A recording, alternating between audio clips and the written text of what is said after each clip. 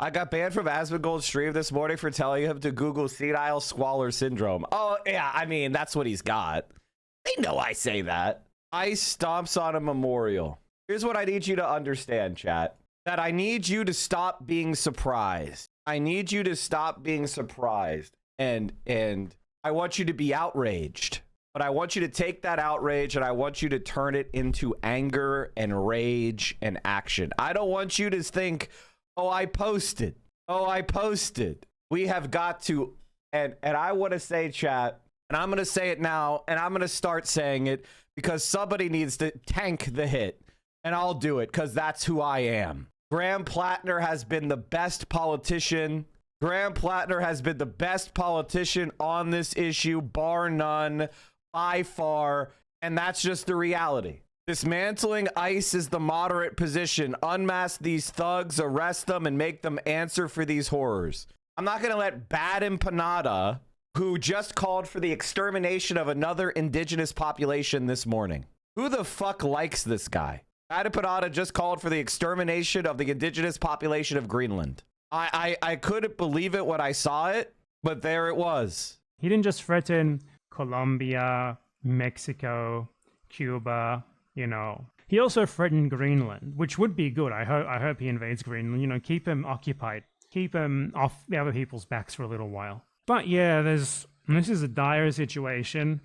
The best thing that could come of this is Trump getting emboldened by this and attacking like Greenland. Early days, Americans suck. Best thing that can come out of this is the USA invading Greenland. China, when will you invade Taiwan? We need you to do something here against Western hegemony. Oh, but the Taiwanese don't want it. I don't care. Do it, China. Do it now. He didn't just threaten. I want you to understand something, chat. The vast majority of the population that lives on Greenland, I think it's pronounced Kalalit. I'm sorry for butchering the population, but they are the indigenous occupied tribe of Greenland. And I think they are, oh yeah, see, there are 80 to 88% of Greenland's population. So when he calls for that, right now, Greenland is nominally part of Denmark. It has a lot of autonomy, and he wants the United States to invade them because I guess presumably Greenland is part of Denmark, and therefore that means that the indigenous population deserves to be slaughtered. This man is in Argentina as a white English-speaking Westerner calling for the invasion of an indigenous population. This is your guys's fucking like radical. This is the guy you want to follow in politics. You know, chat, there is you know, when stuff like this happens, I only bring this up because I want you guys to be smarter. And I have a lot of responsibility. I liked Bad Empanada's videos before. I liked the way that he was sharp elbowed toward scumbags like Vosh and Destiny. But now, unfortunately, he's gone nihilistic, misanthropic. And you need to be able to identify when people go batshit crazy and then stop following them and stop listening to them. You need that ability because we're, you know, people in their late 20s, you know, this is the era where some severe mental illnesses manifest for the first time. You need to be able to identify that and go, okay, so this person used to have some good takes, but now they've become unhinged. You need to be able to do that. And this is the moment. Calling for the slaughter of an indigenous population because you hate Americans. By the way, how would that hurt America? This is where Bad Empanada is stupid and is bad at this is where his politics are actually dog shit. Even if the United States did invade Greenland, what do you think is going to happen? You think the Europeans are going to unite and fight a world war against America over Greenland? There'll be some sort of cope. There'll be some sort of small exchange of money. Nobody wants to die for Greenland. So the only people that would suffer would be the indigenous population of Greenland, you dumb fuck. America is not weak. This is the thing that you need to understand. Being evil and being on the wrong side of history doesn't mean a person is weak. So important that you learn how to be pragmatic. It's so important that you learn how to measure reality as it is and not fall into a leftist just world fallacy. Just because somebody is bad doesn't mean they're gonna lose or that they're weak. That's the thing you need to remember most of all. This is not a video game. This is not a movie. A fascist bullet will blow out your brains just as good as a socialist bullet would. You don't have a protective shield because you're a good person. So I need you to get your shit together and realize that you have to be good at fighting back. 17-minute video about the U.S. invading Greenland versus Canada and EU for military autism in chat. Oh, no. This is dumb as fuck. The owner of this website is a real-life white identitarian who loves this guy and routinely boosts his shit like that mouth-breathing troglodyte who demanded to see children at Smalley daycares. Your coworkers are getting brainwashed by the dumbest, most hateful people alive. Oh, Asmongold is a fucking moron. Asmongold is a moron. And by the way, Hassan needs to say it. He's botting. He's being botted. Right-wingers are botting like crazy. You know who doesn't bot? Me. You know who doesn't bot? Hassan. This motherfucker is botting. Asmon had to apologize to EU chatters over Greenland comments. That cuck-ass bitch. He's not even American first, because most of his chatters are incel Europeans. Because guess what, chat? There's not as many Americans who could be incels and play video games all day because we don't have a social safety net. So we don't have as many NEETs like Asmongold. So the base of his NEETs are ironically in the social democracies of Europe. And then he brainwashes the NEETs to vote for parties that are going to get rid of their welfare programs. That's the funniest shit part of this. What a pathetic fucking loser. All right, we're going to talk about that. But first, let's start covering the protest. And I want you to know, chat, that I was the first stream to cover this incident yesterday on Twitch. When it happened, I immediately understood the import, and I was right there. While other people were talking about dumbass shit because they hadn't been instructed about what is and isn't important, we were here. As soon as I heard about it, I immediately started covering it. Because we know what politics are and events are important here. I don't need to watch and wait for somebody else's take. I will give you the take. You know what? You want to know what leftist takes are going to be about events? Watch me. You'll know what everybody else is going to say before they say it. Just something to keep in mind. Growing protests tonight in Minneapolis. An ICE agent shot a woman there, witnesses say, in the face as she was in her car. She is dead. He killed her. By the way, chat, I want you to understand that there were ICE agents giving contradictory instructions. One was telling her to get out of the car. One was telling her to move. One stood in front of the vehicle. She was given contradictory instructions, and she attempted to comply. And they used it as an excuse to murder her in cold blood. And we've seen this before. And I want you to understand something, chat. This is not a racial thing. This is America. American police are fascists. This is actually something I've been saying since 2020, and I got a lot of heat for it. A lot of white people get gunned down in cold blood. A lot of golden retrievers get murdered in cold blood in this country. It isn't just now black people and people of color get disproportionately targeted because they are disproportionately marginalized. But in this country, there is a bloodlust in our police, and it does not respect color. It does not respect race. It does not respect anything other than we live in a police state. And it doesn't surprise me that it was a suburban white mom poet who was murdered by ICE, because these fascists need to be stopped. And your racial privilege is not going to protect you. It is united around two things: class and political identity. You are the right. You believe the wrong things. It doesn't matter what color you are. You're a subhuman to Asmongold and fascist Republicans. We are united. Asmongold runs whenever he's quartered into a position where he has to assert himself, but somehow he's considered the model of dirtbag right. No, Asmongold doesn't believe in anything. You understand that? He's a fucking rat.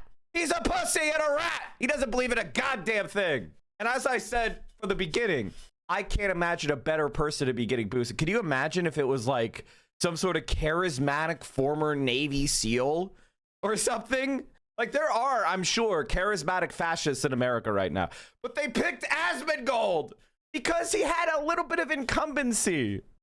That's the thing that's fucking awesome. It's like, oh, this guy had botted himself while doing dress up with his World of Warcraft dolls.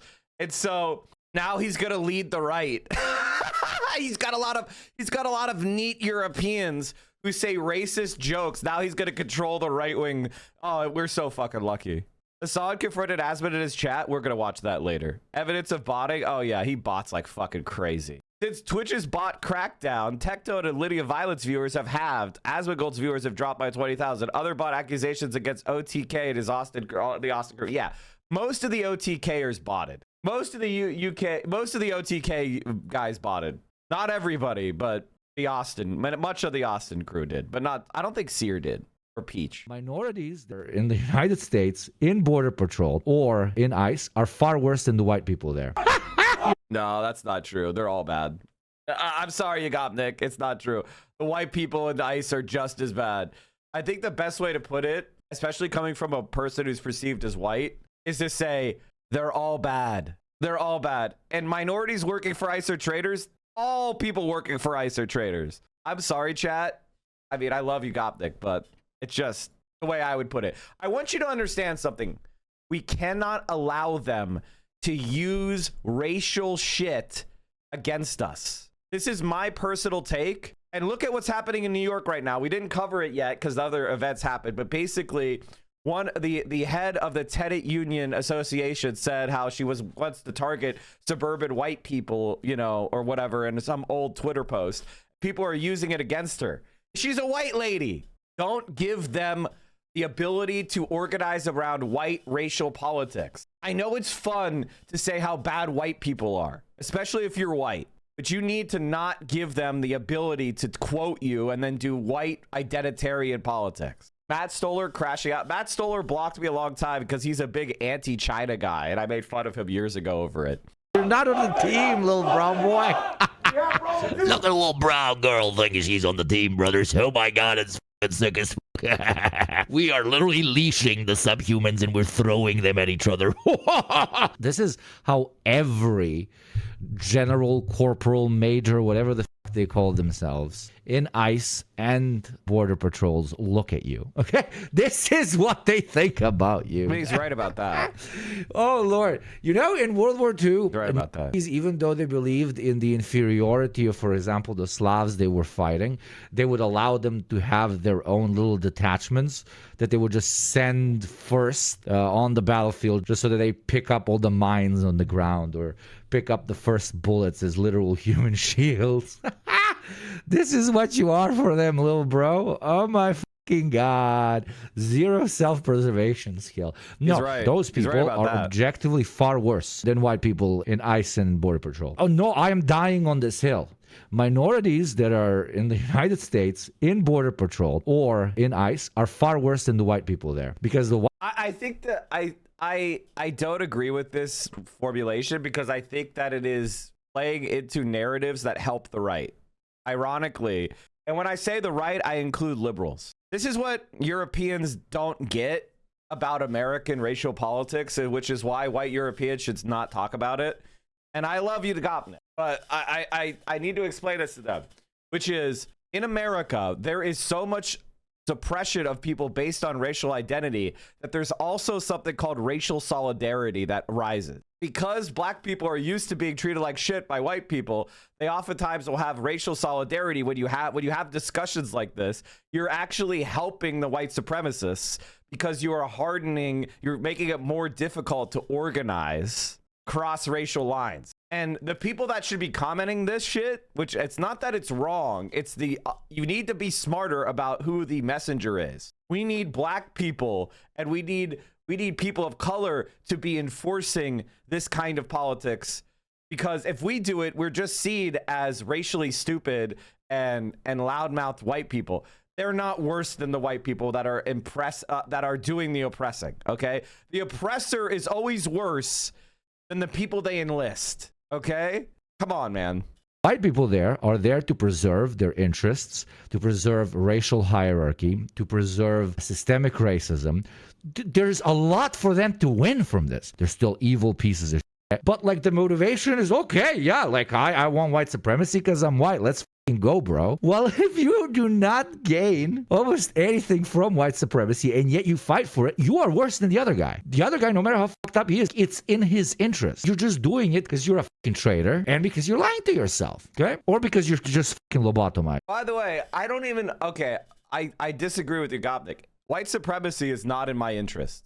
White supremacy is not, this is actually one of the major points that I like to make on this stream. White supremacy is not in our interest. Solidarity is in my interest. Directly. One of the examples I use, and thank you for the link because it had an interesting discussion, is this is like praxis right here, right?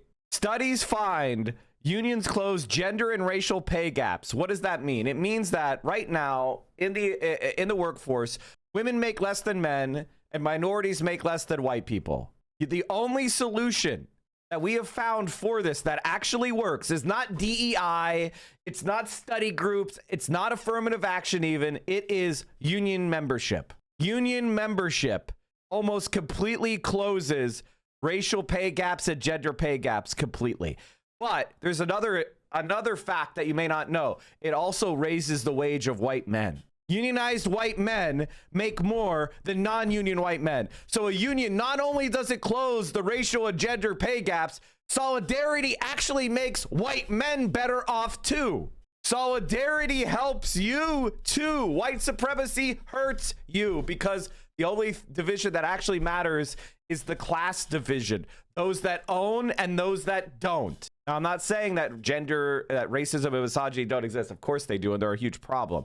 I'm just saying that the solution is solidarity, and that white people and men are worse off because of patriarchy and because of white supremacy. It doesn't mean that we're better off. Yes, we're relatively better off than the oppressed groups, but the oppression hurts us too. It is a dagger with no hilt. It's important that this is the actual Marxist position. That's why Marxism is superior as an antidote to capitalism, as an organizing principle, because solidarity is inclusive of everyone. I'm going to die on that. That's the hill that I'll die on. Okay. Now, it doesn't mean that white supremacy doesn't put white men in a superior position within this society. Of course it does. Of course it does. But it's still worse than we would have under socialism. Socialism is an improvement for everyone. And you need to understand that, because that is why it's going to work. That's why it's going to win. It is liberalism to have racial pessimism. It is. And you are looking at live pictures right now of the streets in Minneapolis. You can see all of those lights. This is a vigil near the site where the shooting took place. It's like a Zionist believing Zionism helps Jews. Exactly. Zionism is the root that is going to grow the seeds of anti-Semitism. Zionism does not help Jews. Zionism makes the world anti-Semitic. It is not something. Now, there might be individual people that are benefited by Zionism. There are individual people who directly benefit from settler colonialism, from the racial hierarchy. I'm not saying there's no benefit given to anyone. Of course there is. But I'm saying as a class, as a group, we are all worse off because of supremacist ideology. It is not helpful for us. Crowds have been growing all night. They are chanting, "Say her name." And we have just learned the victim's name. She is a 37-year-old. Should union membership be made mandatory? Yes. The moderate position is called sectoral bargaining, which is basically the idea that everybody joins a union and the union is automatically organized and the union covers everybody in a sector. That's the moderate position. To an American is far left. Old woman, as we said, and her name is Renee Nicole Good. She was shot and killed today. And ICE claims that the agent opened fire after Good, quote, weaponized her vehicle in an attempt to kill him, a federal officer. All right, well, there's a lot of video out there, so let's just show you some of it. Here's the video so you can see what actually happened for yourself. We warn you, it is graphic. Renee was killed, but you see agents approaching the SUV, which is stopped in the middle of the street. They instruct her to get out of the car. Now, according to Homeland Security Secretary Kristi Noem, then an agent tries to pull the door handle. You can see that part. The driver then puts the car in reverse, which is crucial, and then sort of changing direction is almost to go around. She moves forward again. And that's when the vehicle bumps the ICE agent, who draws his weapon and fires it 3 times. Now, Homeland Security Secretary Kristi Noem calls this an act of domestic terrorism. She says there were 3 others of those today. And President Trump says... Oh my God, a really good point. Holy fuck, God damn it. Why are people so smart in this chat? Okay, chat. You are talking about material benefits, not necessarily psychological benefits. One could argue that white supremacy and violence feeds the maladaptive psychological needs of sadists. That's why MAGA cultists' material conditions could worsen, but they will still support the policies that make them feel good about themselves, i.e. punishing minorities, liberals, gay people. I completely agree with you 100%. In fact, I think that's the entire reason why MAGA is so cohered, because you have to be maladapted and kind of a little bit evil to be MAGA, right? I completely 100,000 quadrillion % agree with you. I am comfortable with that. I agree with that. Not only that, and I'll double underline it, these people need to be suppressed. Like I completely agree with you. The other thing that you should take into consideration is it's not the majority. Not even close. This is a large minority, somewhere around, I'd say 25 to 35% at the utmost, which is a fuck ton of people, but it is a minority and it is a controllable minority. And that could be driven down through institutions, monitoring, punishment, education, and if at the end of the day, the rod. That's why I'm not an anarchist, because I do agree with this. I do think that there is a core of people that are sadistic and they derive pleasure from inflicting harm, and so they have to be controlled. And there are ways of being an ethical sadist. In our society, there isn't. Basically, our society is focused on rewarding sociopathy and sadism. It's a loud and dedicated minority. Oh, 100%. I agree with you. And I think that it's just a good there's good news and bad news. One, I agree with you, but two, they're a minority. What does that mean? It means we have to fight them, and we have to be ready. We have to go in ready to be like, you support Trump in 2026, you deserve to be arrested. Like, not necessarily everybody, but if you're like going, yes, I love when ICE shoots a poet down in the street, that needs to be fucking kept track of. You need to be on a list. That's mentally fucking ill. Did we talk about how Atrioc helped get this woman killed? Yes, he did. Atrioc and liberals that spread that lie about how the Somali population was doing a bunch of fraud. Yes, there was fraud. And yes, those fraudsters should be prosecuted. But the idea that it was the, quote, Somali community and Somalis are parasites and blah, blah, blah, blah, blah, that was the catalyst for sending in a huge wave of ICE agents. If you fell for this, you have the blood of this woman on your hands.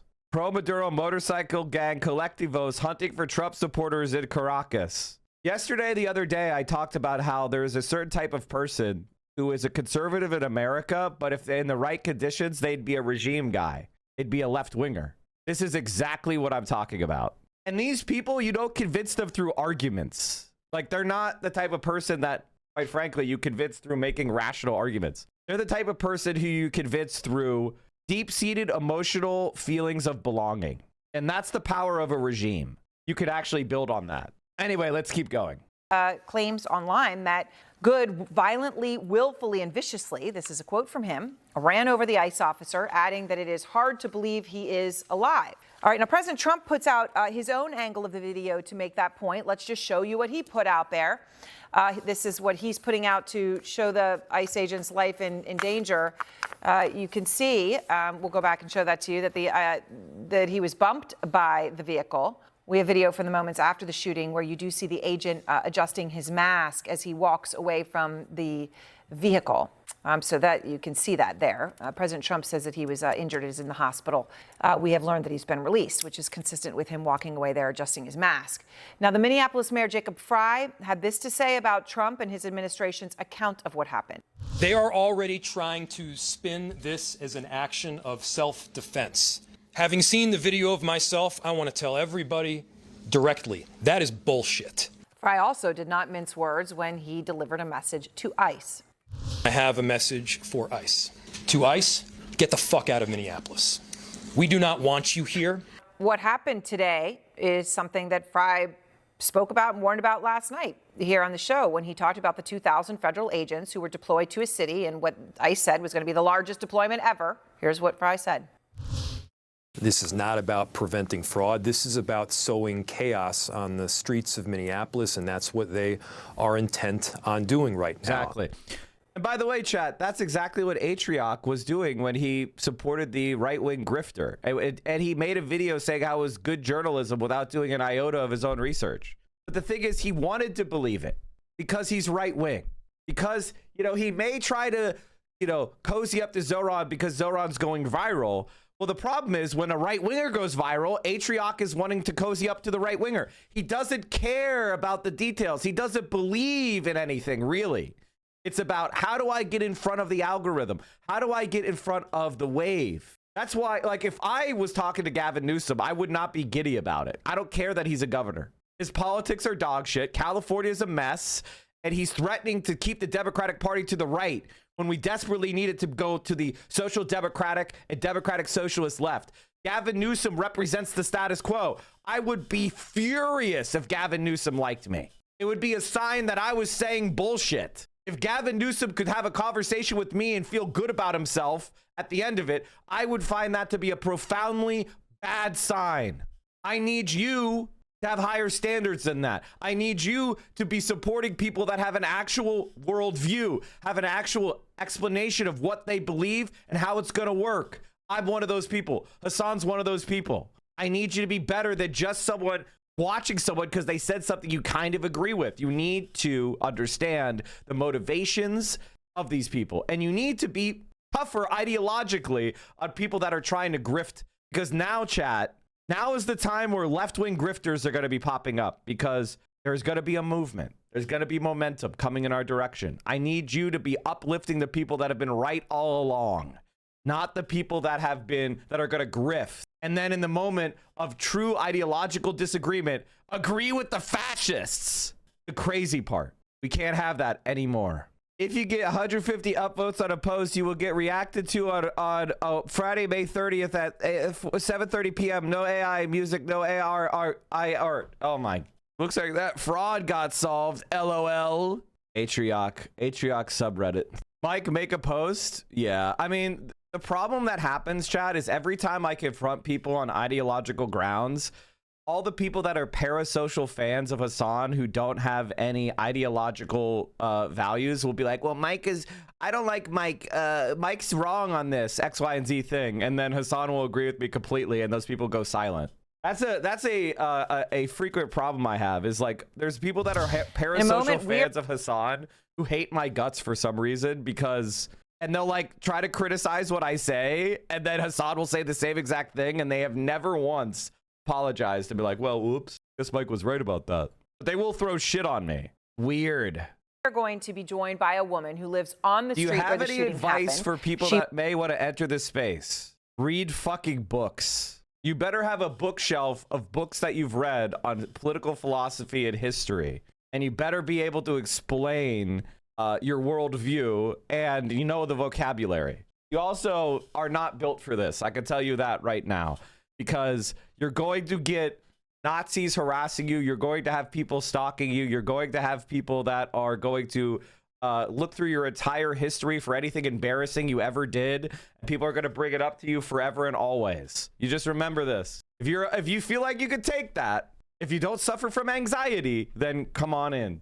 And if you make good content, I will support you. He was recording as she was pleading with agents to let a doctor check on Renee Good, who was shot. We have our own medics. Where are they? Where are they? How can I relax? You just killed my neighbor. You caught butter in the face. You killed my neighbor. All right, we're going to speak to the woman you heard her voice there, the eyewitness, in just a moment. First, I want to go to the ground and Whitney Wild, who is there in Minneapolis tonight. And Whitney, the crowd is growing where you are. What are you seeing? What is the tone right now? The tone right now is resilience. It is a chance to pay their respects to a woman they did not know who lost her life yards from right where I'm standing. It was right on this block where, as you see in the video, she pulls out and the ICE officer discharges his firearm into the driver's side of the vehicle, and then she careens to the left side of the street and crashes her car. Just yards behind me is exactly where that happened, Aaron. When we walked up there earlier, and you can't see it right now, but there was a growing vigil there. Flowers laid right at the place where she spent her last moments on Earth. It was so striking, Aaron, because it was the first time that the public was getting a chance to actually see it, because this was minutes after the Minneapolis Police Department cleared out. The scene had been processed, and so they left. And the scene was still so fresh that there was blood on the ground. Flowers were surrounding the blood from people who had come to pay their respects to her.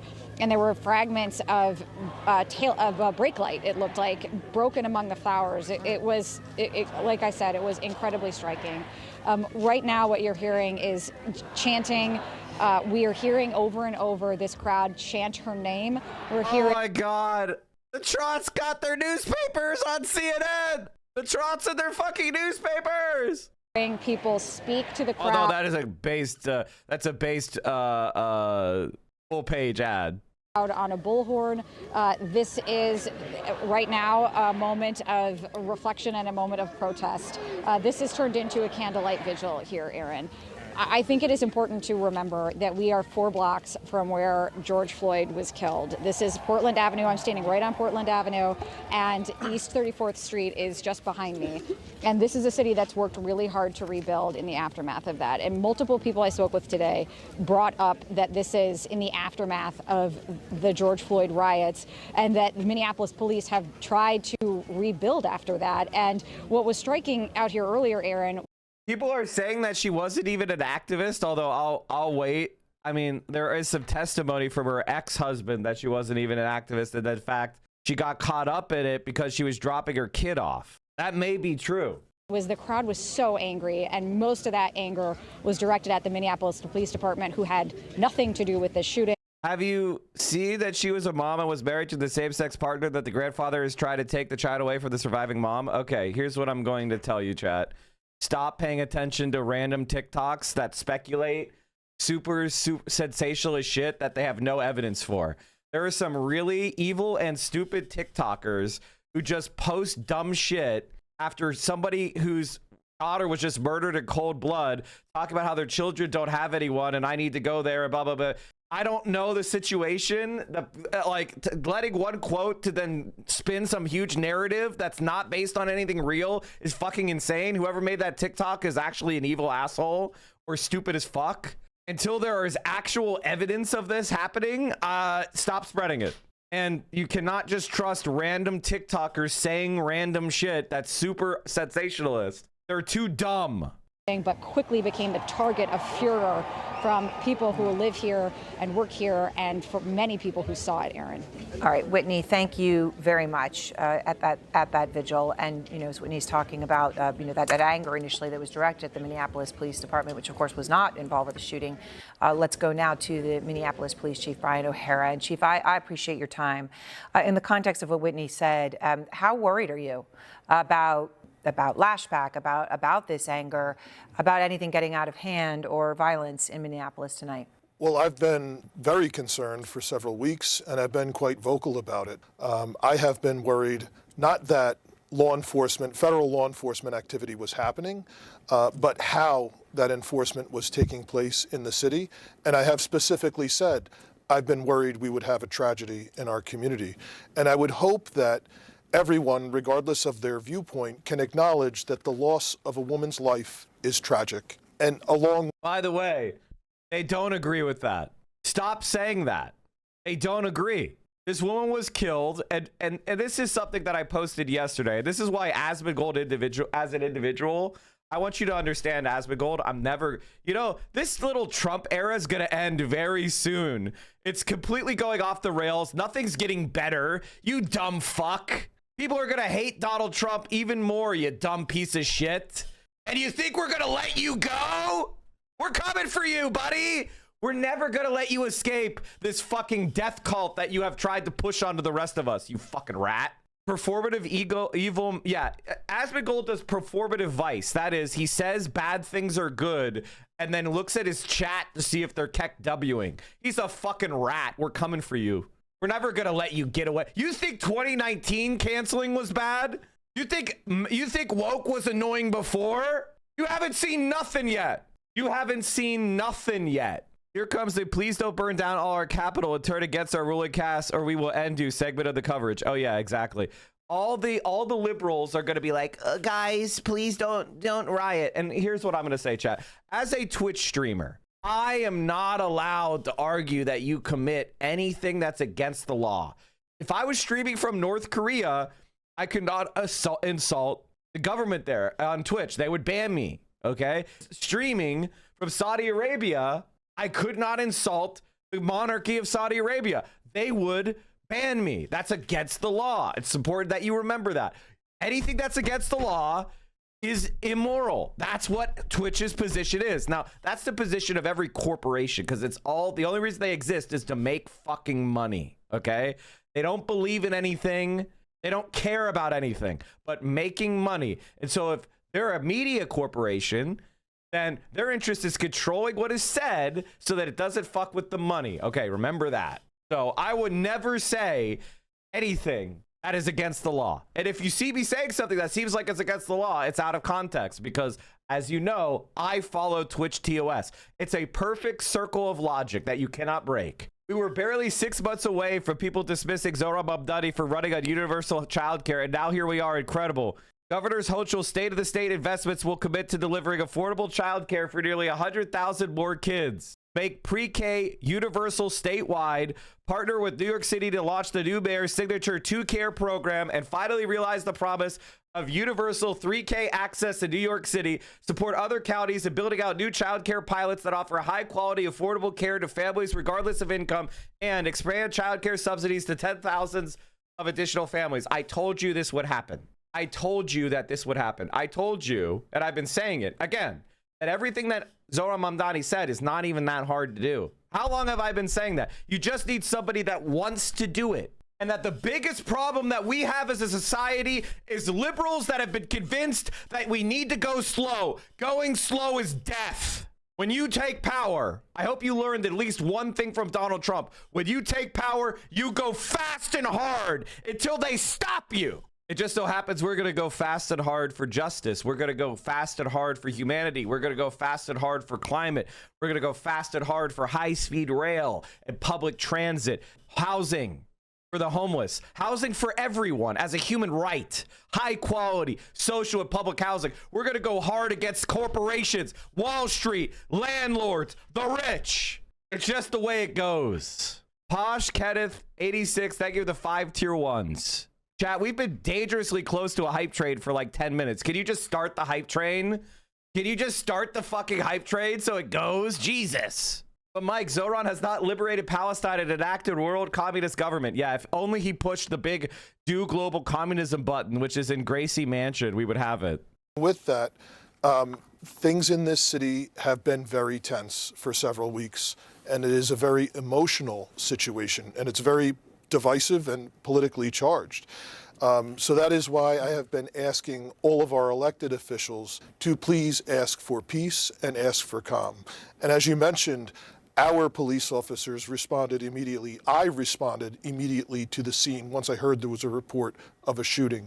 But unfortunately, you know, as our officers were trying to leave today and trying to keep the peace, to preserve the crime scene so that there can be an investigation, so that there can be some level of, a finding related to what actually happened, our men and women became the object of hate, vitriol, and just the frustration that has been building in this community for weeks. So, I mean, obviously it's very concerning. And I know in the context of that, you know, what Whitney's talking about, how close this is to actually what happened with George Floyd, right? And what your city went through. But when you talk about politicians, there's different video angles out there now, and that's what we have. It did play out on video. The angle that President Trump is sharing appears to show the agent bumped by the vehicle, and he, of course, is characterizing it as he wrote that the woman driving the car was disorderly, obstructing and resisting, and then violently, willfully, and viciously ran over the ICE officer. Is that what happened here? Is that the version you see, or is it different? I would tell you this much. We owe it to this woman, to her family, and to the American public to ensure that an investigation. Thank you, everybody, for supporting the stream. Obviously, I don't want to be doing a lot of shilling today, so I appreciate it if you support the stream. And I notice it. I thank you, Noob Tamer, KGB Cowboy, Dread to Max. Thank you, and everybody else, Slime and B, everybody else who gifted subs, Tempo Dan, Nelson JD, Posh Kenneth. I can't really, Risky Biscuit, I can't really just do a whole thanking sub people today. I just want to focus on the content. So I appreciate you. I do appreciate it, and thank you for supporting the stream. It only exists because of your support, but I don't want to spend a lot of time doing it. All right, let's keep going. Does occur, and that investigation occurs, and it follows all of the available evidence to its logical conclusion. That being said, I can also tell you, law enforcement in the United States has been training for many years to try and avoid incidents like this whenever possible, to try and avoid having law enforcement officers placed into a situation with an unarmed motorist where they may have to use force. That's why there is an emphasis on proportionality, an emphasis on if you are able to identify a license plate, identify who the person is, follow up afterwards if there is some independent crime that did occur prior to the incident. Right, and of course, in this case, all that was readily available. We can all see the license plate information. That would have been very easy to do, and that I'm just stating the facts. Now, President Trump said it's hard to believe he's alive, but he's now recovering in the hospital, referring to the ICE agent. We understand he's been discharged. I'm curious, Chief, though, how you see this, because we're looking at him now as after the incident, walking away, he was adjusting his face mask after he was bumped. Obviously, he appears fine there. Do you know anything about him, who he is? Whatever happened to him? Obviously, he looks fine there. He was bumped. He's out of whatever checkup he had. There were, at a minimum, dozens and dozens, maybe not a few hundred, federal law enforcement officers on the scene. I did not speak to anyone, at least none of them told me that they were there when the shooting actually occurred. But I was very specific about asking if anyone else was injured, and at the time I was told that it was only the woman. So I don't know anything further. All right, chat. The New York Times video analyzing it. On Wednesday, in Minneapolis, a federal agent fatally shot a motorist, 37-year-old Renee Nicole Good. Trump administration officials said these were, quote, defensive shots, fired because the officer was being run over. And a woman attacked them and those surrounding them and attempted to run them over. But our analysis of bystander footage, filmed from different angles, appears to show the agent was not in the path of the victim's SUV when he fired 3 shots at close range. She was very clearly not trying to hit them. Like, it's like, you know what I mean? It's very clear that she was not trying to hit them. Like, what are we doing here? Here's how events unfolded. You can send the link. Moments before the shooting, the victim's maroon SUV is stopped in the middle of the street. Multiple unmarked federal vehicles are idling nearby. Secretary Noem alleged the motorist, quote, was blocking the officers in. Bystanders are blowing whistles and yelling at federal agents. Go home to Texas! Then, federal vehicles start moving toward the maroon SUV, with sirens and lights blaring. A federal agent films the scene on his phone. The driver rolls forward slightly, turning left, then stops and waves for others to go ahead. She was waving them on. She was trying to get down the street. She was waving them. She wasn't even trying to block them in. She was waving them on. She was trying to get down the street. 2 agents exit this silver pickup and walk toward the vehicle. Moments later, shots are fired. Let's look at the scene again more closely. So basically, the entire point is she was trying to get down the street. ICE agents were blocking the road. I thought Asmongold hated when somebody blocked traffic, and we have absolute right to kill them if they ever block traffic and inconvenience anyone. Oh, wait, I guess it's okay if ICE does it randomly with, going into community. I guess that's fine, right? Okay. It's fine when they do it. She was not even blocking traffic. Oh, yeah, beast. Why doesn't Asmongold ever go to things like TwitchCon? I was there. Why is he scared? Why doesn't he go to TwitchCon? Asmongold, come to TwitchCon next year, man. Come on. I want to have a conversation with you. One-on-one. Come on, man. Let's hang out. Where'd you go? Why are you hiding? At home. Come outside. The water's fine. I want to have a talk. I want to see your perspective. Maybe face to face we'll be able to hash it out better. I'll bring like a nose clip so you don't even have to take a shower, man. I'll bring a nose clip and a hazmat suit. This is the agent who shoots the driver. He walks around the car filming and disappears from view. Other agents pull up and order the driver to exit her vehicle. One of them grabs at the door handle and reaches inside. The SUV reverses, then turns right, apparently attempting to leave. At the same time, the agent filming crosses toward the left of the vehicle and grabs his gun. He opens fire on the motorist and with continues. no warning, just right away. He doesn't say stop or I'll shoot. He doesn't say she's looking at the guy grabbing her handle. She didn't even know what happened. She literally didn't even know what was happening. She tried to get away from a guy aggressively trying to open her door.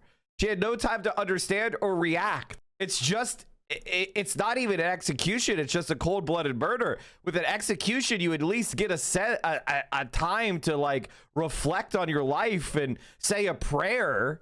Like, she had nothing. She's confused about why the streets are blocked, trying to get around traffic, and then she's killed. She's murdered. This was worse than an execution.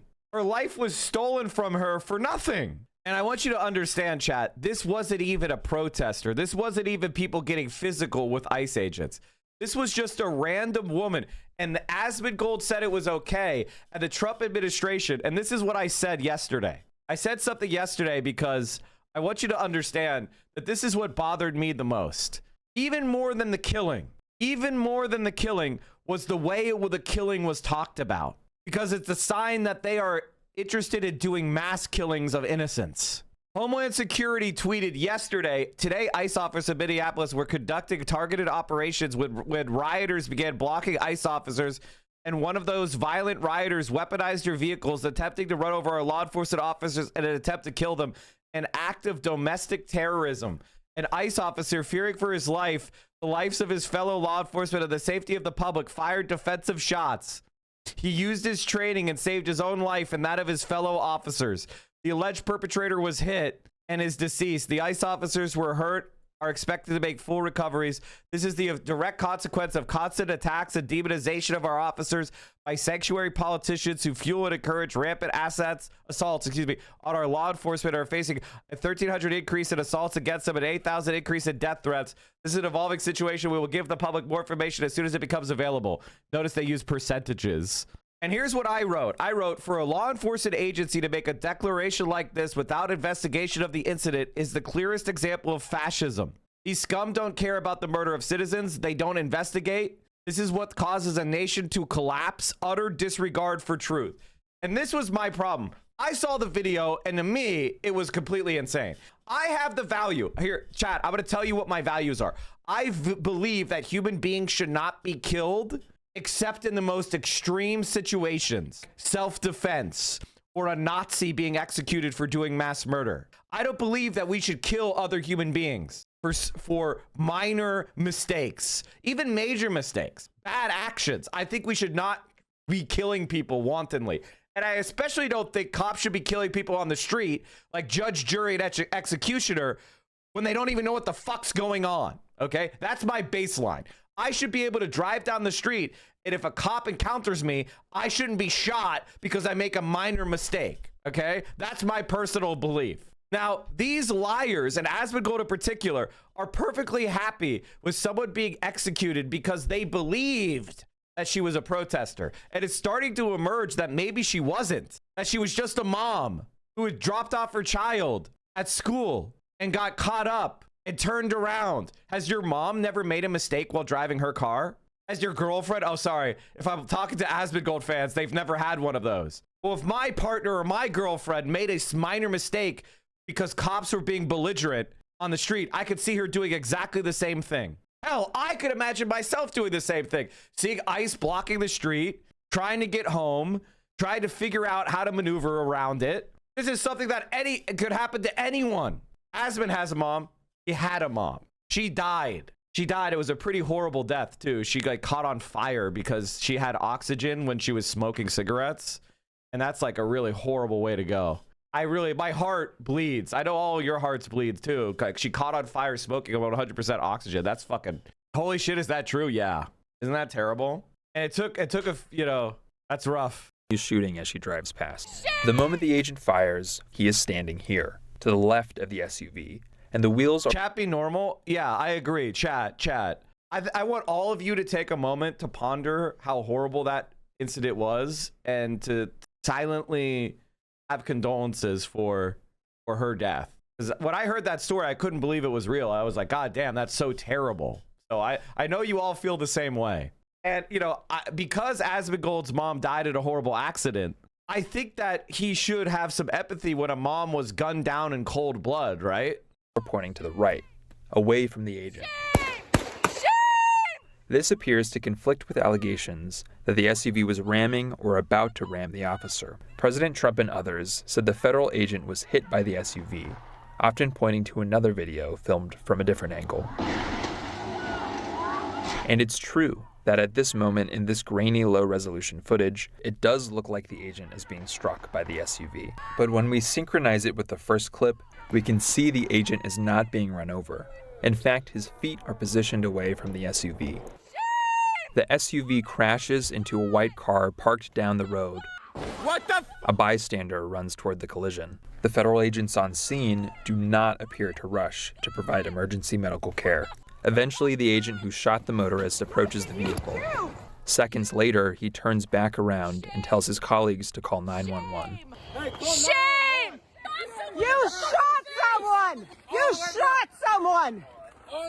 Agents block several bystanders who attempt to provide medical care, including one who identifies himself as a physician.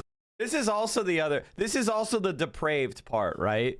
Whether or not that person, you believe that she was trying to strike the guy or not, force her to bleed to death, and threaten people who are trying to provide aid. That's fucking insane. That is what Israel does in Palestine. They shoot a civilian, they block off ambulances and doctors from providing care to make sure that the person they murdered can't testify about the crime that was committed. Like, that is outrageous. That is, I don't care whether or not you think she did something wrong or not. She's disabled. She has been struck by a bullet. She's not a threat to anyone. Basic human decency says that you provide aid. You know, we gave first aid to literal Nazis. The Nazis in World War II that had just shot and killed American troops. We gave them aid because that's what honor is. That's what basic morality is. We provide aid to each other. Even when somebody is a horrible human being, when they are disabled and suffering, you should help them. It's basic humanity, especially when they're an American citizen who hasn't been convicted of anything. Can I go check a pulse? No! Back up! Now! I'm a physician! I don't care! Understand. At the same time, several agents, including the agent who opened fire, get in their vehicles and drive off, apparently altering the active crime scene. Hey, why'd he run? Why'd he run? He's a cop. Why didn't he secure the scene and collect evidence? Why'd he run? Joining us now, retired Chief of the U.S. Capitol Police, Tom Manger, and former Commissioner of Public Safety for Minneapolis, Cedric Alexander, who's both are now MS Now law enforcement analysts. I'd like to start with Cedric Alexander about the culture of confrontation that these off topic. I found out my uncle supports Trump capturing Maduro because he personally firmly believes in the Monroe Doctrine. That's not the Monroe Doctrine. The Monroe Doctrine is that Europeans cannot colonize the Americans anymore. That's the Monroe Doctrine. Monroe Doctrine is not we're going to invade countries and replace their government so we can steal their oil. That's not the Monroe Doctrine. That's the Truman Doctrine. Your uncle is a dumb fuck. He doesn't even know what doctrine is being discussed. Dummy. ICE agents are bringing to American cities. They're not in sync with local law enforcement, but even more in this specific case. Also, it's not even really the Truman Doctrine. It's really the Trump Doctrine because it violates everything that has made the world since World War II not have massive world wars. Is that we've all been like, listen, for the most part, we're going to respect other heads of state. We're going to respect borders. But Israel and their fascism has now bled into America. And America has, and what we've done with like the Iraq War and what we did in Vietnam, the fascist history that we have has now started to come home to roost. And it has firmly dissolved those international institutions we've had. Because until China is ready to confront the United States and stand for international law, until there is a actual opponent of the United States, China's not even really our enemy. China's focused on developing their own country. They're not interested in confronting the United States all around the world because they're not our enemy. They're just focused on themselves and their own people. We're the evil empire, and we don't really have a true enemy that's out there that we need to counter. We're just an evil empire that is exploiting and stealing from everyone we could get away with. That's the reality. Isn't the Monroe Doctrine a U.S. justification to dominate the Americas itself? The Monroe Doctrine is a justification to apply manifest destiny to all the Americas. The Monroe Doctrine is basically just the United States saying, the Americas, we are the predominant power in the Americas, and we don't want Europeans to be interfering in America and colonizing America. That's the Monroe Doctrine, okay? Monroe Doctrine isn't, we're going to go in and invade countries and steal their heads of state in order to help make sure American oil companies can rule over. Now, the effect of pushing out Europe is that America did dominate, but that's not technically what the Monroe Doctrine is. We're all talking about the actual shooting and where the car was going and the point blank range and the nature of it, of course. I'm wondering, when you look at the video, what you think about the first ICE agent who jumps out of the truck and runs to the woman in the car and starts to open very aggressively the door. Does that stand out to you as a major part of this in any way? Well, first of all, good morning. Everything about this video that we see and everything that's being reported is disturbing. Not only that, we can look at this video and the limited sound that we may have, and we can all assess that something very wrong, bad, illegal went on here. Police officers are not trained this way, and particularly police officers who are trained to go into communities, work with communities, even in adversarial conditions. Anytime, and I've been saying this for months, anytime that you bring in federal agents, in this case, ICE agents, who are coming from various parts of the country, who do not know the community. Bro, Biden did regime changes that nobody gave a shit about. Stop doing revisionism on behalf of America. I'm not. I literally, are you stupid? I literally said that we did do it many times. What the fuck are you talking about? Did you see a different streamer? You typed that out and then you didn't listen to what I actually said? I said this is an escalation. Do you not understand that things could be, that America could be doing a whole bunch of bad shit and then it could get worse, and that getting worse is actually notable and important? This is the like problem with a lot of people who become like newly converted leftists, is they don't understand bad actions exist on a continuum. Like there is good actions and bad actions, and then there are intensification of the bad, and there's been a severe intensification of the bad, which we saw coming, by the way. And now, but it's opening people's eyes. It's removing the velvet glove, whatever fucking metaphor you need. Now more people are open and to the idea that America is bad. It's not time for you to be a smug dipshit. It's not the time for you to be like, I was right. I've been right for fucking decade now, okay? Who gives a shit? I've been right longer than you. Who gives a fuck? The point is that we need to build a movement to stop it. I don't care about being right. I don't care about being thought of as right. I want to have power for the movement that I believe in. I want to be able to stop the bad shit. Not I'm not surprised. Oh, you just found out about that? Stop being so fucking smug. You used to not know a lot of shit too. Jesus Christ. Hello from France. What's happening in the USA? Are you still the leader of the free world? What are you talking about, Frenchie? Your president just supported America invading Venezuela and kidnapping the president. What the fuck are you talking about? You guys are right on your knees for us.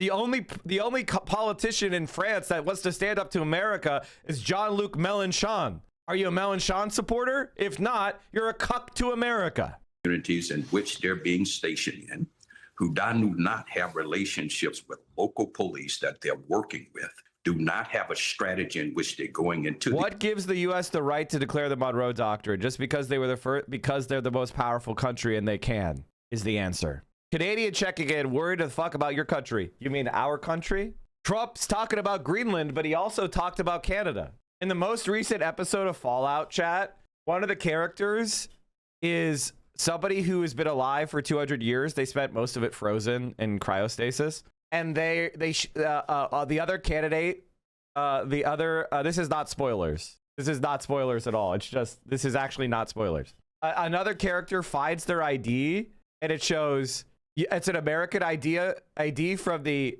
annexed territory of Canada.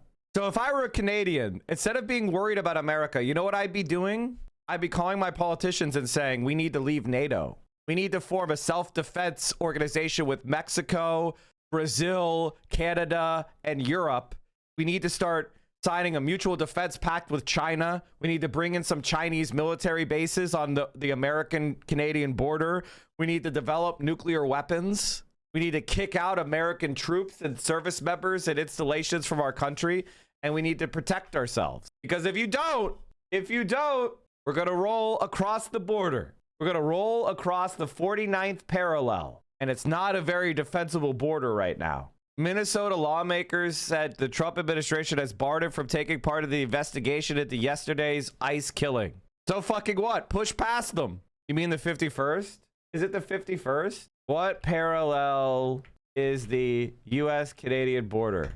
The 49th parallel. Isn't that what I said? What did I say? Isn't that what I said? Oh, it was a joke, Mike? Oh, the person doesn't know what parallel means. Okay, I was confused. These communities to do their work in which they have been charged with. This is what you're going to get.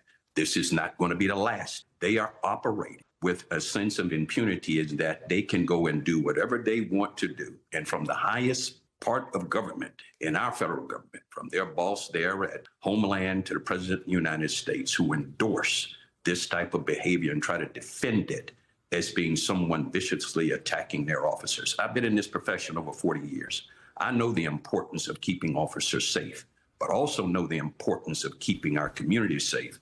And you cannot have individuals go into a community doing their job, whatever it may happen to be, which American people still are not very clear about, operating in the manner in which they do, and expect that to have a negative outcome. This is shameful to law enforcement. And Rivenal, you know as well as I do, over the years, we have worked so hard to build these relationships in communities all across this country. And now these communities appear to be invaded by what many people will say a force in which that is not conducive to building relationships or to helping them achieve their mission. And as someone said earlier, had this been local police, based on the video that we're seeing right now, they would already be in jail this morning.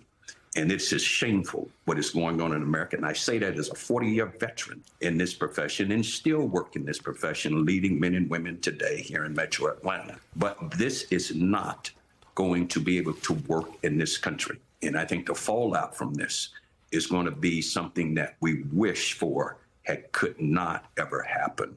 But the community is not going to accept this across America. This is blatant. And it is horrible in terms. Wait, this fucking pussy blocked me? This fucking pussy blocked me? Okay, I guess he limited. Okay, sorry, chat. I got wrong. I was wrong.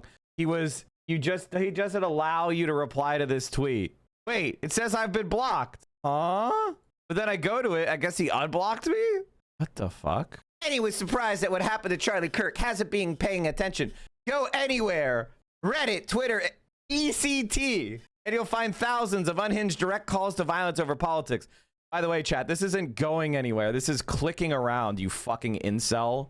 You fucking senile squalor syndrome moron. I love you, Pa. What we've just witnessed. I think you click you around. said it very click around on your computer. well, and I think that is why we must all, as across this country, salute the person that videotaped this, so that we do see what we saw. Again, I went back to the Rodney King situation in '91, where it was an innocent guy just videotaping that. Whoever taped this cleared a lot of this up. But at the same time, I think you would join me in saying we should not, in the community or outsiders, come in and in any way become the rioters that they fantasized and fabricated yesterday. No outside agitators. You don't want outside agitators. Outside or inside, because they then turn the story to them rather than what happened to this woman that appears to be certainly a victim. Really? So, Chief Major, you not only ran the Capitol Police, but also departments in Virginia and Maryland. You understand well guidelines, protocol. Just based on your vast experience, what you saw yesterday in that video, and again, we'll say again, we haven't seen exactly with our own eyes, so we've heard eyewitness accounts what happened in the moments before that video that we've all now watched many, many times and the public has seen. What do you see in that video? I've overseen dozens of officer-involved shooting investigations during my career, and we've had in a number of them we've had video, whether it was body-worn camera video or video from someone who was watching the events unfold. And what's interesting is that you can have 10 people see the same video and have come to 10 different conclusions about what they saw. With the experience that I've had, this raises a lot of questions, and the first one has been talked about: why did this officer stand in front of that car? Personally, chat, here's what I'm gonna say. Stop being so preoccupied with outside agitators and doing protests the quote right way. There is no right way to do it. These guys shot a lady for no fucking reason. They're gonna try to bully and attack you. You need to be ready for that. We are in a moment, like, if you think that we could avoid repression by just being good little boys and girls, you're fucking stupid. That's over. That's done. Okay? That's liberalism. The purpose of protest is to get media attention. All right? It's a form that took place when mass media was created because we had democratic control, or at least partial democratic control of our institutions, and big protests got coverage in the media, and people could see that there was a large grassroots support for a movement. We don't have any, the era of protest being effective is largely over. And I don't say that because I want it to be true. I'm just observing reality. Either you have real organizations that can put real pressure on politicians and corporations through attacking their bottom lines, disrupting their normal functioning, or replacing their politicians with your politicians. Otherwise, the protest movement doesn't matter. It must have material effects. It must have a movement, apply actual pressure, more than just yelling and posting. We must have actual militancy. And I can tell you right now, and I said it the other day, I obviously don't want you to commit any crimes because that's against TOS. We did not get the post-World War II stuff because we were nice. Of 1941 at Bethlehem Steel. It wasn't the first strike, and it wouldn't be the last, but it was memorable for many reasons. Your grandparents and great-grandparents got the unions because they were willing to do violence.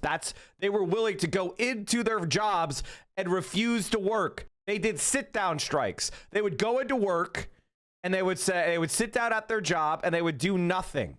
And they would say, I ain't working. They didn't stand out at a picket line. They went inside the factory and disrupted everything. That's the reality. Open presents, thank you. And now Pathé News brings you the pictures of the actual riot at plant number 9. Here are strike sympathizers attempting to get at those inside the plant who fought sit-down strikers. It got ugly in Michigan in 1936 and 37 when auto workers there went on strike against General Motors.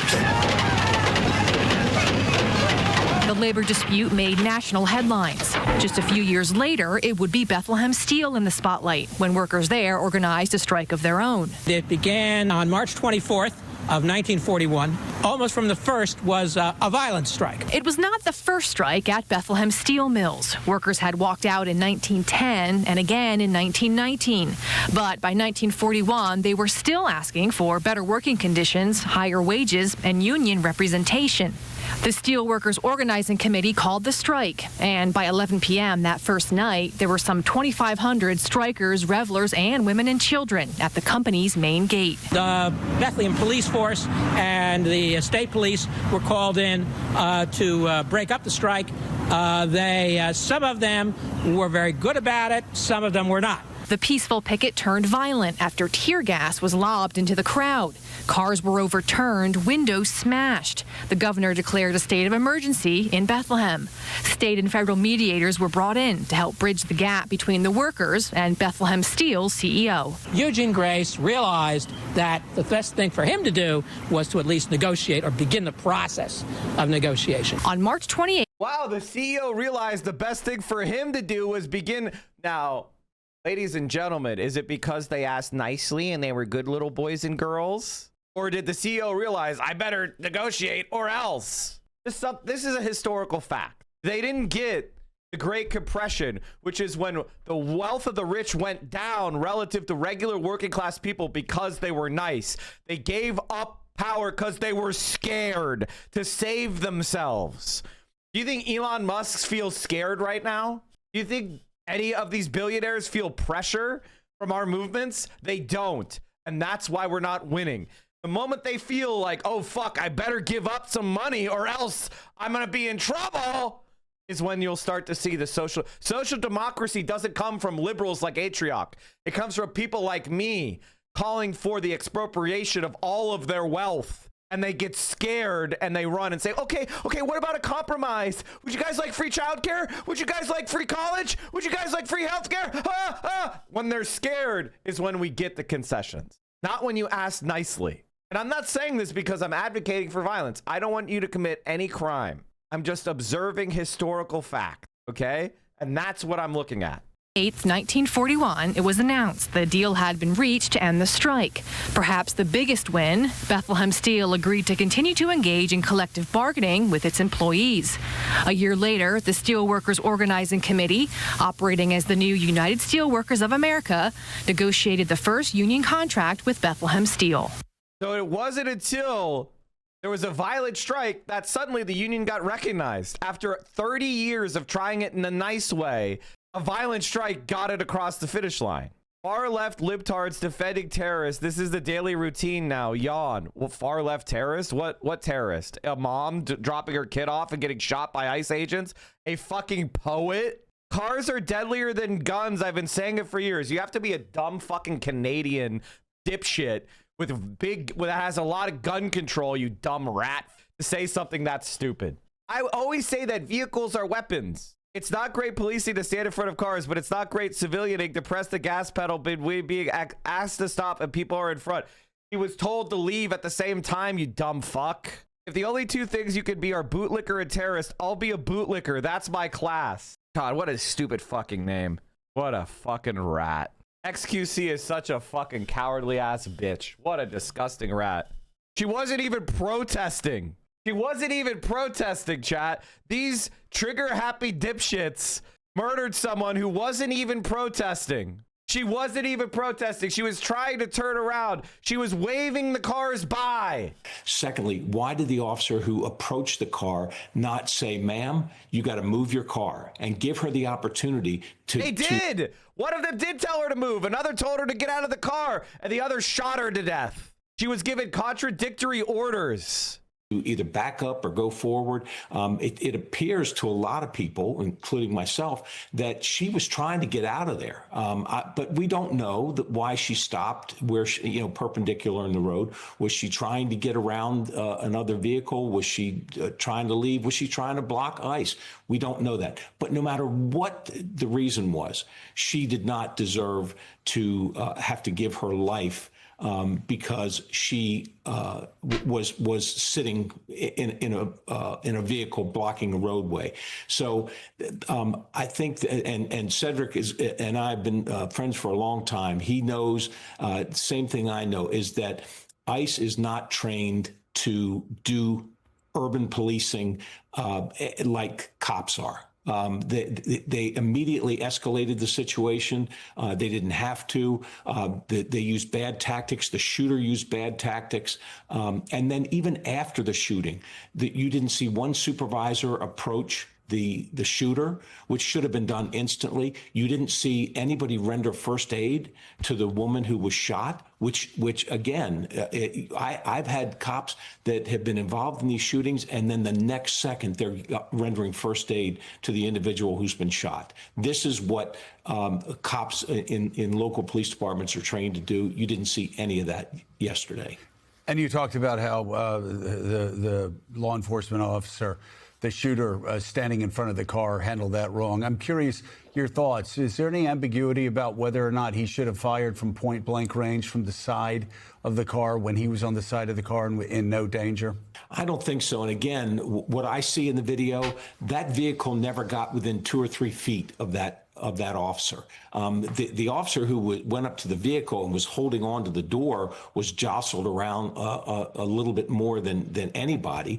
But again, was his life in danger? That's the law says that you only can use deadly force. Your life or the life of someone else is in danger or of death or serious bodily injury. And I don't think that was demonstrated anywhere during that incident yesterday. Retired U.S. Capitol Police Chief Tom Manger and former Commissioner of Public Safety for Minneapolis, Cedric Alexander, thank you both very much for being on this morning. And there's an angle of video that does show he was brushed by the car as the car was going by, but certainly just very briefly on the side, and he started firing. He wasn't even knocked down, okay? Her tires were pointed away from him. She was not trying to hit him. She was trying to go away from him. He was not knocked down. Right? It wasn't like she rolled over him or pushed him out of the hood or knocked him down off his feet. It was icy. They fell down walking. Like, he was so not in danger. Like, one of the Gestapo agents falls down in the ice just walking. He was leaning into the car so he could shoot at her. Like, it's not even close to there. By the way, and the reason why we're doing this hair splitting bullshit is because people are liars and they're trying to find some excuse. Oh, well, she brushed him. That's not what. Lethal force is not authorized when you get brushed. Asmon even admitted she wasn't trying to kill him. And he was not in danger and she wasn't trying. And he shot wildly. So, chat, by the way, so let me get this straight. If I'm walking down the street and I go in front of Asmon's car and he pulls forward and I just take out a gun and shot him, he would say that was justified? That's batshit crazy. And ICE hits people with their cars. Cops hit people with their cars all the time. We also have new information just in from another raid just outside of Roosevelt High School. A witness shared this video with WCCO. Let me show you this video that a witness shared. A witness shared this video with WCCO in just the last 30 minutes. She told us that she was approaching the school at 3:30 as school was getting out for the day. As soon as she pulled up, she saw a crash 3 cars in front of her. At that point, she says several agents came out of the cars in front of hers and immediately started tackling people on school grounds. She says the vehicle they got out of were all unmarked SUVs. No lights on, and she did not hear any of them state who they were or who they were with. She did see agents again tackling people, hitting people after they were on the ground, using pepper spray or some kind of irritant. She says students were also in the crowd as they were just coming out of the school, teachers too. She is a Roosevelt grad and says she was shocked by what she saw happening there, saying it was awful and very. All right, chat, let's keep going. Hold on. Let me see here. Do we have the video of the hearing? Like, aren't they doing a press conference? Is this supposed to be happening? Fucking weirdo. Here's a non-10p. I don't want to watch the exact same video again. Every poll is the same. No matter the issue, whether it's ICE or handling the military or invading Venezuela, Republicans massively support whatever Trump does and everyone else hates it. Surprise, surprise. It's exactly what I said. There's a 65-35 split in this country. Can we just campaign to the 65 and ignore the fucking 35 for the rat fucks they are? Kristi Noem, the Secretary of Homeland Security, without any evidence at all, accuses this 37-year-old mother of 3 who just dropped off her kid at school of being part of a domestic terrorism operation and cites her as a domestic terrorists. Right, and everyone we've spoken to, Wolf, experts, law enforcement officials, those who used to work at ICE, say it's simply too early in the investigation based on what we know, based on what we've seen, to make any sort of claim like that. Yeah, ridiculous claim. And we have some new CNN reporting that we're about to share with you. Multiple Department of Homeland Security officials are privately expressing shock over the department's immediate response to the shooting. CNN's Priscilla Alvarez joins us now. So you've been talking to your sources within the agency, and it's different. It's interesting to see how Tom Homan has been handling this as it compares to Kristi Noem. Tell us more about what you're learning. Well, and Tom Homan being the White House border czar who took a more measured response when he, in an interview with CBS, where he said he didn't have all of the evidence yet. For all the reasons that you two just walked through in terms of the Homeland Security Secretary's statement and press conference, where she called this an act of domestic terrorism, where she said that this woman was trying to, quote, run over the law enforcement agents, there was so much shock among Homeland Security officials over all of that, because typically the press precedent is that you don't get ahead of the investigation, that you say there's an investigation ongoing and you don't draw firm conclusions. So I was getting multiple messages about just the sheer surprise that the Department of Homeland Security would reach that conclusion so quickly, only a few hours actually after the shooting, and reiterate that later on in the day during that press conference. Now, the officials I've spoken with also caution that they don't know all of the set of circumstances here, and that they stress that there does need to be an investigation. But what they have seen in the videos doesn't seem to align with the training. The secretary said that the training was followed, but typically, for example, ICE officers wouldn't get in front of a vehicle, which appears to have happened here with this officer. In fact, they are trained to form what is called, quote, a tactical L to that 90-degree angle to avoid being in front of the vehicle and to avoid injury. So it's these little maneuvers that are made that Homeland Security officials I've been speaking with say have called into question the conduct of this officer. I want to reiterate, however, we don't know a lot about this officer yet. The secretary said that he is, quote, experienced. But I will also add that in my sourcing calls, I have also been told that when the hundreds of agents arrived to Minneapolis and Minnesota in recent days, they did have extensive briefings about the possibility of protesters and agitators. So this is something that prior to this incident, they had been aware of could happen. They had been told that if it got violent, they were to call local police for backup. I'm also told that in those briefings, they were told not to engage if people were just yelling. So certainly there were agents who, coming into this assignment from all over the country, including places like Florida, California, Georgia, had been advised that there could be protesters, but were given some level of guidance as to how to deal with that. Lastly, I will say the officer, though we don't know much about him, he had been hospitalized and discharged. According to my sources, that would be typical in an incident like this, and he would also typically be put on administrative leave. I've asked the Department of Homeland Security if that is the case, and they have not responded yet. And just to be clear, ICE agents aren't required to wear body cameras, That's right? And so do we have any indication whether they... We don't know if they had the body cameras on in this particular case. In the Minneapolis region, they are not required to have those body cameras on, according to a law enforcement source that I spoke with. So we'll see if any of them did, but certainly they are not required. All right, Priscilla Alvarez, thank you so much. And joining us now to discuss what's going on, CNN legal analyst Elliot Williams. By the way, he's a former assistant director for legislative affairs over at ICE, knows the issue very well. He's a former federal prosecutor as well. Also joining us, Jason Armstrong, retired Ferguson, Missouri police chief. He faced a very similar situation in his town after the 2014 police killing of Michael Brown. To both of you, thanks very much for joining us. And Jason, let me start with you. There are multiple angles showing this shooting. You've seen the video, presumably in slow motion, regular motion, several times. What's your take, and what do you see in the video? What I see in the video is it looks like that there's some vehicles that leave that area prior to the incident happening. They drive past the vehicle, the individual that was shot and killed by the agent. They drive past the vehicle while it's stopped in the roadway. So, we're hearing reports that they were blocking the roadway, but I see vehicles leave beforehand. Then you see the one vehicle pull up and the two agents get out and approach the vehicle. The agent that actually did the shooting comes from the other side. And one of the primary questions, that I would be interested in knowing in this is if the driver saw that individual in front of the car because she was engaged with the agents that were at her window. And when the vehicle pulls off, these situations unfold very fast and quickly.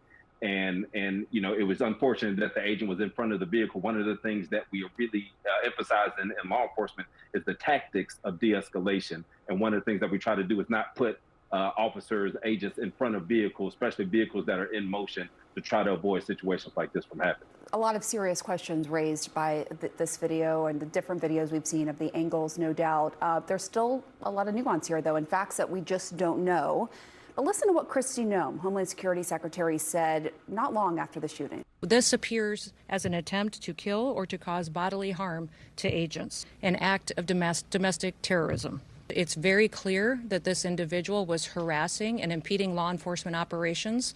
Our officer followed his training, did exactly what he's been taught to do in that situation, and took actions to defend himself and defend his fellow law enforcement officers. Not long after, the mayor came out and said that narrative from the federal officials like Kristi Noem was BS. How can you make such quick judgments either way so soon after this happened. You absolutely cannot, Pam. Have we not learned anything in the last decade of trying to unpack whether police-involved shootings or even individual ones between people? There are a host of complicated questions over the reasonableness of the fear of the person shooting in an action that certainly can't be unpacked from looking at a video. I will say, setting aside sort of the nonsense that came from the Secretary of Homeland Security today, or yesterday, the smartest comments, I think, came from Tom Homan, the border czar for the White House, who is known as somewhat of a hardliner on immigration, and somebody I worked with for years at ICE. Tom was clear that we can't rush to judgment when looking at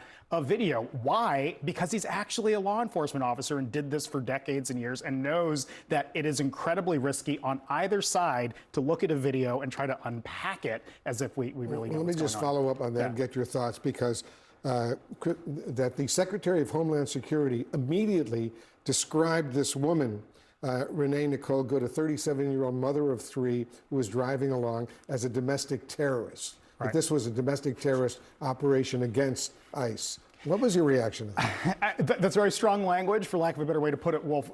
In order to refer to someone as a domestic terrorist, she's necessarily saying that the actions were taken deliberately to intimidate or coerce a civilian population, or to make a statement, to use a violent act as a means of making a political statement. That's a pretty broad claim about an individual that you really don't know what statement she's made, what writings she has made, has she attempted other acts before. It's a sweeping claim, and it's entirely plausible, I'm not saying it's true, but entirely plausible based on the video, that this individual may not have had a political motive in driving the vehicle. And so, yes, even if the facts might say that she acted with some violent intent, there's no way you can look at this individual right now, based on what's publicly available, and make a claim of domestic terrorism. I think she had just dropped off her 6-year-old kid at school and was driving back home. Look, terrorists. Right, her ex-husband said that, and then we've also found out through our reporting, but they are 3 minutes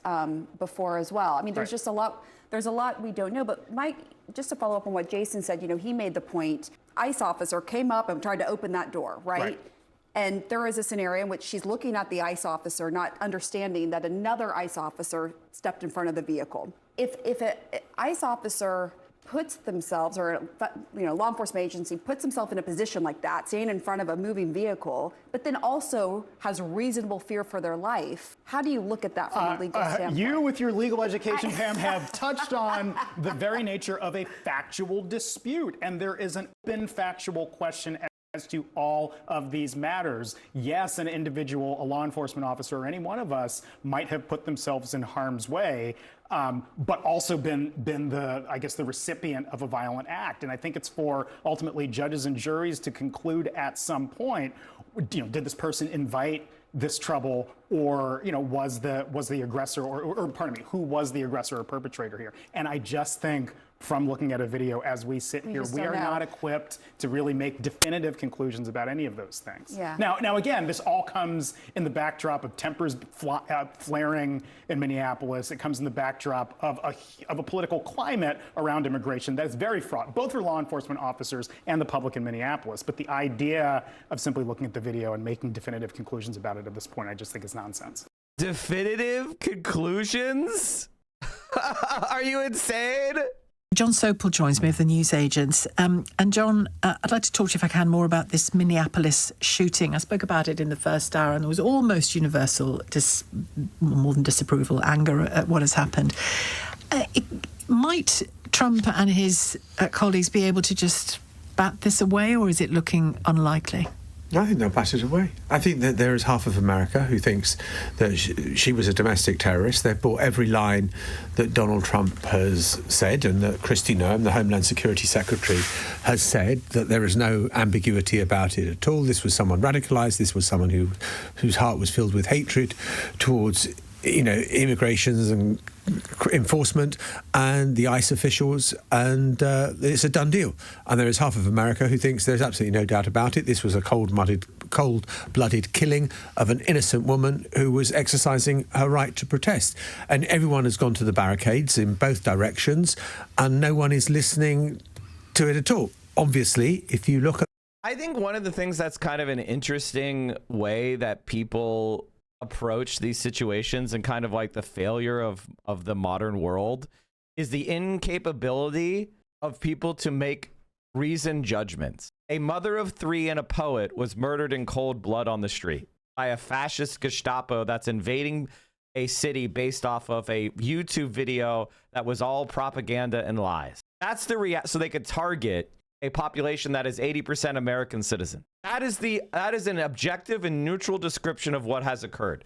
That is not a biased description. That is an objective, truthful description. And what we have now is a world where liberals are incapable of just pointing to conservatism and calling it out for what it has become. Why is that?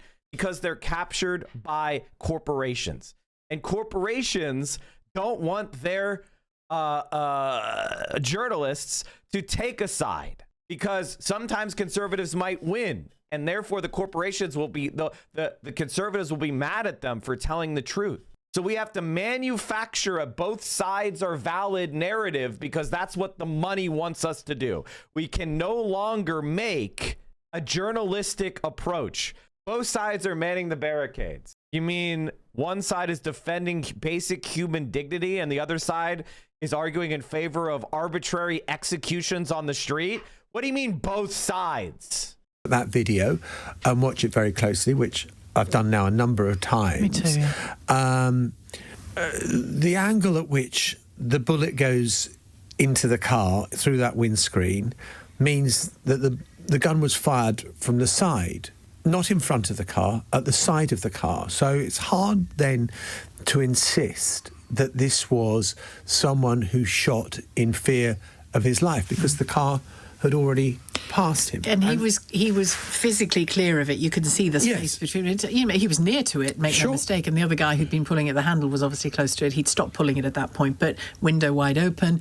But he was clear of the vehicle. There was no danger to him from that vehicle. No, and if you look at the statement that was put out by ICE, the federal agency responsible for immigration, they said that a number of officers were injured, but will make a full recovery. No officers were injured. There were no officers. No. The man who shot her walked slowly away. To say call 911. Exactly. So there was no one injured. So the story unravels fast as soon as you touch it. Look, it's possible that the guy who fired the shots did feel that the car started coming towards him, and maybe he reacted instinctively. And instinctively was he pulled a gun while she was still backing up. We have a video. You can look at the video. He pulled his gun before she even went forward. What are you talking about? In America means shoot first, ask questions later. And, the sad fact of the matter is that there have been so many shootings like this of people in cars, and then the law enforcement officials say, well, I felt my life was threatened and therefore it was self-defense, and so it goes on. But this will play into radical elements on Trump's base who want to hear that the fight is being taken to immigrant communities, and that this was the woke mob, the Antifa, that they are domestic terrorists, and it just seems impossible to protest reasonably now. And I always think about what it must be like as well from the point of view of the agents. I mean, there'll be a mixed bunch of people, I'm sure, but I saw on Instagram a couple of hours after this story broke, a youngish, like 30s, not a kid, a black guy in his car, in a car park, using his phone, stopped by 4 or 5 ICE agents. They pulled his door open. He was visible and half out of his car, and they said, show us your identity. And he said, I'm under no compunction to show you my identity. If you get me a law enforcement officer, a policeman, I will. But no, I'm an American citizen. They said, prove to us you're an American citizen. And he said, why do I have to prove to you I'm an American citizen? And they said, well, your accent doesn't sound right. That's what one of the ICE agents said to him. Your accent doesn't sound right. So you are now in a position, and it's so kind of dark in some ways, that you can be arrested on suspicion of being brown or being black.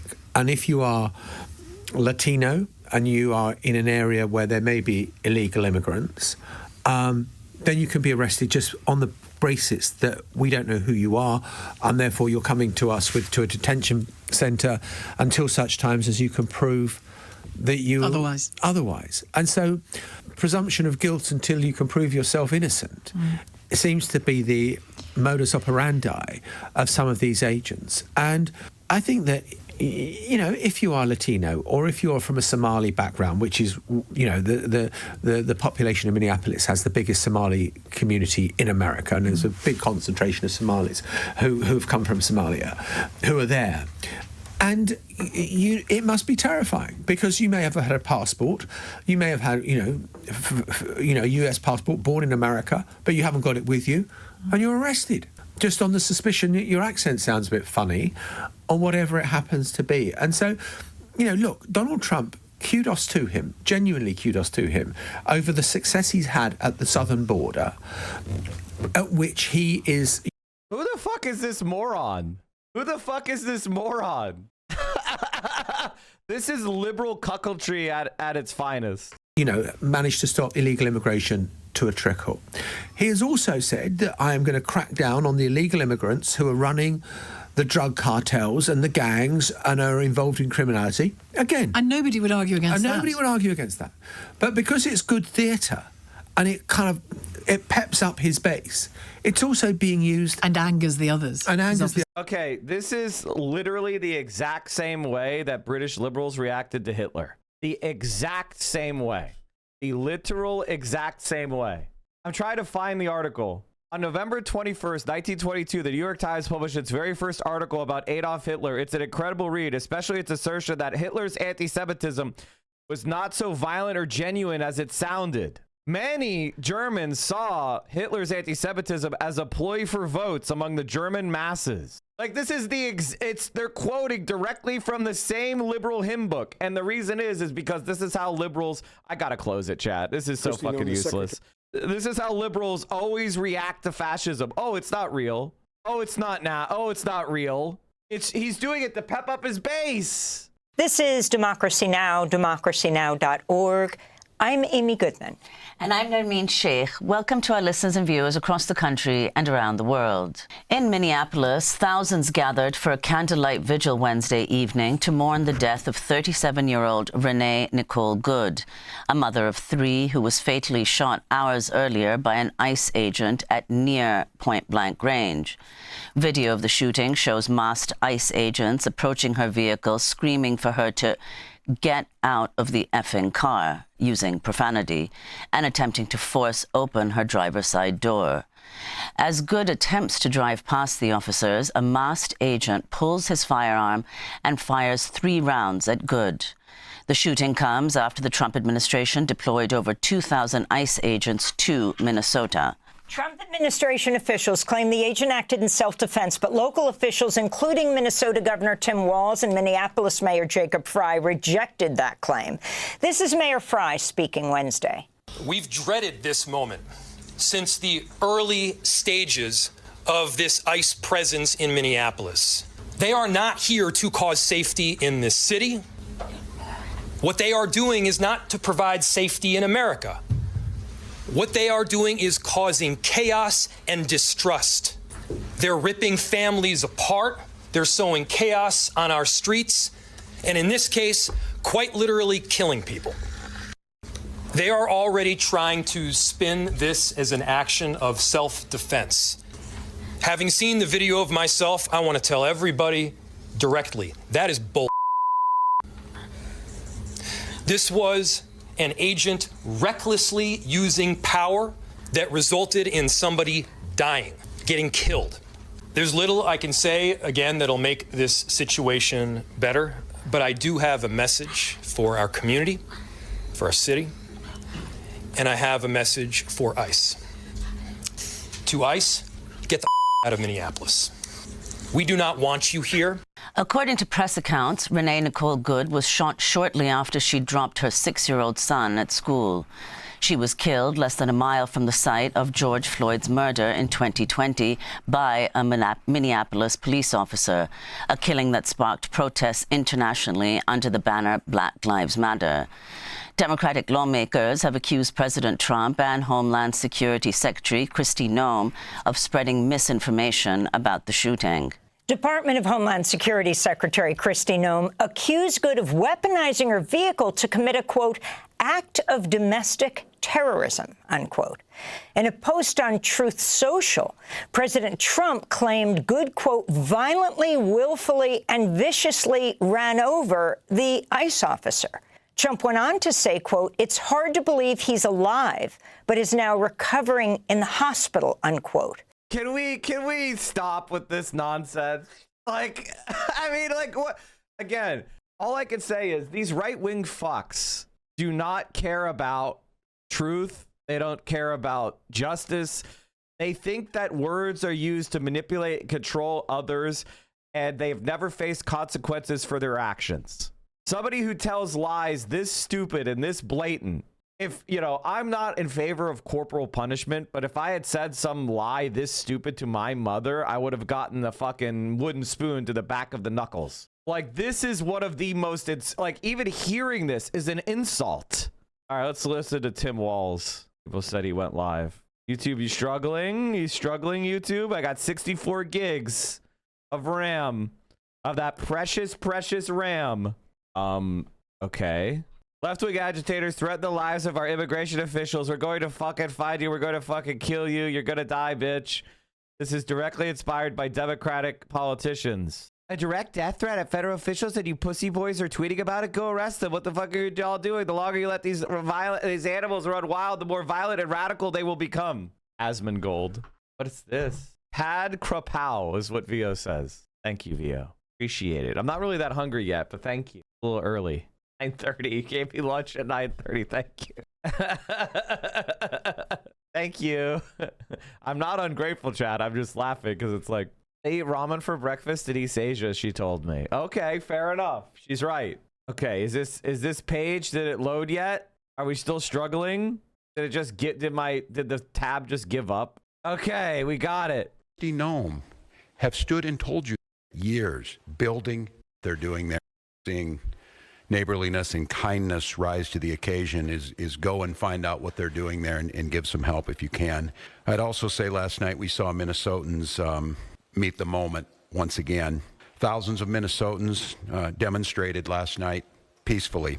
They shared a message about the reckless ICE mobilization is not keeping us safe and led to the tragedy that the world witnessed once again. To Minnesota, I say thank you.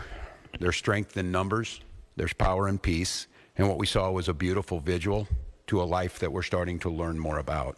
And I will let those that want to push out false narratives, to slander or defame Renee Good, Minnesotans will tell her life story. Minnesotans will be there to defend her honor and see this as a human being, not a moment in time or the callous casualness that I've watched some people on TV gloss over what they saw. We've also spent a lot of time talking last 24 hours about accountability. That means no function of government operates with impunity. It means when someone's in a position of authority and they commit any act that impacts our people, there has to be another place to turn to get justice. Checks and balances. Basic idea, the center of the formation of our country. It's the only measure that protects us from the abuse of government or federal overreach or tyrannical government. Yesterday, the Minnesota Bureau of Criminal Apprehension, the BCA, spent the day yesterday attempting to get that accountability. We have learned that the Trump administration has now denied the state that ability to participate in the investigation. And I just want to make this as clear as possible to everyone. Minnesota must be part of this investigation. These are nonpartisan career professionals that have spent years building the trust of the community. There's a BCA Force Investigations Unit that was created by the legislature, by the people of Minnesota, to provide an independent, consistent, and trusted mechanism for investigating the use of force incidents involving law enforcement officers. Minnesota has seen our share of these. And what you've seen is, and I have witnessed it during my time, that these professionals have risen to the moment. They are trusted by people who are not by... Okay, chat, and this is an important thing to remind yourself, is when these liberals are put under pressure, they always fail toward the institution, no matter how corrupted the institutions are, no matter how useless, no matter how violative of rights. All they have to do is start aping the idea that the institutions are working and they're good people, etc., etc. Trust the system. This is the system. Delivering on that expectation. I think it's clear to everyone as they saw this, feels now that Minnesota has been taken out of the investigation, it feels very, very difficult that we will get a fair outcome. And I say that only because people in positions of power have already passed judgment, from the president to the vice president to Kristi Noem, have stood and told you things that are verifiably false, verifiably inaccurate. They have determined the character of a 37-year-old mom that they didn't even don't know. They've determined that the actions are done. I don't know. I've not used inflammatory terms of what happened. I've asked us to find the answers. The only way we find the answers is a thorough investigation by nonpartisan professionals. We've delivered that. We've been able to do it. We've earned the trust. And when I say that, the trust of BCA, and I tell Minnesotans the trust of law enforcement here. Everyone knows, globally, certainly here, that George Floyd, who was murdered a few blocks from this site, tore at the soul of who we were. But we healed. We built back trust. Chief Brian O'Hara came in and took one of the most difficult jobs in America of building back trust in the police force in Minneapolis. We prevented any kind of real reforms.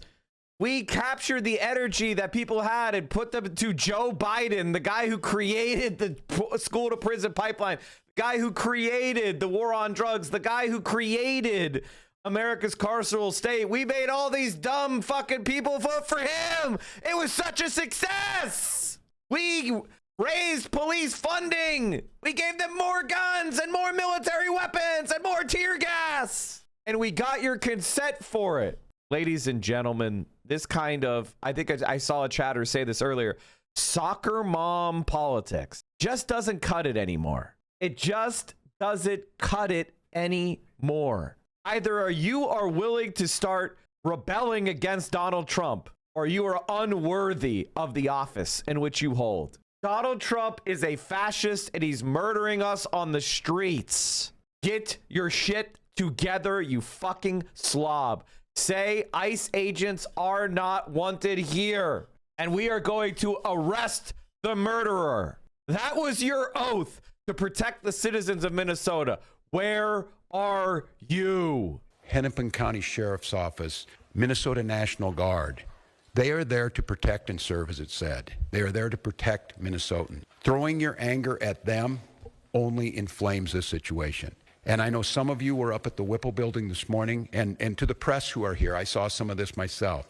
Continue to have access to every single space. Continue to cover this story. Continue to show the world what's out there. I will say it where our president won't. The press are the defenders of our democracy.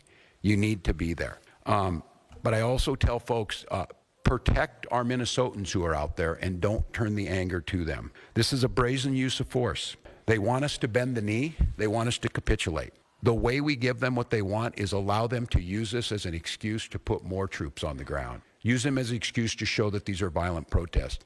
And I also witnessed what I think is going to be a pattern over the next few days and the coming hours, is I saw an individual show up there with the intent to antagonize folks who were peacefully protesting, with a bullhorn to scream at them. And again, the desire to move on that individual is exactly what they want, because our respect for the First Amendment means we will expect and respect all opinion. If this individual is there expressing support for ICE, that's their constitutional right to do so, and they need to be protected. Don't allow that to be a catalyst to create violence. We believe in states' rights. We believe the federal government needs to stay out of this. We believe that the situation has gotten worse and less safe because of their presence. And I will just say there were two incidents yesterday I saw after this that just tore at my soul. I saw an individual at the scene identify themselves as medical personnel, a physician, and asked to provide aid, and an ICE agent said, "I do not care." That lack of humanity was chilling to me. And after this incident happened, and after the tensions rose, ICE agents entered a Minnesota school, causing disruptions at that school. I can't say this strongly enough as governor, as a parent, as a teacher, to our elected representatives, Democrats and Republicans. I beg you, I implore you to tell them to stay out of our schools. This tragedy will be magnified 100-fold if this fight moves into the hallways of our public schools amongst our youth. And they're watching us. They're watching us now, how we respond. So I've got a few simple asks. Let us, the professionals, handle this on Minnesota soil, this investigation. De-escalate this situation by removing yourselves from this situation with these 2,000 agents that were put here. And above all else, stay out of our schools. I'd like to ask you to care, but that might be a step too far for some people. But I know Minnesotans care. So we'll protest peacefully. We will win in courts. We will certainly win in the defense of our democracy because the American people see what's happening here. But the way that we don't win and the way that we lose, if this turns towards violence and allows them to escalate. It cannot happen. So I ask the grass top leaders out there, the faith leaders, the folks who are on the streets, and in many times the true leaders are not the elected officials. They're the folks on the ground. Beg you, implore you. I'm not going to use all the powers and executive powers I have to arrest this murderer. I'm going to tell you to go complain on the street. Follow those words of the leaders we've had. If you want to tell us to follow the rules, how about you follow the rules and arrest the murderer? That's a pretty important rule, dummy. I had the privilege of serving with John Lewis, and John talked about good trouble. I'm not telling you not to find good trouble, but I asked John many times, I said, John, I don't know if I'd have your self-restraint. Bro, was crossing the Selma Bridge good trouble? It was violating the law. They were marching into the face of the state troopers. What the fuck are you babbling about? You want to lash out? He said, yes, daily. But he said, I wanted to win this. I wanted to do what right, and I wanted justice to prevail. And to do that, I knew the only way was to Would police and state police even follow the order to arrest and resist ICE? Well, so what you're saying is that we live in a police state where the police are mutinous? Is that what you're saying? You're saying the cops are mutinous? Seems like we would want to know that, right? If the police won't follow orders according to the chain of command, then we should probably disband them. Lash out, to not give in to that. So to each and every one of you, we're not going to win this through violence. We're going to win it through justice. We're going to win it through compassion. We're going to win it through Minnesota Nice. And we're going to win it by holding every one of these people accountable as they should for what we've seen on the streets of Minneapolis. With that, I'm going to turn to Commissioner Jacobson to give you a situation update. Thank you, Governor. Again, I'm Bob Jacobson, and it is my honor to serve as the Commissioner of Public Safety. First of all, again, I want to express my sincere condolences to the loved ones of Renee Nicole Good. Someone has lost their life, and that is not something that anyone takes lightly. Minnesotans came out yesterday to express their grief, their frustration, and their anger at this terrible tragedy. I expect that they will continue to come out today. And I want to thank everyone who demonstrated peacefully. This helped honor Renee's memory and gave her family space to mourn. Minnesota's residents and visitors have the right to demonstrate and to exercise their First Amendment rights. I want to remind everyone that there are safe ways to do so. Our goal is to reduce tensions, to avoid conflict, and to maintain a calm environment. And as I mentioned yesterday, we recommend the following safe and lawful ways to demonstrate. Please get together peacefully with others in public areas where pedestrians are allowed. March or walk together in pedestrian areas, please, not on the roadways. Make your voice heard through chants, speeches, and displaying signs. And there are a few things I just want to mention very quickly that are unsafe. Because as always, our top priority is public safety, and we cannot allow behaviors that create hazards, threaten public safety, or disrupt emergency services or endanger people nearby. That would include certainly demonstrating on the freeway, walking on highways, throwing objects, setting things on fire, property damage, graffiti, fireworks, illegal weapons, reckless and dangerous driving, or assaultive or aggressive behavior. I know that we all want more definitive answers about that fatal shooting that occurred yesterday. And as we are able to get those answers and dispel rumors and false information, then we can rightfully honor Renee's memory and help her family, loved ones, and our community heal. With that, I'll turn it back to Governor Walz and maybe a few questions. I have not. As I said yesterday, I did speak to Secretary Noem, and you spoke to Secretary Noem. All these Democrats can do is do this pantomime of bipartisanship. That's all they can do. They don't know how to be like, these people are our enemy. These people are unhinged. They declared her a murderer, attempted murderer, criminal before they even did an ounce of investigation. They had a conclusion that the shooting was justified. All they know how to do is this pantomime of bipartisanship. You fucking loser. You're a fucking loser. And it's disgusting. And I'm tired of it. We need Democrats that actually hate the Republican Party. Received a lot of talking points. I will note that I asked Secretary Noem how she would have felt if President Biden had sent 2,000 troops into Rapid City, South Dakota, and she said she would have welcomed them. I leave that for the folks of South Dakota to determine. I've not spoken to the president. I would have... Cowardly ass bitch. You cowardly ass bitch. You're not even running, you pussy. You're a fucking loser. You have the opportunity to say the truth once and for all, and you're a pussy about it. Sorry for saying pussy and bitch, chat. Coward and scumbag. Stop being so scared. Ask him, first of all, the goal here is to make America safe, is what he said. There is no verifiable evidence that any of this is making America safer.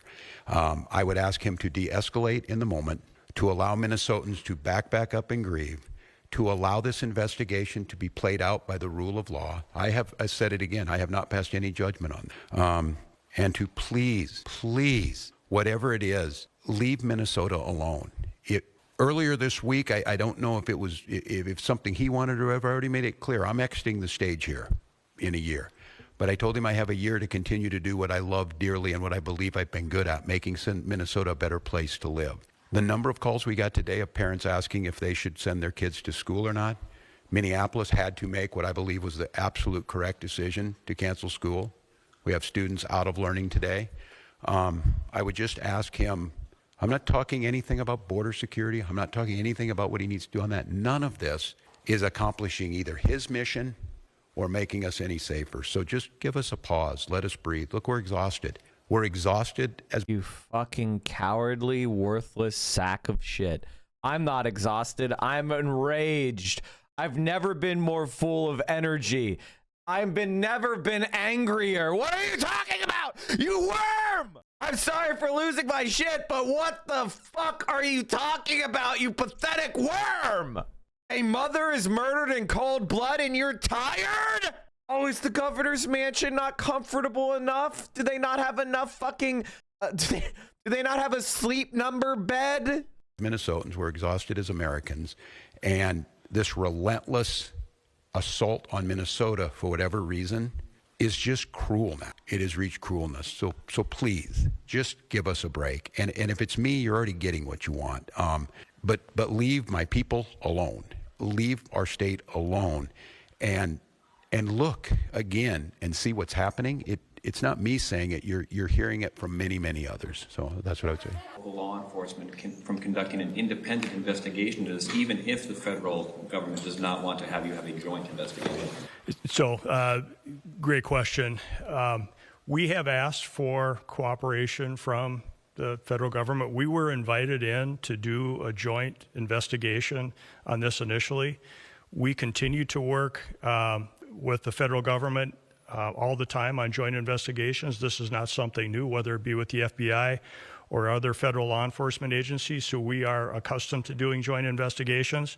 As the governor has mentioned, our force investigative unit within the BCA has a stellar reputation for doing quality investigations, for finding the answers to the questions that people have. There are so many questions out there that I know the public has from watching what's been shown on social media and regular media. And the goal for me would be to provide an investigation, preferably in tandem with the Federal Bureau of Investigation, because preferably in tandem with the guys that are working to cover up the murder. I think we're living in a world where people are just, they're, how do I put this? God, this is such an important philosophical conversation to have, and I want to do it justice. Many people are automatons that are just going about their business, and they are rule oriented and infrastructure and socially oriented, and they just kind of do other people told them to do, and they don't actually have the ability to look at the world around them and actually figure out what's going on independently. They just kind of go along with the crowd. This is a major problem in human cognition. A good example of this is when a tsunami is about to hit a beach. Have you guys ever seen that? The water pools out and it goes way below where low tide is. There's a paradoxical lowering of the water before the wave. And what happens is a lot of people, they just walk really far out. They don't look at that and go, holy shit, this is a tsunami, because knowing that would require them to like be able to process, first of all, have basic knowledge of how the world works, which they don't have. The second is look at the way events happening around them and independently figure it out on their own. They can't do that. When you combine ignorance with kind of delusion, people actually walk further out and they become even more vulnerable to the tsunami and they get killed. And that's what we're seeing. This is the tsunami of fascism. This is the water receding away from us on the beach. And Tim Walz, the Democratic Party, are leading us to check out the new low tide. They're not telling us to get to higher ground. They're not telling us to get off the beach. And the people that are telling it, and it has to happen right away. You can't wait. You have to move. The moment the water starts receding, you have to go, holy shit, that's a tsunami. Everybody to the fucking high ground.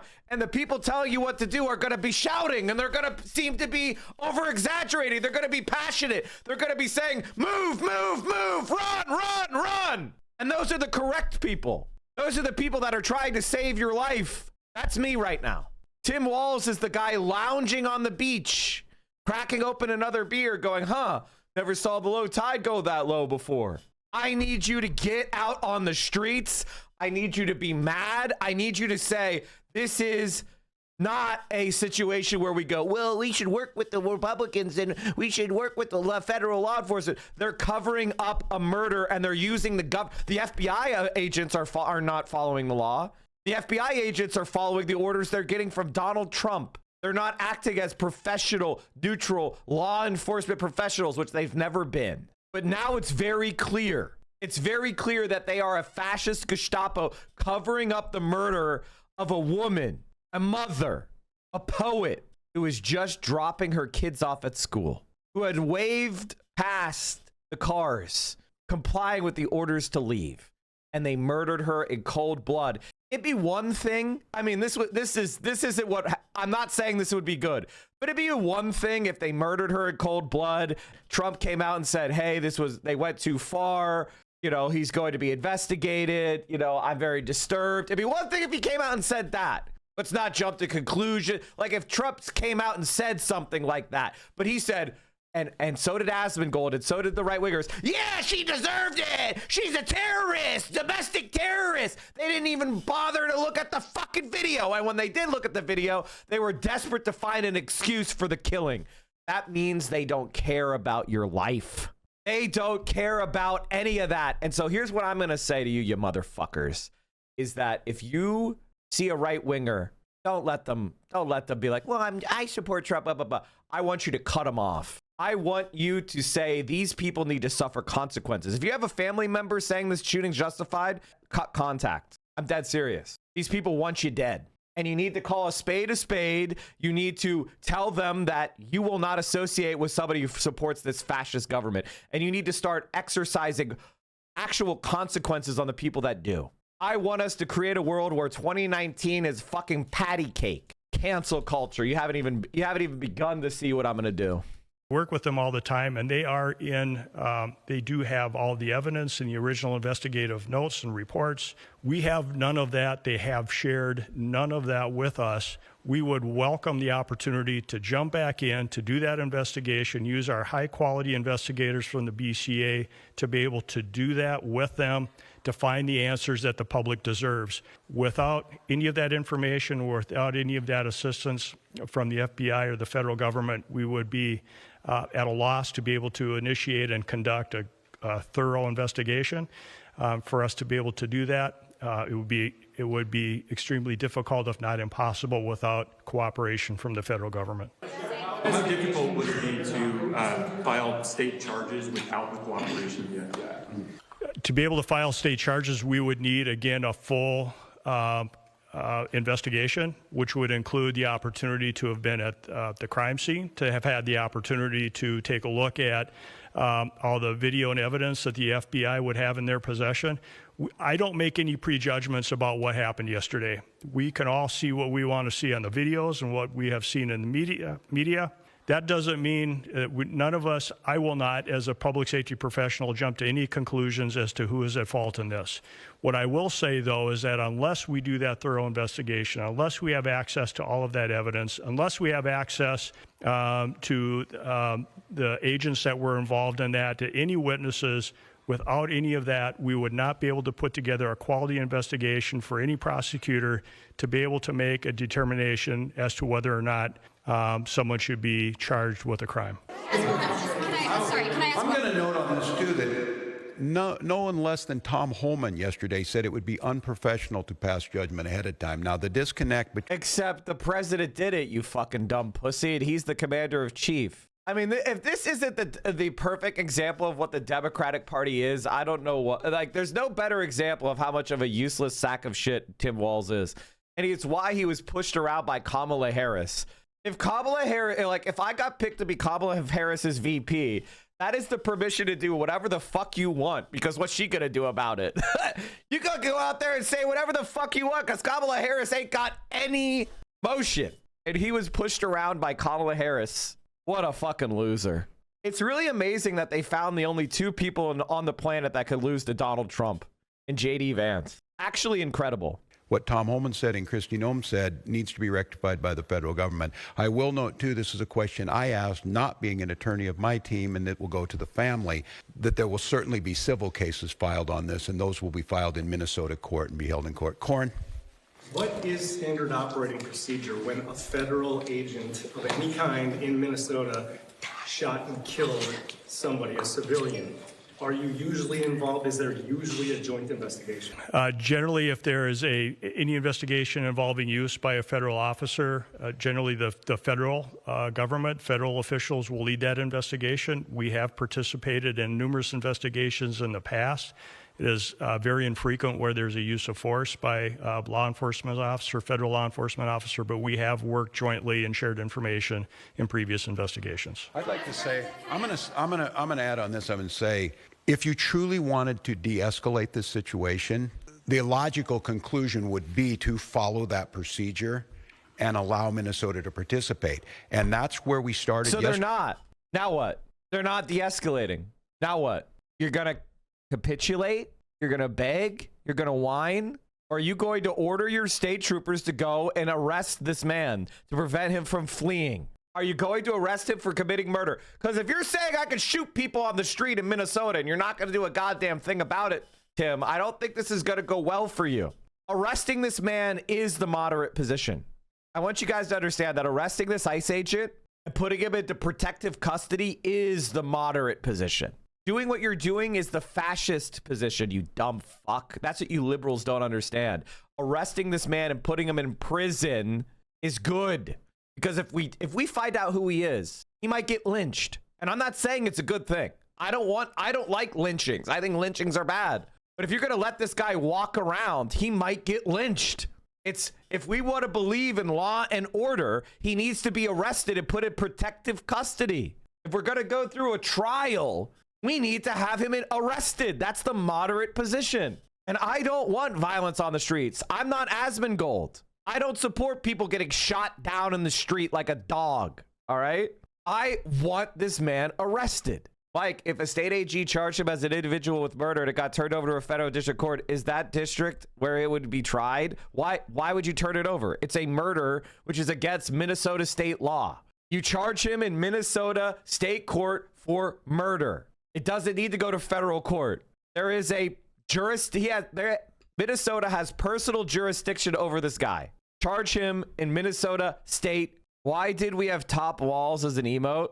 Because for a short period of time, he was saying what needs to be said, that the Republicans are fucking weirdos and psychos, and he was arguing in favor of at least moderate policy that was on the left side of the spectrum. But I was never a Super Walz fan. I told you that. I didn't like any of the choices, to be honest. The reality, and then ultimately when he got picked, he showed himself to be a cuck, which is why I said don't vote for these losers. You have to remember that there was a period of time where he was like, well, you know, the pro-Palestinian movement has a point. And, you know, he was at least leaning toward the left a little bit. But then he got picked and he became a eunuch. And he's been a eunuch since. And he was a eunuch before, if we're being completely honest. And it's one of the reasons I came out here, and I'm not going to criticize that because that was the proper process. And I'm going to have to talk to Minnesotans to try, and it's a very difficult task. I think we all know what can happen here, to calmly wait until all the facts come out. I think you in this room are seeing the gravity of this situation by not allowing Minnesota to participate, and the prejudgment that's already been made by leadership creates a very, very dangerous situation. And that's why, once again, I'm going to reiterate to our federal partners, simply let us be part of this. Use our professional folks. They will gain you the credibility and the trust of Minnesotans to believe the work that you're doing is honest, and it's not just a whitewash to backfill a predeceived notion. All right, I got time for... That the state can do to put in additional protection around schools or allow for additional e-learning days for these situations? Yeah, it's interesting, Dana, that you would ask that. We were just, as we were coming in here discussing, someone asked about that, and they mentioned Ruby Bridges and the Little Rock folks about escorting people in. We have not determined that yet, but it is a situation that we're going to have to explore. They're studying it, chat. They're studying. Or, as I said, again, the thing that cut me deeply was watching what happened in our schools and the chaos. And I was on with Commissioner Jett this morning as he's talking to folks from St. Cloud to Duluth about what they think about today. Should we be in classes today and tomorrow in those schools, or does it pose a potential risk? And so we're trying to figure that out. I think many of the things and the lessons we learned during COVID is local communities and local schools being able to make some of these decisions in the long run probably gets us better outcomes, but we are deeply concerned with that. I'm going to come back as soon as we get any more information from all of you. We'll be in front of you again. I will reiterate, and many of you know my wife Gwen, the First Lady, is an English and literature teacher, and we were talking about some of this, and she got asked the question, and it was when will all of this end? And what Gwen said, it will end when enough people say it will end. And I think that is sage advice. And then I couldn't help but thinking, and it scares me a little bit, I heard those words. We remembered, many of us in here in sophomore, when we read it, that the party told you to reject the evidence of your eyes and ears. It was their final, most important directive. It certainly feels like that in this moment. And so I want Minnesotans to not believe that I'm telling you not to be angry, not to be scared, not to be worthless, pathetic worm. You have the executive power of Minnesota. You are the commander-in-chief of the National Guard. You are the commander-in-chief of the state police. You are the commander-in-chief of the government of Minnesota. Use your power to protect your citizens. Feeling a little bit hopeless in this moment. I would also say this, and I saw it last night.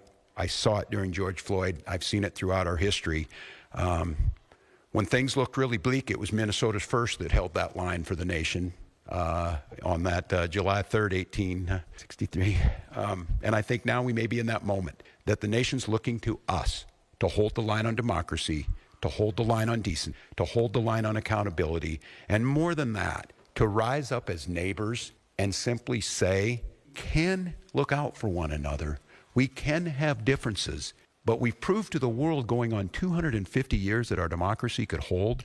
It feels to me like we're at one of those inflection points, that simply asking our government to give us accountability, listen to local leaders, ratchet down the rhetoric, let people feel safe in their person, and let's let our kids go to school without fear. Let's let our kids go to school knowing that tomorrow could be a little better day. And so we're going to work on that. I'll leave you with this, and I'm not sure when we'll get in front of you next, but to Minnesotans, again, just one last time, don't give them what they want. Don't give them the unrest that they want.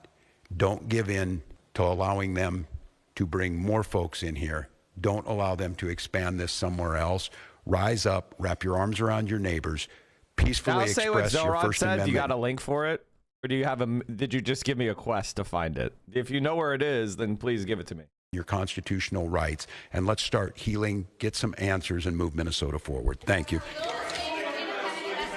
All right, that was Governor Tim Walz just giving a public safety. Don't give them the unrest. Let them shoot down one of your citizens in the street and don't be mad about it.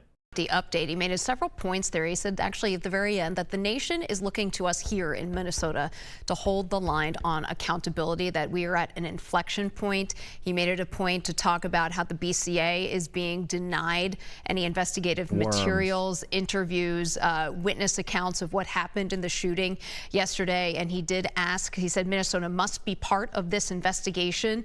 He said, quote, it will be Combine unqualified recruits, poor training, and legal impunity, and you get ICE, a weapon for presidents to terrorize and murder Americans. Yesterday's horror wasn't a mistake. It was inevitable. I personally think that I had my doubts about Graham Plattner, but he has shown himself to be a changed man in his response to the Venezuelan situation and his response to the ICE murder.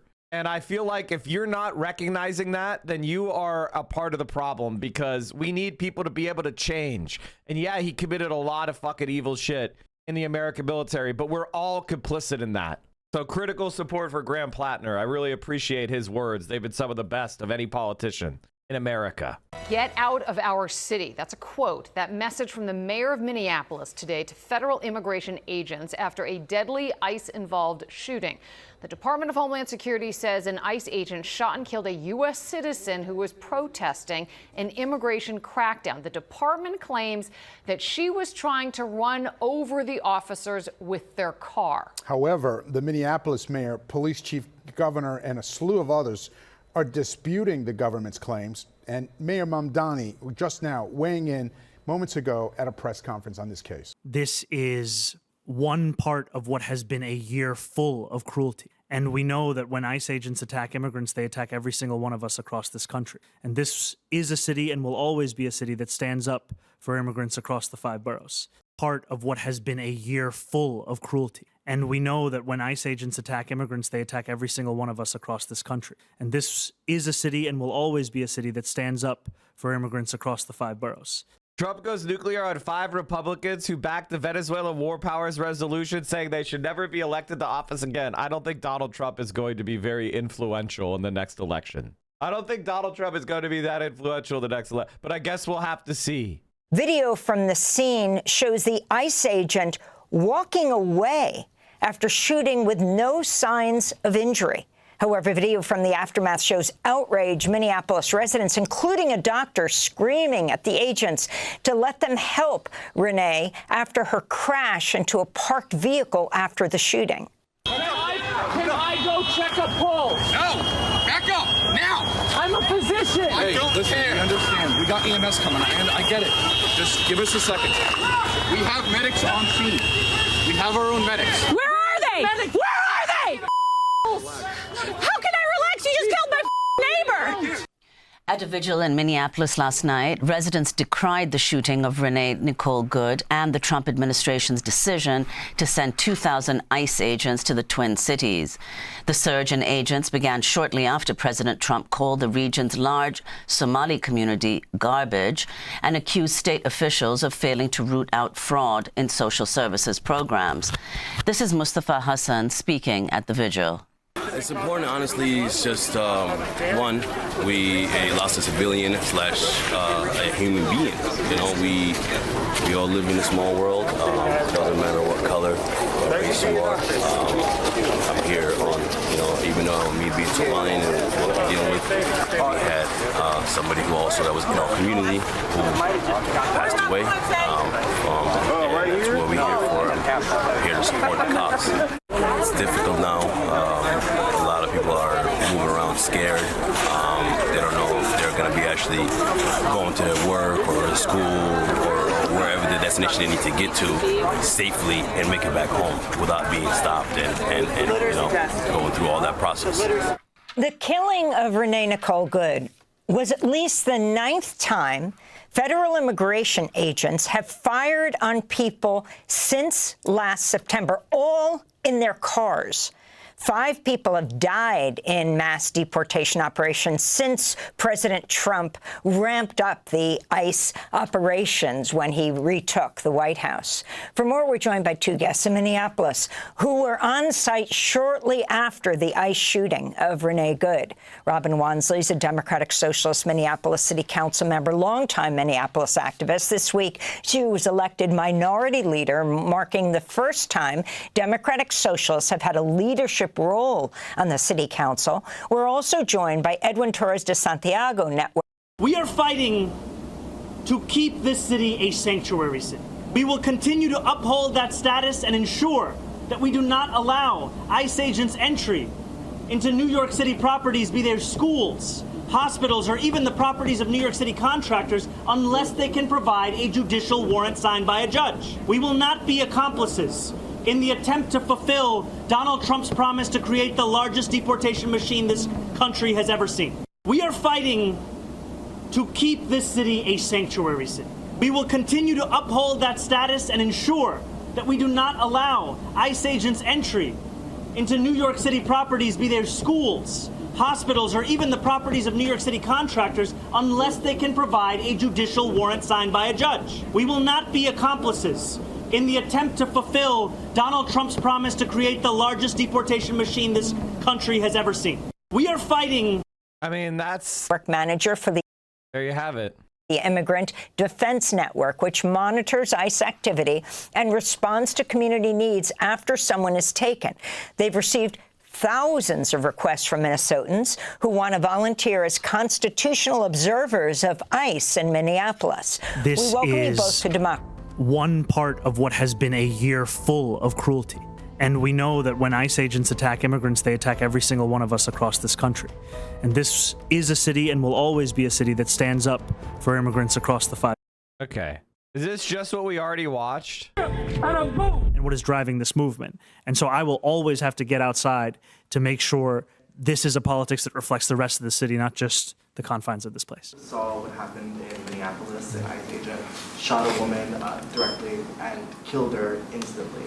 And we know that in the previous administration, there were a lot of run-ins with ICE in the city where New Yorkers thought that NYPD officers were either protecting or assisting ICE agents. So how can New Yorkers, under your mayorship, trust that NYPD, when those situations arise, will be there to protect them and not to protect mass secret agents? Well, I first just want to make clear that the news coming out of Minneapolis is horrific. This is one part of what has been a year full of cruelty. And we know that when ICE agents attack immigrants, they attack every single one of us across this country. And this is a city and will always be a city that stands up for immigrants across the 5 boroughs. And I have made it clear to everyone within my city government, and that extends to NYPD, that we are going to uphold our sanctuary city policies.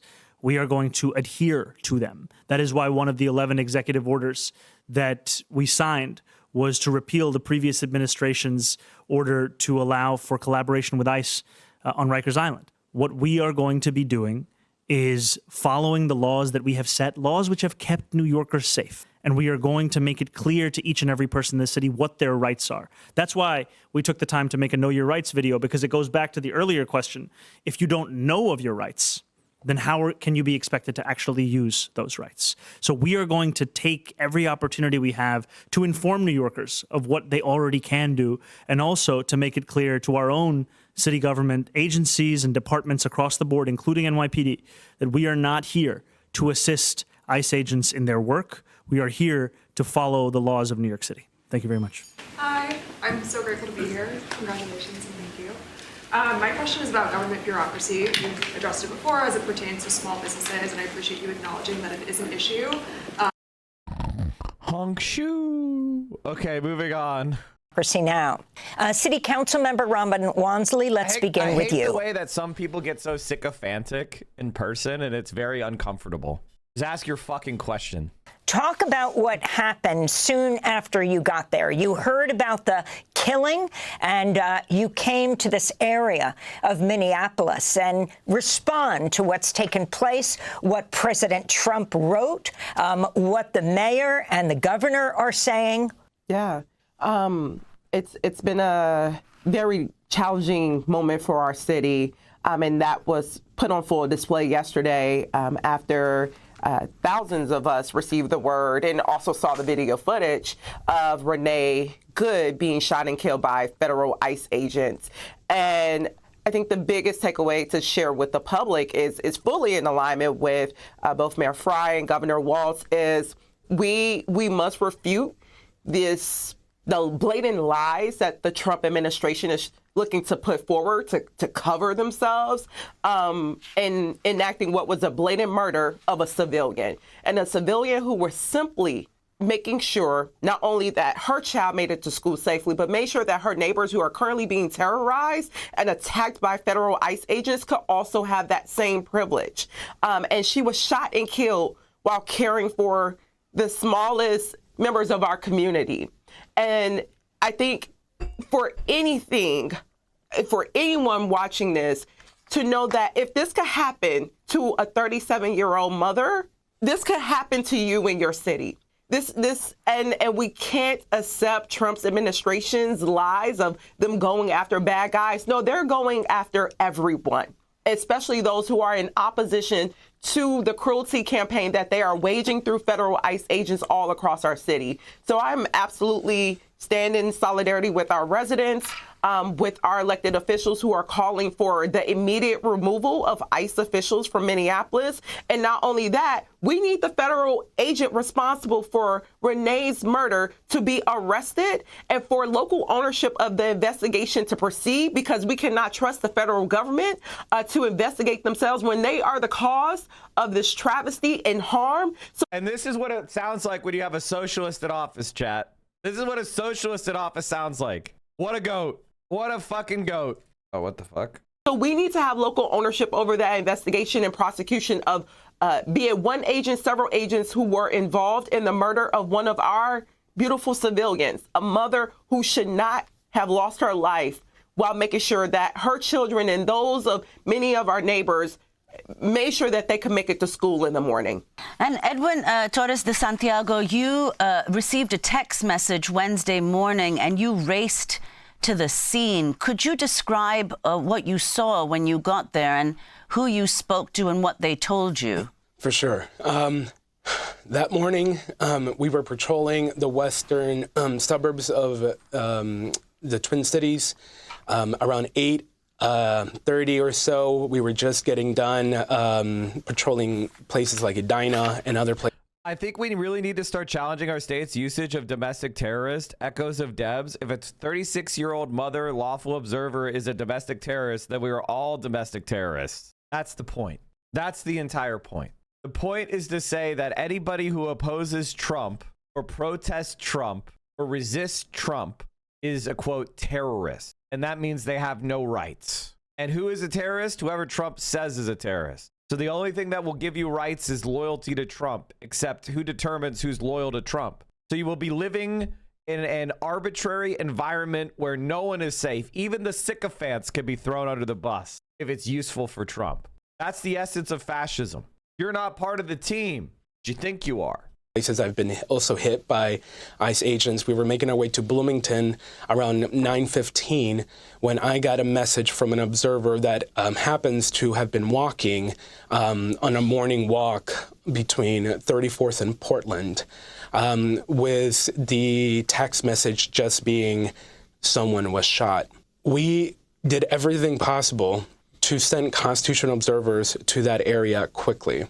Chad, apparently there is there's just been a story released that apparently ICE tracks everybody at all times through their phones. 404 Media has obtained material that explains how Tangles and Weblock, two surveillance systems ICE recently purchased, work. Weblock can track phones without a warrant and follow their owner's home or to their employer. A social media and phone surveillance system ICE bought access to is designed to monitor a city, neighborhood, or block for mobile phones, track the movements of those devices and their owners over time, and follow them for their places of work or to home or other locations. According to material that describes how the system works, obtained by 404 Media. Commercial location data, in this case acquired from hundreds of millions of phones via a company called Penlink, can be queried without a warrant, according to an internal ICE legal analysis shared with 404 Media. The purchase comes squarely during ICE's mass deportation effort and continued crackdown on protected speech, alarming civil liberties.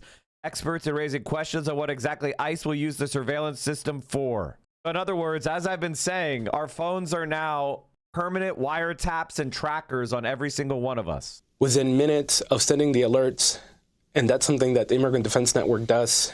We are a coalition of over 100 organizations across the state of Minnesota. We've been responding to ICE activity every single corner. Just now, earlier this morning, dozens of agents are in St. Cloud. Just yesterday evening, they're in St. James.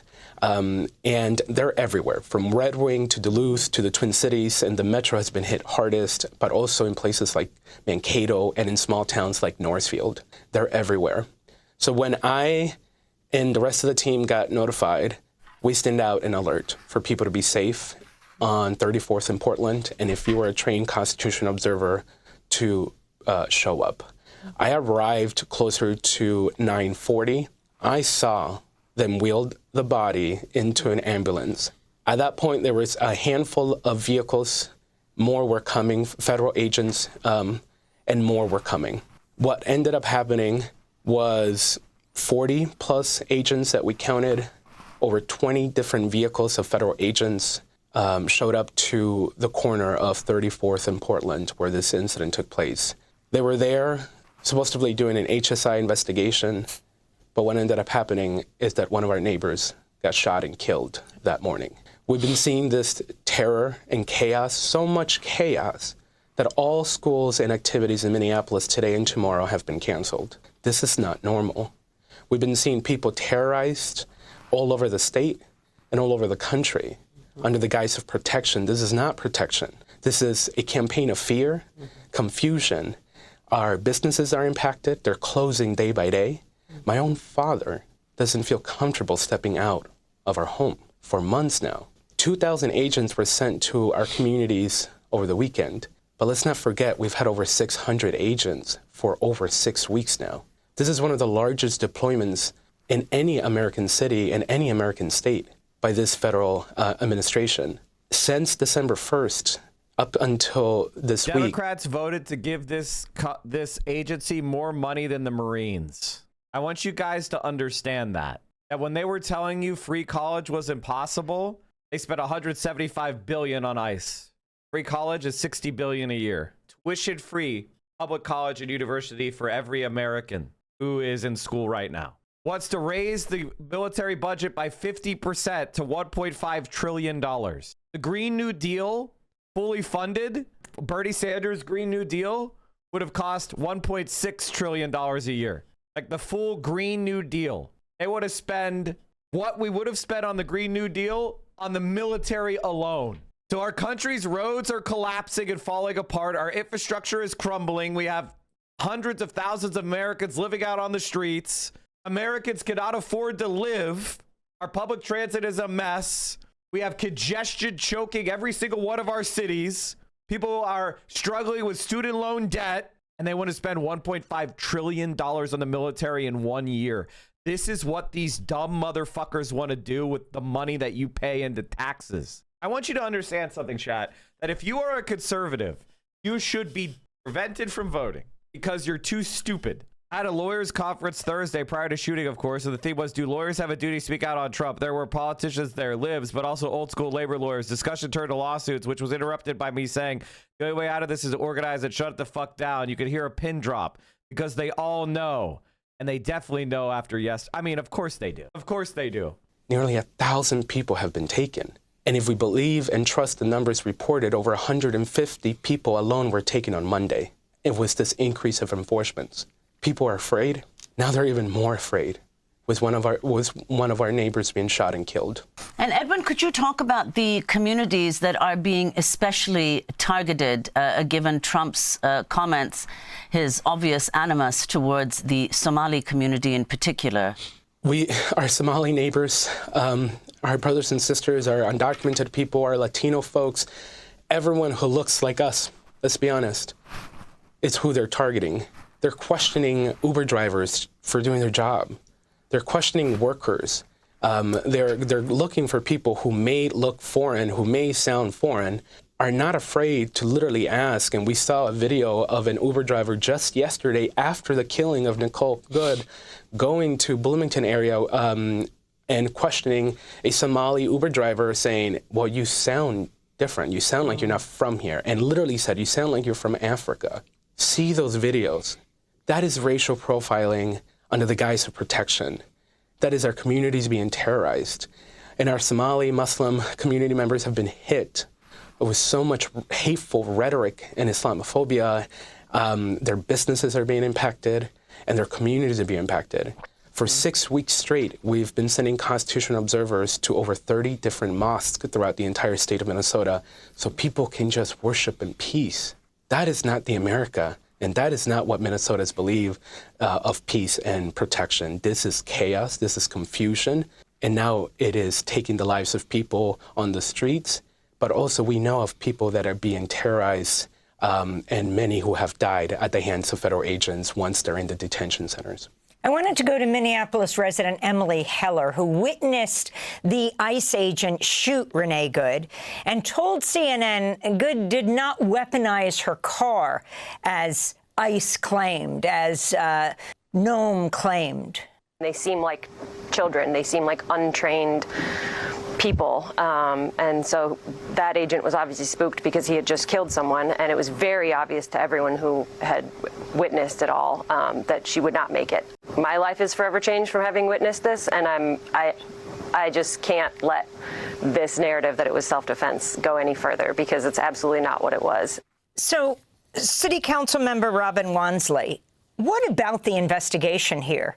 Shockingly, the Homeland Security Secretary, instead of saying we'll investigate this, she and President Trump completely contradicted the video. I mean, President Trump saying that Robin Good ran over the ICE agent who shot her at almost point-blank range. We see him walk away, holstering his gun. He says he was hospitalized and barely survived. Again, these are just more blatant lies coming from the Trump administration because what their ultimate aim is to normalize this. They want to set this as the new norm for their operations, be it under Homeland Security, be it through ICE. They want to essentially say that we can circumvent your civil liberties. We can shoot civilians at our own discretion. And guess what, residents? Guess what, U.S. citizens? Guess what, general public? You have nothing to say about it. There's no accountability that you can have over us because we are a federal agency. And this is why it's so important that the general public, supporters of the movements and organizing that's happening here in Minneapolis, for you all to help us in raising this banner, raising this call to action amongst the Democratic Party, amongst labor unions, amongst any organization that has said that they're committed to human rights, civil rights, social justice, equity, anything other than that nature, to make sure that there is responsibility, that there is a judicial proceeding, and one that is not led by the Trump administration, an independent investigation, full, again, judicial proceeding over the federal agents involved in this. Because, again, this happening here in Minneapolis sets a tone for this to play out in many other cities where they can go in and kill civilians without any due process. And that's what we saw. They're rushing, as they did with the federal agent who shot and killed Renee Good in the morning. They immediately removed that agent or the agents involved from the scene and immediately went into public narrative mode. And they're trying to blame the victims, which is what they've been doing with this whole campaign of fear and cruelty. They're blaming regular people. And Edwin framed it so eloquently. These are people who are simply trying to work, people who are trying to make rent, people who are trying to take their kids to school, who participate in our communities. They want others to believe that these are enemies, that these are threats to our collective safety, when the ultimate threat is the Trump administration and their ICE agents that they're sending in to terrorize our communities. And it's up to us to say, no, we will not stand for this. And I am proud of our Minneapolis community that has a demonstrated track record of showing that when one of our neighbors are under attack, when our government institutions aren't protecting our residents in our most vulnerable communities, we will organize on their behalf. We will organize for justice. We will organize for accountability until we see those things be enacted. And we have no shorter expectations in this case in making sure that Renee Good and her family and all the other immigrant communities who have been terrorized and civilians who've been terrorized by ICE agents being in our city until they're held accountable. And if that needs to happen in our own backyard, if it's through the Attorney General, if it's through our local state lawmakers, we need to put every proposal on the table to make sure that accountability and justice is delivered for Renee Good, and that ICE agents are sent packing out of our city and out of our state. And also at the local level, we need to be exhausting every tool that we have. One of the things that I'm bringing forward in the coming days, as Edwin highlighted, people are afraid to leave their homes, to go to work, to go to school, to go to their places of worship. But in response to that, we're seeing February 1st approach. Rent is still due for thousands of our residents, and they have no ability to make that rent. And no resident should be forced to choose between keeping a roof over their head or having to leave their homes to try to work and risk being kidnapped and abducted, and if not killed by a federal ICE agent. So my office is going to be bringing forward an eviction moratorium where I hope to earn the support of my fellow colleagues, the mayor, as well as our general public, to make sure that our residents can shelter in place safely and don't have to worry about making rent, having to pay their rent, keeping their roof over their heads and their families' heads. That is the smallest thing of relief that the city can extend to our residents right now who are fearful to leave their homes, and justifiably so, while ICE is here in our communities. Well, Minneapolis City Council, you've put together a statement calling for ICE to leave the city and the state, as have other local and state officials. Could you explain what kind of authority the city or the state have in determining whether federal agents should be there or not? I think the authority is the welfare of our residents, the welfare of the people that we've taken an oath to serve and protect. Right now, the welfare of our residents, of the general public, being here in Minneapolis and all across the state of Minnesota, as Edwin laid out, how this is impacting residents beyond the metro, it's very clear. Our communities are being destabilized. They're being terrorized by the presence of ICE here. And they are the imminent threat. They are the domestic terrorists right now in our communities that should be removed immediately. And whatever authorities that we can leverage, I don't care if it has to be legally, again, politically, whatever needs to happen. There are elected officials all across the country since Trump took office and decided that he would leverage immigration as his tool of division and as the spear of his campaign for cruelty to distract us from the fact that they are robbing us every chance that they can of our basic needs, of our ability to have a quality of life in this country. Since they've done that, it's important for us to look at the other cities that elected officials have used creative means to make sure that ICE and any of the faces or the extensions of the Trump administration, to make them know that they are not welcome in that city. And we've done some of that. We've said we're passing policies to let you know you can't stage in our public spaces. Maybe we need to ramp up enforcement of that using our own law enforcement to say, if you are here, no, cars will be towed. You will be reminded every... Correct. Enforce the laws against ICE agents, of course. In fact, let's do that to every cop. That's called basic professionalism and competence. That we can get, that you are not welcomed here. 10 You will be seconds. denied Do you access think to bathrooms and all those things. You have the mayor saying, get the F out of this city. Do you think we'll be seeing Minneapolis police arresting ICE agents? I think that is the dream. That is the dream. Even with Governor Walz noting that the National Guard is on potential standby, the deployment of the National Guard or any law enforcement agency in our community, if they are being asked to show up in our streets, they should be asked to show up to protect civilians from ICE agents. Edwin, we give you the last word. We have 10 seconds. Right now, all I want to say for any listener and viewers is that we're under so much fear. And I am tired of living in fear in a community that I love, in a country that I love. I want to say something, chat, and I don't mean this. I don't mean this to be harsh and cruel sounding, but I need you to harden up. I need all of you. Now, this man is from an immigrant community, and his fears are totally justified. But I need you, especially white leftists. I need you to harden up, and I need you to get ready to defend your communities. They don't care. In fact, they love to hear that you're in fear. Stop giving these people what they want, which is your fear, your pain. They don't deserve it. They lack empathy. They're not human the way you and I are. You need to look at them the same way a gray rock, and you need to be just as hard. My families are immigrants.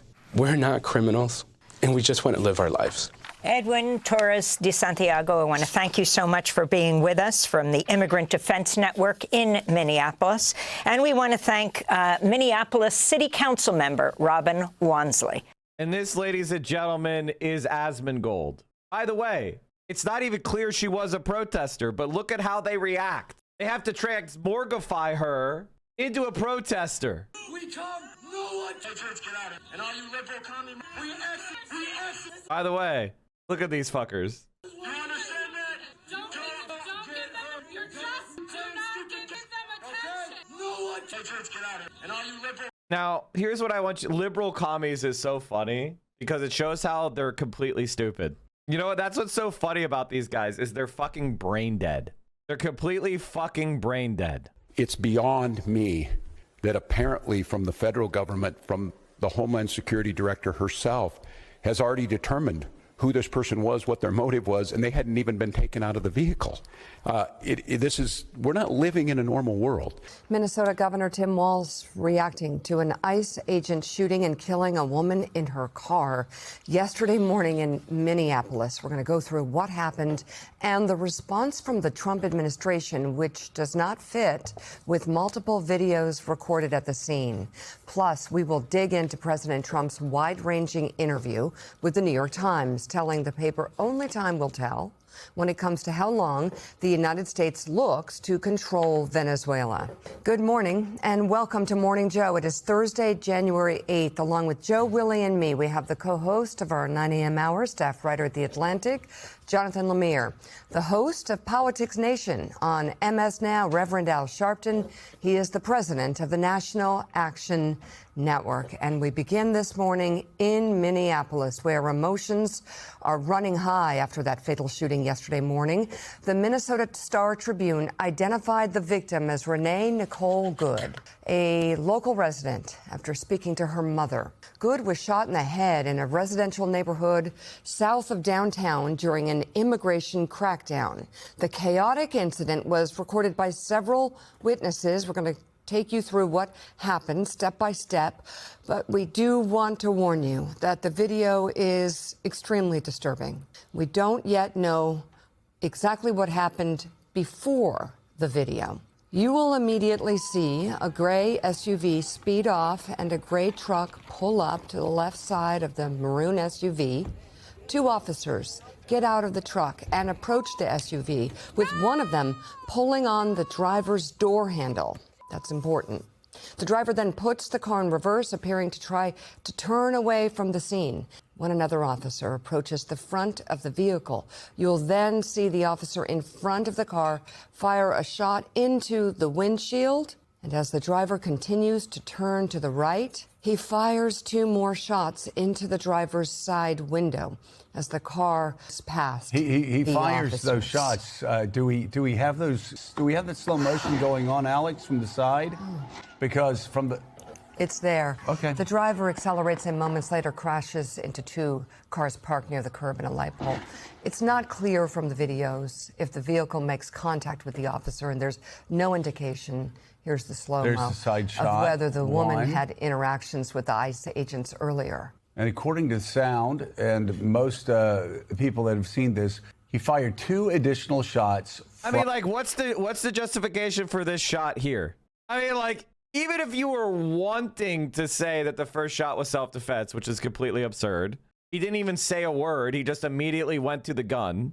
Like, what is the justification for the more shots? Like, it doesn't even make sense. It's just nonsensical. It's because he wanted to kill a protester. He thought he had the justification to do so. From the side at point blank range, right in to this 37-year-old mother's head, killing her. Look at this. And again, those suggesting that he was in danger of his life, let's just freeze it right there, Willie. We're going to have experts on who know about this, but I think we all have probably read a lot of regulations on what law enforcement officers are supposed to do, what ICE officers are supposed to do.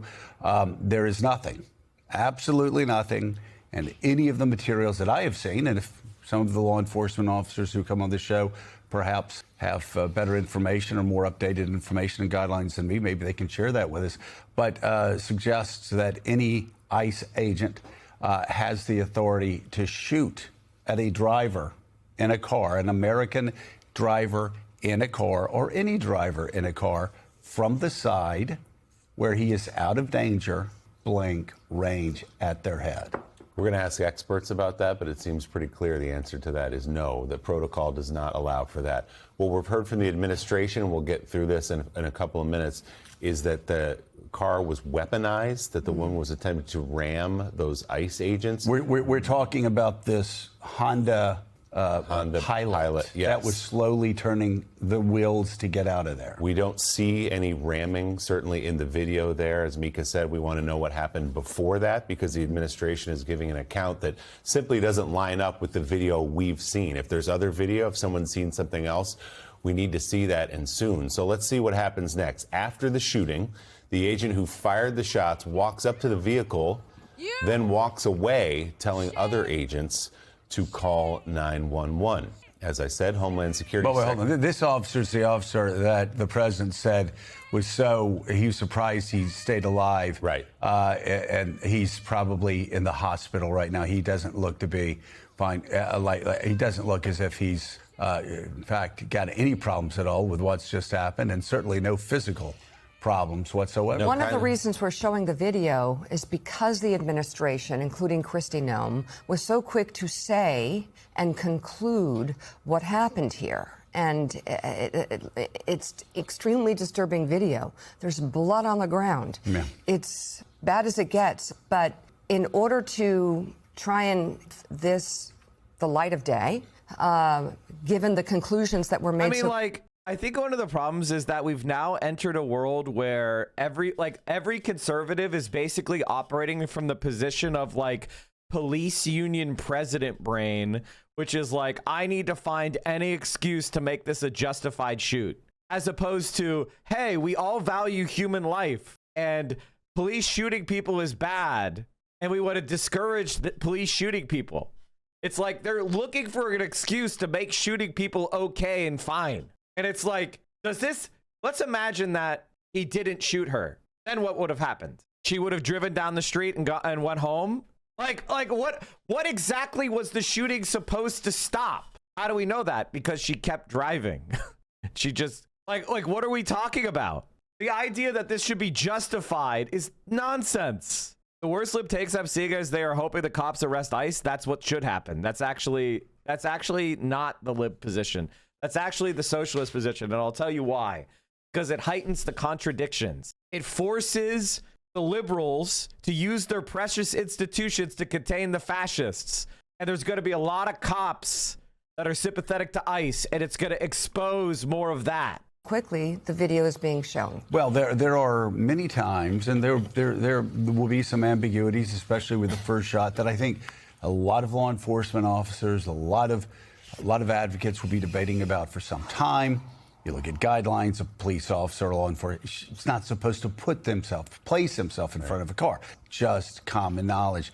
I will say, though, there is no ambiguity that Kristi Noem got out immediately, lied, talked about snowbanks, talked about a lot of things that did not appear to be in any of these videos. And it was just this immediate reaction. The videos that are shown clearly underline the fact that you have someone responsible for this ultimately, that got out as quickly as she could at another event without the facts and lied to the American people. And of course, branded this victim, this 37-year-old mother who now has an orphaned child, a domestic terrorist, when there's no evidence of that whatsoever. It's just a bold-faced lie. And again, our viewers are watching this along with us. You can ask yourself, in this video, what we're seeing right here, is that officer's life in danger? Is the required response here 3 shots, some of them striking this woman in the head and killing her instantly? Ask yourself that question as you watch that video. And as you say, Kristi Noem, the Homeland Security Secretary, jumped out immediately at a public event, drew conclusions, gave an account of what happened, followed up later by President Trump, that just does not match with what we've seen or the eyewitness accounts that we've heard. So Secretary Noem, even as these videos of the incident were just coming out, the investigation hadn't even begun, spoke about it. It was an act of domestic terrorism. What happened was our ICE officers were out in an enforcement action.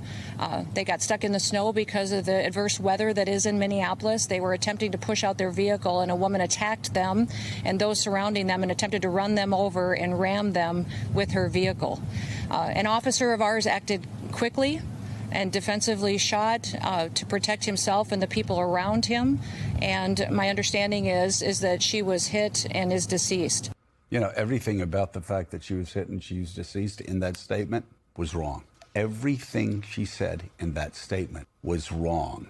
It was ICE agents that came rushing up to this 37-year-old mother and immediately surrounded her, started pulling on her door, started shouting at her. One circled around to the front, which again, they're not to get in front of cars, and then fired twice at her from the video evidence we've seen. And the analysis that we've heard, fired twice at her at point-blank range, while you had ICE agents behind sort of running away from the shooting. Nobody was endangered there, except people around the shooter who fired 3 gunshots on a crowded street. And again, the Secretary speaking before anyone really knew anything except for perhaps this agent's account of what happened, and going so far as to call the woman who was dead, shot in the head in her car, a domestic terrorist.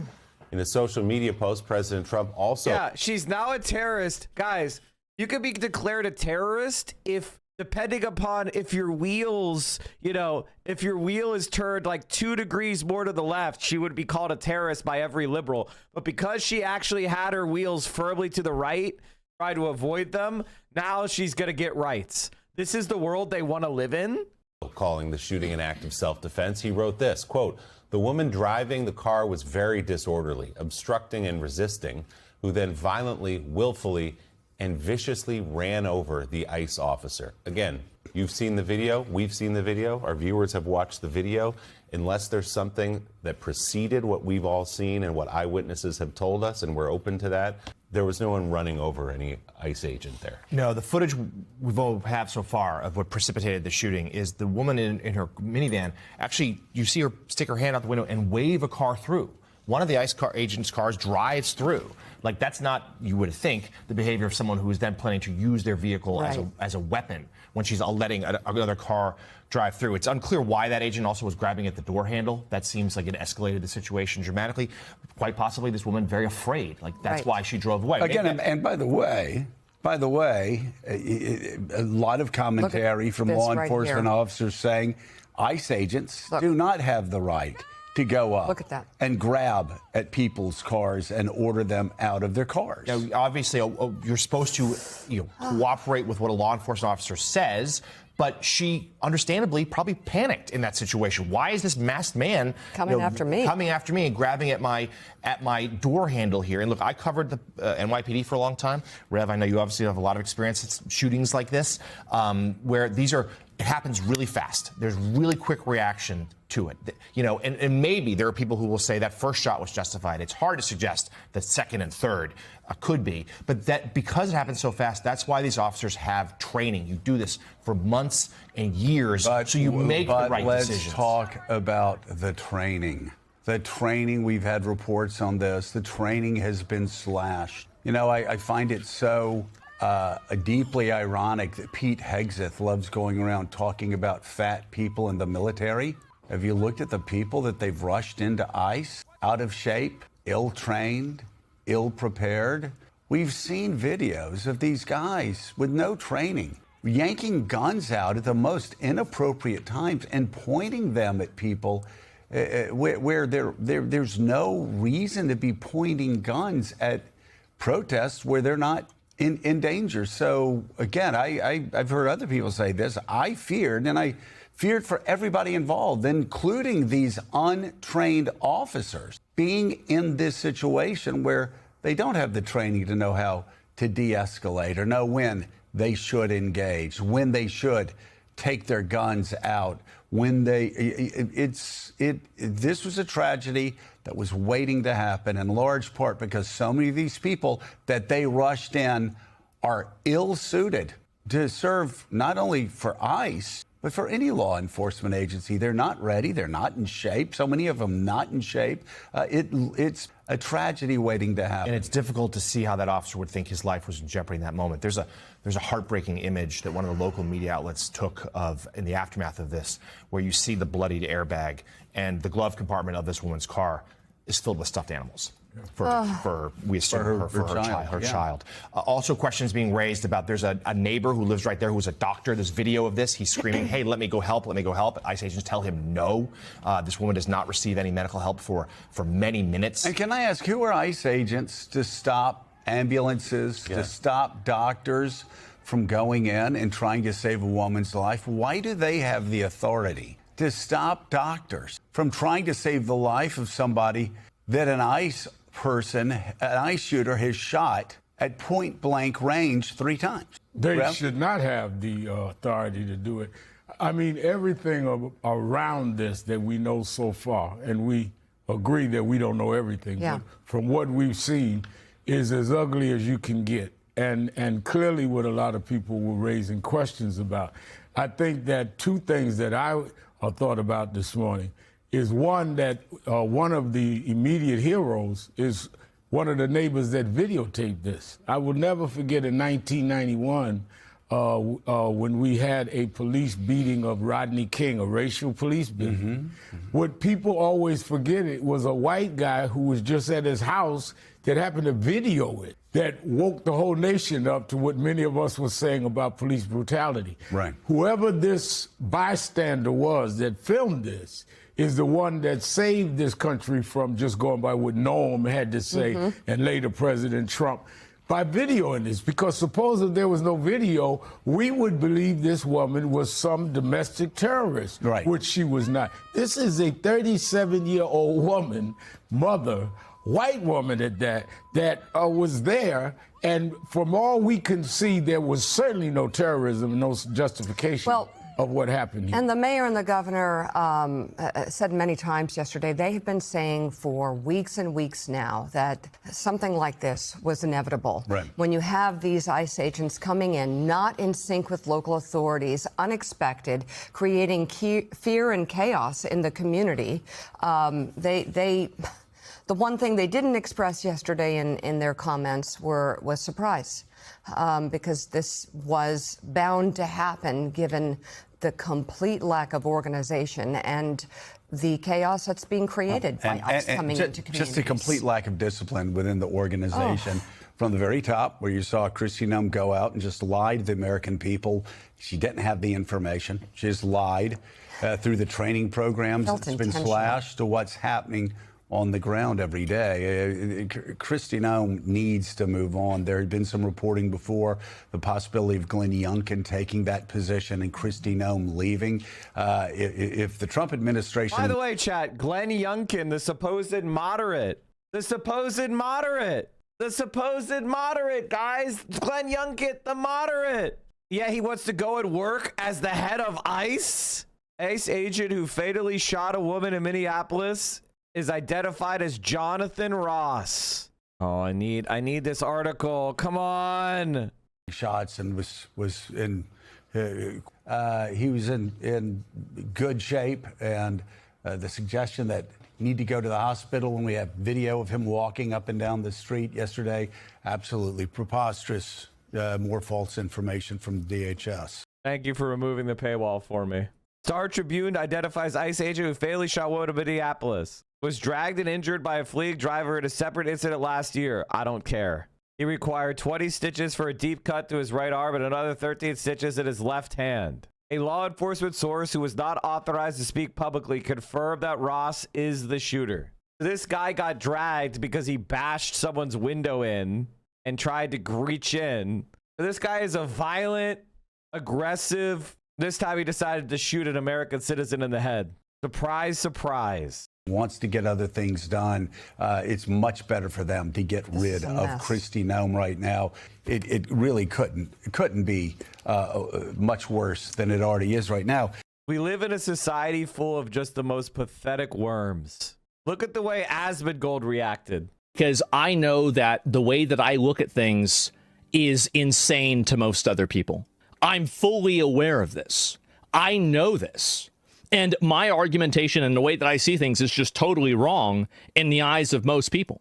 And the reason why, and that's the big reason why I have problems dealing with like other people a lot, is because my solutions to problems are oftentimes so extreme and so immoral and, you know, like inhumane that people, like, because I don't really see people as people in a lot of cases. I just see them as like an object or a functionary tool. And this has been a problem my whole life. And so basically, like, I have a very different perspective on the way that I see things in the world. You think about killing random people? Yeah, all the time. Oh, constantly. All the time. Yeah, if somebody makes me mad or something like that, yeah, of course. I could not drive down the road without thinking about every pedestrian and if I could run them over or not. For like 3 months. I was going in on this because I spent so much time running people over on Call of Duty. I mean, if Asmongold didn't have severe senile squalor syndrome, and if he wasn't mentally, like, how do I put this? If he wasn't mentally deficient, if he didn't have like executive function paralyzation, like if he could remember to wash his ass, he might actually be a psycho murderer, a serial killer freak. But luckily for all of us, he can't even remember to wash himself, let alone hurt anyone else. And the stench keeps other people away. It's the call of the void. You're describing psychopathy? Well, either way, I don't let things like this affect me at all or bother me. And then he pops her off. He shoots her right here. Yeah, there it is. You see right there. Oh, wow. And then he shoots her. Gotcha, bitch. And then he shoots her a couple more times to finish her off. Absolutely rip fucking bozo. The only thing you have to do is crush them. You crush them completely. You never go like after you say, basically after you run one of them over, right? Or you shoot one of them for trying to run you over, then you victory lap around it and you send in more people and you do it even more. They have to crush the other side. That's right. 100 fucking %. Every single one of the things that's really funny about history is right-wingers are always saying shit like this and they always lose. Like, that's the thing, is like most people are normal and they care about other people. When you piss them off, when you actually frustrate when you make the regular person stirred up enough where they're ready to fight back, they are absolutely unbeatable. So these right-wingers always say shit like this. They've said it in this country multiple times, and every time they get their shit kicked in. Every time. The Nazis ended up taking cyanide pills. Destroy everything about them. Put the mayors in jail, put the governors up on the Insurrection Act for sedition, put all of the people that were doing the shit in front of the detention centers, put them in mandatory prison labor camps, authorize the police officers to respond with violence to them, bring in the military if you need to, look and find out who's funding this, take those people, charge them with incitement for terrorism, put them in Guantanamo Bay. Like, I'm talking about scorched earth, Old Testament. Get them the as if he's ever read the Old Testament. Oh God, what a dumb rat. Holy fuck. It's actually funny to watch. It's actually funny to watch because the difference between the right and the left is the left wins and we keep winning. I think one of the problems that a lot of people have is they obviously look at the world as it is today and it's very fucked up. And there's a lot of, you know, conservatives in power is one, but that's based on your perspective. That's your contemporary perspective. But if you put the perspective of a conservative from 50 years ago and looking at the status quo of today, they would be like, wait a minute, what do you mean we recognize black men and white women getting married?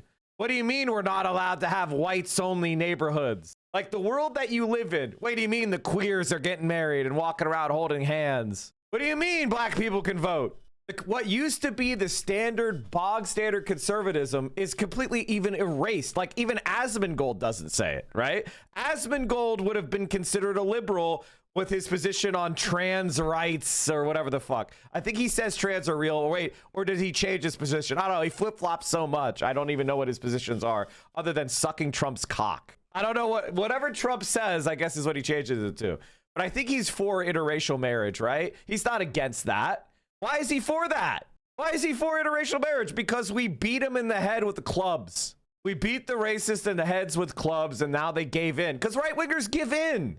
That's what they do. The left never gives in. That's what separates the left from the right. We're constantly pushing for more. He is right about that. He is right about that. The right gives in and then they readjust to the new status quo. That's what they do. They give up. They get beat. That's the essence of what a conservative is. They're the perpetual historical cock. Conservatism is always wrong. Always wrong. Because humanity is far from perfection. We're far from living in an ideal society. So we're constantly changing. We're constantly progressing.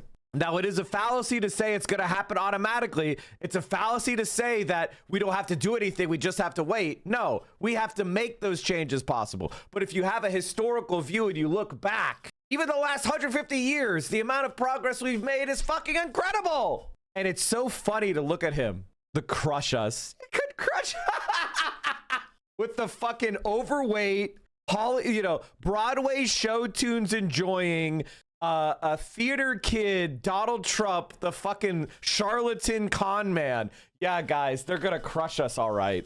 Pathetic. Fuck out. And by the way, my position is the moderate position.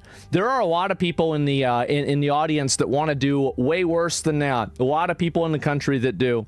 Yeah, 1 hour ago, 1,000 comments. Oh, people are crying about this. They're getting mad. Centrist, by the way, this is the centrist position. And you're going to cry about this. You're going to bitch about this. But you've got 3 more fucking years of it. And you know what else? Whenever the next election comes around, I and a lot of other people are going to vote for somebody who is even more extreme than Trump. Because I don't think Trump's doing enough. I do believe everything that I said. And I think that he should go even farther than that. So we got somebody on Twitter saying that I would rationalize gas chambers for people. Bro, take your meds. So we going straight to the Holocaust. Oh my God. I'm not going to cry a fucking river when people who have genocide that's baked into their laws are getting genocided. I don't give a fuck. They're terrible people. Y'all really got to dial down this rhetoric. Like, not everything's the Holocaust. Not everybody is Hitler. They are not the same as us. They come from an inferior culture, and it is directly antithetical to everything Western values stand for, and it is an inferior culture in all ways. You're making... It's so funny to say this while being surrounded by trash. What is Asmongold's, what is Asmongold's entire fucking worldview, right? His entire worldview is based on like, I don't know, whatever like entertainment he spends his time consuming. He doesn't really know who created the video games he enjoys. Half the culture he enjoys comes from fucking Japan. That's not a white culture. You are a cosmopolitan lib.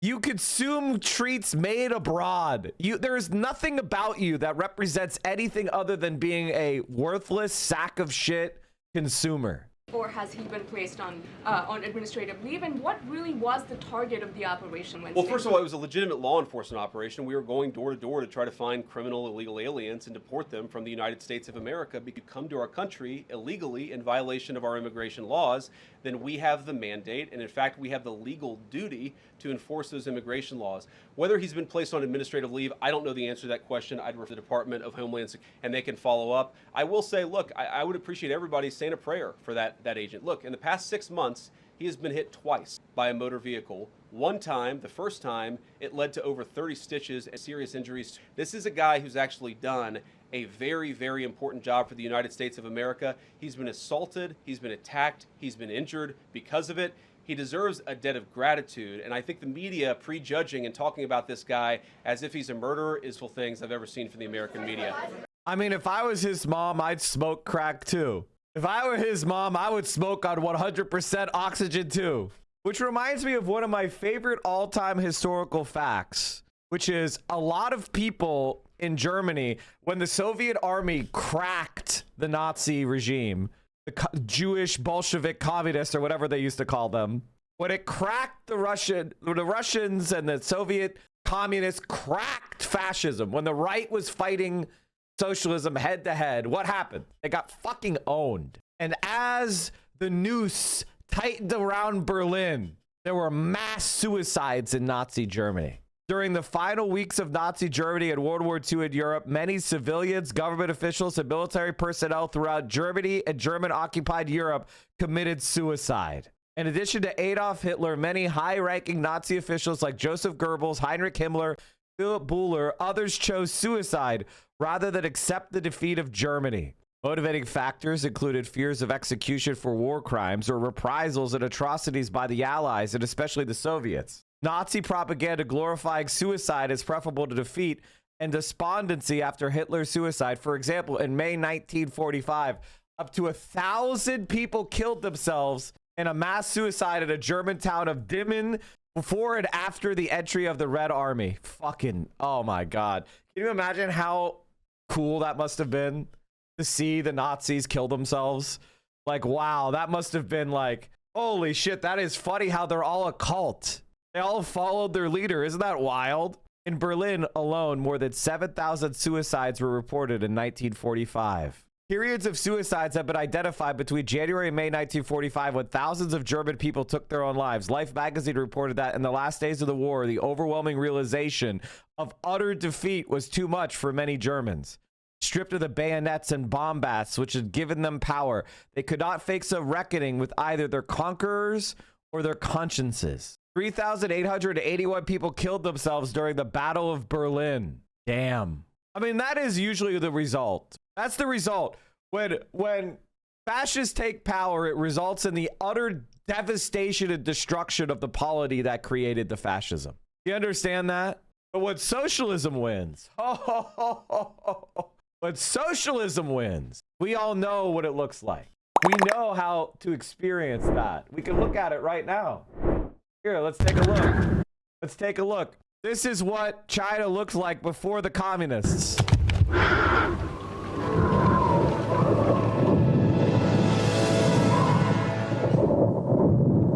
全世界无产者联合起来，全世界无产者。 And now what does it look like? So agrees. 这是载入中华民族史册的一天。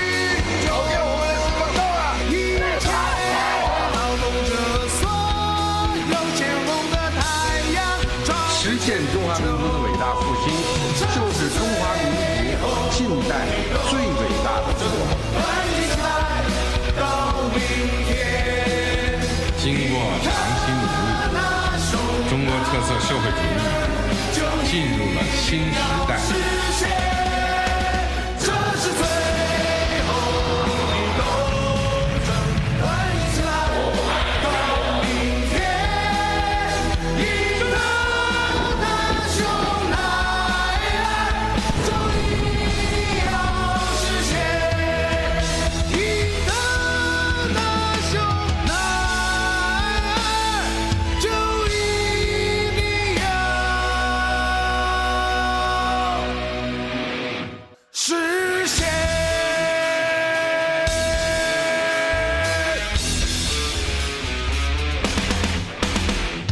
伟大光荣正确的中国共产党万岁！伟大光荣英雄的中国人民万岁！ So let's take a look, chat. Take a look at that, right? Look at that. Look at that. Oh, that's a good shot. That's after 80 years of communism. This has after 10 years of fascism.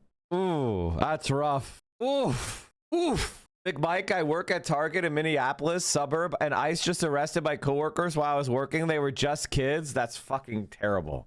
Oh, man. Oh, gosh. Oh, that's rough. Oh, gosh. Look at that. Yeah. We hate to see that, don't we? Well, some of us hate to see that. Dan and Mooten are cucks. Destiny is king cuck on this matter. No further explanation will be offered beyond this point. People deep down inside know if they replicate the scenario, they get shot. It's why they would never do something like this. But that Pikachu face when somebody does it, LMFAO, she wasn't even trying to block traffic. The ICE was blocking traffic and she was turning around. But she was nervous because, you know, ICE agents were being violent freaks. This is preposterous. First of all, she's not waving the officers through. It has no right to do so. Even if she were, she's waving another car through before the officers approach her car. Sorry, but you were the only baby ever worth choosing crack over. Every time your mom neglected you was justified. Sorry. Amy Adams sucked in the movie too. Sorry. Nothing you could touch ever goes right. You should try some of Elon's medicine sometime. Sorry. I mean...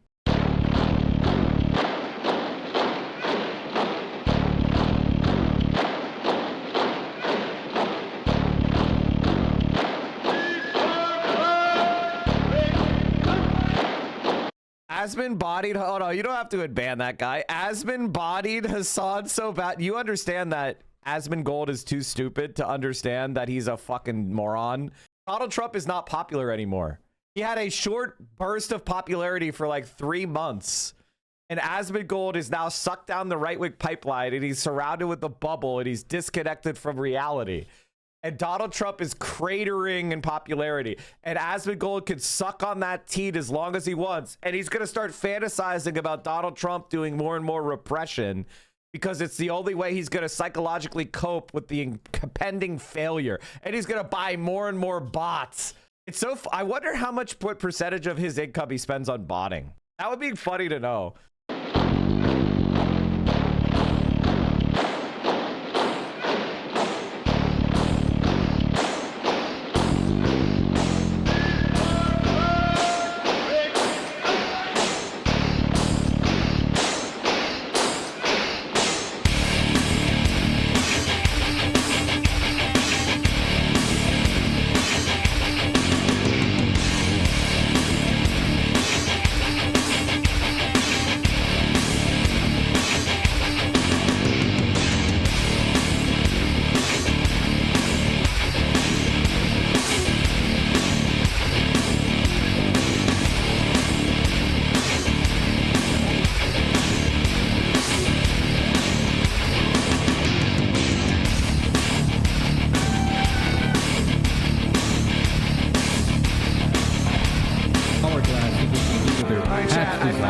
Gained the nickname Bayonet Division during their deployment to Korea in June of 1950.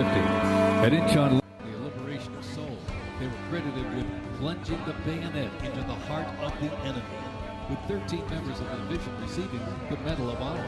The 7th enables and sustains the combat readiness of 2 Stryker Brigade combat teams and a combat aviation brigade.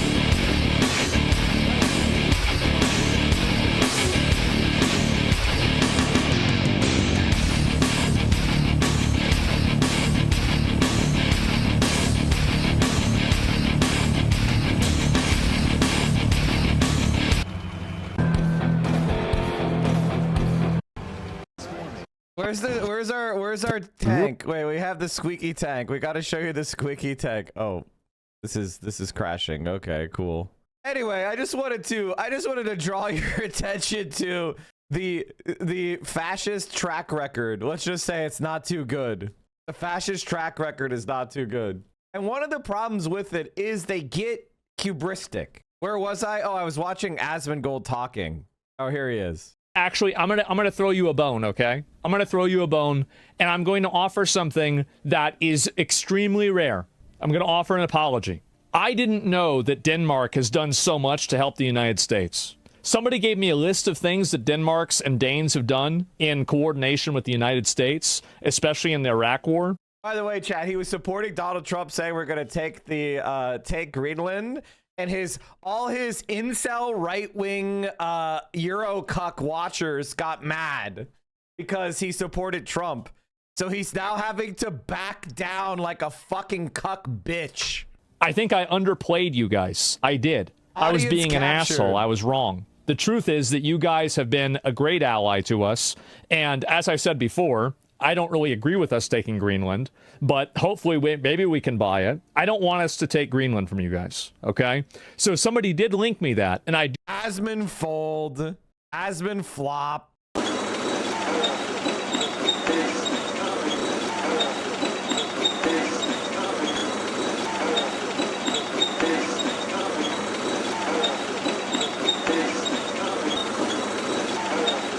You want to say that, okay? Because I try to correct myself. I was wrong for saying that. I was being an asshole. I got caught up in the moment. I shouldn't have said it. You guys have been a great ally. And I would not want to take Greenland through military intervention, even if we could. I think it could happen, but I don't think it should happen. There it is. So yeah, if that's the thing you're talking about, then I'm on board with that. So, and also, I want you to look at what's happening today. And I want you to see where my thinking is coming from, okay? I am looking at America turning to shit. I'm not worried about Greenland. Why am I worried about Greenland? We can't even control Minnesota. Why are we going to try to take over Greenland? Wow, it's almost like they're imperialists and they're serving the interests of the rich and the oil companies. So we can control the Arctic so that oil company billionaires, by the way, they're not owned by America. We don't own an oil company. They're owned by international stock market investors. They're just owned by the rich around the world. They're not even American rich people that own it. So when you do something for American oil companies, they're only American in name only. They're not owned by America. I don't get anything if ExxonMobil's profits go up, and neither do you. Dumb fuck. God, he's dumber than dirt. After the absolute blowout in Venezuela, we kidnapped one guy and left. That's not a blowout. They kidnapped one guy and left, and they got lucky. It could have gone horribly wrong. Can you imagine 20 guys with a shoulder-mounted rocket launcher shot down 5 or 10 helicopters and killed 150 American troops? Do you think everybody would be going, wow, that was such a good move? They got lucky. Your side look like irrational, belligerent, unreasonable, psychotic extremists. They'd be doing the same thing. Oh my God. Who says that about somebody? She's always talking about the Constitution provides me with, go back to your own country and figure out your Constitution. That's my boy. There it is. Oh my God. Wow. See, I've been waiting on it. Why we had to wait for this for so many years? We should have been doing this right off the bat. Oh my God. Prove it. Yes, this is what we want to see. Yeah. Get these fucking foreigners out of our country, come in here, try to micromanage and tell us, oh, this isn't what America's about. Bitch, shut the fuck up. You just came here 5 years ago. You're going to patronize everybody else. Who the fuck are you? You're talking about trying to work in the best interests of Somalia. Get the fuck out. Actually took down information to give us a rate. However, when we left, we were then met with the police. We received a complaint that matching your description, we're in this building harassing the individuals who... And he's trying to assume because they're Somali providers that everyone here is fraudulent. Okay. So we're another Karen. Yep. This is a area that we're allowed to enforce trespassing ordinance. And the Somali community is a very closed community, so everybody's in on it. and they don't want to talk, as you can see. What would you have the police do instead if you were them? What would be your course of action? Genuinely curious. I would create a situation where the police would be afraid to defend these places because they would be worried about being persecuted. That would make it completely chaotic, and these people would then become terrorized by the people that are in this community that they are somehow trying to enable, right? And so the goal is for that to happen and to... What Asmongold is describing is the KKK. What Asmongold, that's just actually advocating for terrorism. He's advocating that there should be a secret society of white people that go around and murder people who are supportive of, I guess, Somali immigrants or multiculturalism. I'm not really sure. Now, how did you guys know what happened to the first KKK? This is something that a lot of people don't know, but it's actually one of the funniest things and best things that America ever did. We had something called the Force Acts, aka the Enforcement Acts. And they annihilated the KKK with the military. A lot of people don't know that the KKK that we have today was actually founded in the 20s. The original KKK, they killed them all. The main goal in creating these acts was to improve conditions for black people and freed slaves. The main target was the Ku Klux Klan, which was targeting black people and later other groups. This act was meant to fight the KKK and help black people and freedom. Many states were reluctant to take such relatively extreme actions for several reasons. Some politicians at the state and federal levels were either members of the Klan or did not have the strength to fight the Klan. Another goal of these acts was to achieve national unity by creating a country where all races were considered equal under the law.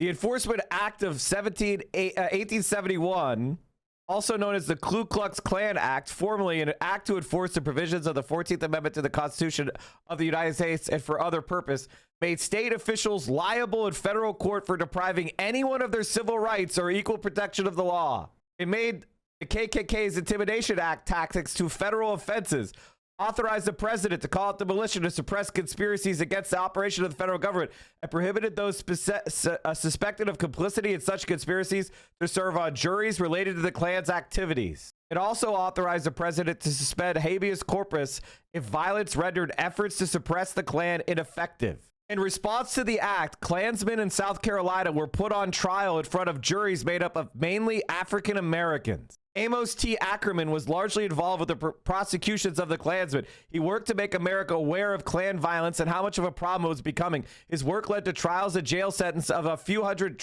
Klan members. Many others who were put on trial either fled or were only given a warning. By 1872, the Klan as an organization had been officially broken. And that's the way you fix it. Now, the reason why America is a shithole is they stopped this. They stopped doing this. That's the reality. And that's what you need to do to right-wingers. Make it as unpleasant and awful for them as possible, so that way they realize the mistake that they've made. Not only is this a call for domestic terrorism, oh, of course, right? The thing is, like, listen, these losers are not even worth responding to. They're not even worth responding to or taking seriously. At the end of the day, they want to come off on the side of illiterate, un-American immigrant Somalians rather than actual Americans, right? And, you know, at that point, I wonder who's really the one that's committing treason, okay? So anyway... wow, what an amazing argument. He's saying I'm on the side of illiterate Somalians. Have you seen your chat? Have you seen yourself, you fucking slob? You disgusting... Take a shower, you filthy animal, you fucking dirtbag. You stink. You're not a human being, Asmongold. You and I both know it. You're not even a human being. You're a slug. You're a slime. Rats are a higher form of life than you. You are nothing. And you know it. The only thing that's keeping you clung to this plane is your bare instincts and the fact that you have a phone that can call fucking Uber Eats. That's the only reason you're still alive, is your parents had a house that you continue to rot in. You are not capable of being an adult. You should be in a mental institution. You and I both know it. You'd be happier if you were 5150'd and taken into the care of professional mental health services. You would be happier. You and I both know it. But first, you need to be deloused. You're probably covered in parasites. There's no reason to even take it seriously. They're just retarded. I'll tell you something. This low-income, ignorant, delusional, brain-dead, third world... Low income. I wonder if his chatters are a lot of high-income guys and gals. Portation of all of these illiterate people that can't speak English, that have no fucking skills, live off the government, and are effectively parasites on the United States of America is a class war. All the comments saying you're a Nazi? Guys, this is just like Adolf Hitler. He is and remains a complete parasite, a scrounger, like a harmful bacteria always spreading further. His presence produces the effect of a parasitic plant. Wherever he settles, the people who welcome him will be wiped out eventually. Because these fucking parasites have come in from other countries. They're stealing our money. Parasites? How does it even make... What? They're parasites because they take a job? That's a... Yes, of course they are. What is a parasite? A parasite attaches itself to a host country, stay with me here. It attaches itself to a host, and then it extracts nutrients, resources, and life force out of that for itself. The effect of his existence resembles also that of parasites. Where he appears, the host people die out sooner or later. You think Hitler was very fucking cool? Yes. I do. One of them, and I'm tired of pretending he's not. Well, to be honest, this is the problem. You see, it's a bit like when you just say I'm a racist. You're a racist who thinks Hitler's cool, but you're not anti-Semitic. If you're a Jewish person watching this, what are they thinking? You think, bro? We didn't shift the Overton window. We burned down the house. We burned down the whole motherfucking neighborhood. And I do think, by the way, I do think that for Nick Fuentes does genuinely represent a primordial id of the disenfranchised, disaffected Western man. And I think that whenever he says stuff like that... Man, there's nothing about yourself or Nick Fuentes that is masculine in any way. He is a closeted, half-Mexican white supremacist. And you are a rotted... delayed adolescence ghoul. You're a feral ghoul who can't even wipe his own ass. Who the fuck? Neither one of you are men. What the fuck are you talking about? Id.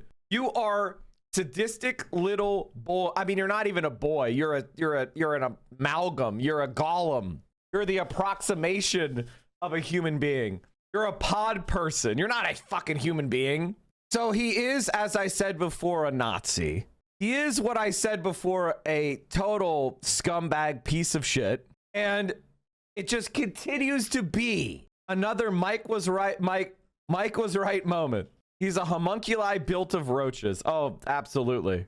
There is a catharsis that comes out of everybody who is watching, and they're like, yes, that's what I was saying. That's what I think. Like, logically, there would never be a universe where I would say that I liked Hitler.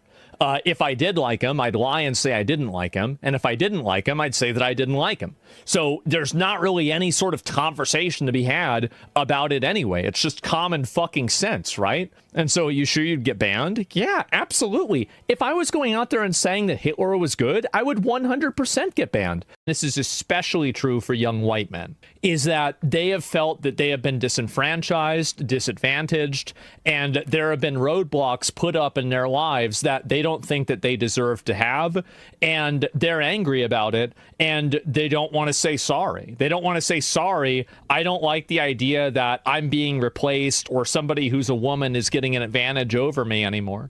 The main reason why people like Nick Fuentes are trying to normalize and make Hitler like an acceptable figure to like make jokes about and say positive things about is because if you can break that stigma, you can effectively unlock a massive identity movement for white people. That's the reason why they're doing it. That America is not white people's land, that's Europe. Well, it is. It absolutely is white people's land. We fought a war over it. Duh, it got conquered. What? Absolutely it is. It's been our land for hundreds of years. Of course. The U.S. is not interested in freedom or democracy. It's interested in our oil. Yeah, maybe you're right. But hey, if we got a bigger gun, then we're going to get it. That's just the way it is. What the United States does criminal. Okay, so, I mean, first of all, my immediate reaction is, if somebody like Asmongold is saying, there are no laws, if you have a gun that's bigger than my gun, you can do whatever you want to me. He is inviting anyone who's bigger and stronger than him, apparently, might makes right, to go and take shit from him. That's not my words, that's his words. Oh, yeah, they're going to interview Venezuelans that are over there and unhappy. They're going to try to make it look bad, but no, it was actually a very good thing. So Cuba's days are numbered. Colombia isn't going to be doing this anymore. Okay, yeah, I can see there's definitely a trend here. You specifically said you'd be against foreign intervention and nation building. Why have you switched positions? If we can get enough money out of the place that we're intervening in, and we can effectively make it worthwhile for us, then I'd be okay with it. Does that make sense? So it's all about whether we're making money off of it. That's my primary function, is that I think about, is this good for Americans? And even if it costs civilian lives, yeah, who gives a shit? Like, I mean, if the thing is that if you're a civilian. You're a civilian, dummy. You're not in the military. You never have been. You never will be. You're a civilian, dumbass. So in other words, any organized group could take your shit because they're stronger than you. They could trample on your rights. Going to do this stuff, people are going to get killed. That's what's going to happen. It's going to happen for sure. I don't think Trump is doing enough. I think he should have federalized the National Guard and sent in the military on day 2. The second that they said that they weren't going to do anything and they weren't going to help ICE, I would have sent them in on day 2. Martial law also includes a curfew. Yeah, I want him to do that. Like that's what I think they should do. And that way it just shuts this stuff down. And what the big problem is that people light stuff on fire, they destroy property, they basically just go apeshit, and nobody has anything happen. And the mayor said it was Trump's fault. Yeah, watch him bonk the dude with a horseback. Yeah, huge W. I mean, again, if you stand in the road, you should be ran over. I mean, another Mike was right moment. Donan said, but Zoran has done what many socialists on here have been talking about for a while, copying the Scheinbaum Daily Press Conference. Socialists have been talking about for a while. You mean me? You mean fucking me? But it's fine. Other people agreed with me. It's okay. I'm glad he's doing it. I'm glad he's doing it. I've always given AMLO the credit for it. It's not like it's my idea. It's just me observing that AMLO did it and that it was the future. I'm not really going to care a whole lot if that happens. Hey, if someone is a part of a foreign terrorist organization, that you don't have to give them due process and they can be deported. Now, the agents that I talked to... They have to prove that they were actually part of the group. MS-13. Yeah. It's like a lot of these people that they're finding, they're not going to just go out and explain exactly what their process and methodology was for finding them, is because then the people that are also here can reverse engineer that. Like, I'm sorry, but like I'm a big fan of the 2 tiers. Okay? Like, we don't need to treat people that aren't citizens the same as we treat citizens. It's insane. The scandal is actually going to draw more attention onto the Trump administration's effort to deport these migrants to this very hostile prison where some men say they've been tortured. Shouldn't have been here illegally. That's what I think. Shouldn't have done it. Yep. Nobody asked you to come here. Shouldn't have been here. Maybe then they'll watch this and they'll be like, okay, well, maybe I shouldn't show up then. Could this be a mark? So in other words, Asmongold's strategy is, let's make America a cesspit where we don't follow any of the laws and we just arbitrarily attack people. Why would white people want to come here? Why would Europeans want to visit? Why would anybody want to come to America at all if your rights are forfeit the moment you come into this country? Who would be dumb enough to come here? Do you think a country remains powerful if nobody likes that country? Marketing ploy? Well, I think it should be. This is dumb. I mean, they deserve to be tortured, so I want to see what the conditions are. Well, here's the question. If they were being tortured, would I agree to not send them there? No, I don't care. Don't give a shit. Shouldn't have come here. And also, maybe that's a good thing now that they know. So they know what's on the table if you break the law, is you get sent to some fucking torture prison in El Salvador. Maybe then they'll stop showing up. I respectfully disagree with that. Deporting them is fine. There's people who deserve to not be tortured. Well, then they shouldn't have been here. That's the way it is. It's pretty obvious to me that a lot of mainstream media is trying to present, you know, like us sending these illegals and these migrants to El Salvador is like a bad thing. Now, in my opinion, I think it's great. I'm a big fan of it. I think we should do it more. And yeah, maybe Trump might respond or like scare them from doing it or not. But I think it's also very clear that the way that they report on these topics is extremely biased. The guy who says, yes, all rights should be stripped. And the reason why Donald Trump is in power, Asmongold, you dumb fuck, is because of the Constitution. And then you are saying we should trample on the Constitution. Well, why stop with the rights of immigrants? Why not just trample on Donald Trump? Why not throw the whole fucking document in the trash and rip out every Republican politician out of their seat and bring them out onto the streets? Why the fuck are we doing any of this? If the Constitution is not the law, if we no longer agree that it's the law and how we should run things, and the rights protected in the Constitution are not protected, why the fuck are we doing any of this shit? Why are we the United States? What are the United States if we don't have the Constitution? Is it just tradition? Is it just we're doing it because we were used to do it? Be careful what you wish for. You just might get it. Like, I think that these news places, I think that they should have their news licenses taken away. I do. Their news licenses. The First Amendment says, Congress shall make no law abridging freedom of the press. It says they're right there in black and white. Asmongold says that news agencies should have their licenses revoked for criticizing Donald Trump. I cannot imagine a more pathetic loser fuck than this rat fuck traitor. And every press tell people don't let Nazis take power. Don't ever listen to the press. The press is the enemy of the people. These international organizations like the UN and the WEF, those are also enemies of the people. They exist purely to subvert your goals, to destroy your country, and to... How could I stand up with such amazing argumentation where he just says shit like a dumb fucking rat? I gotta tell you, chat, the more I look at Asmongold, do you know how close I am to violating TOS? Like, I have to hold back. I really do.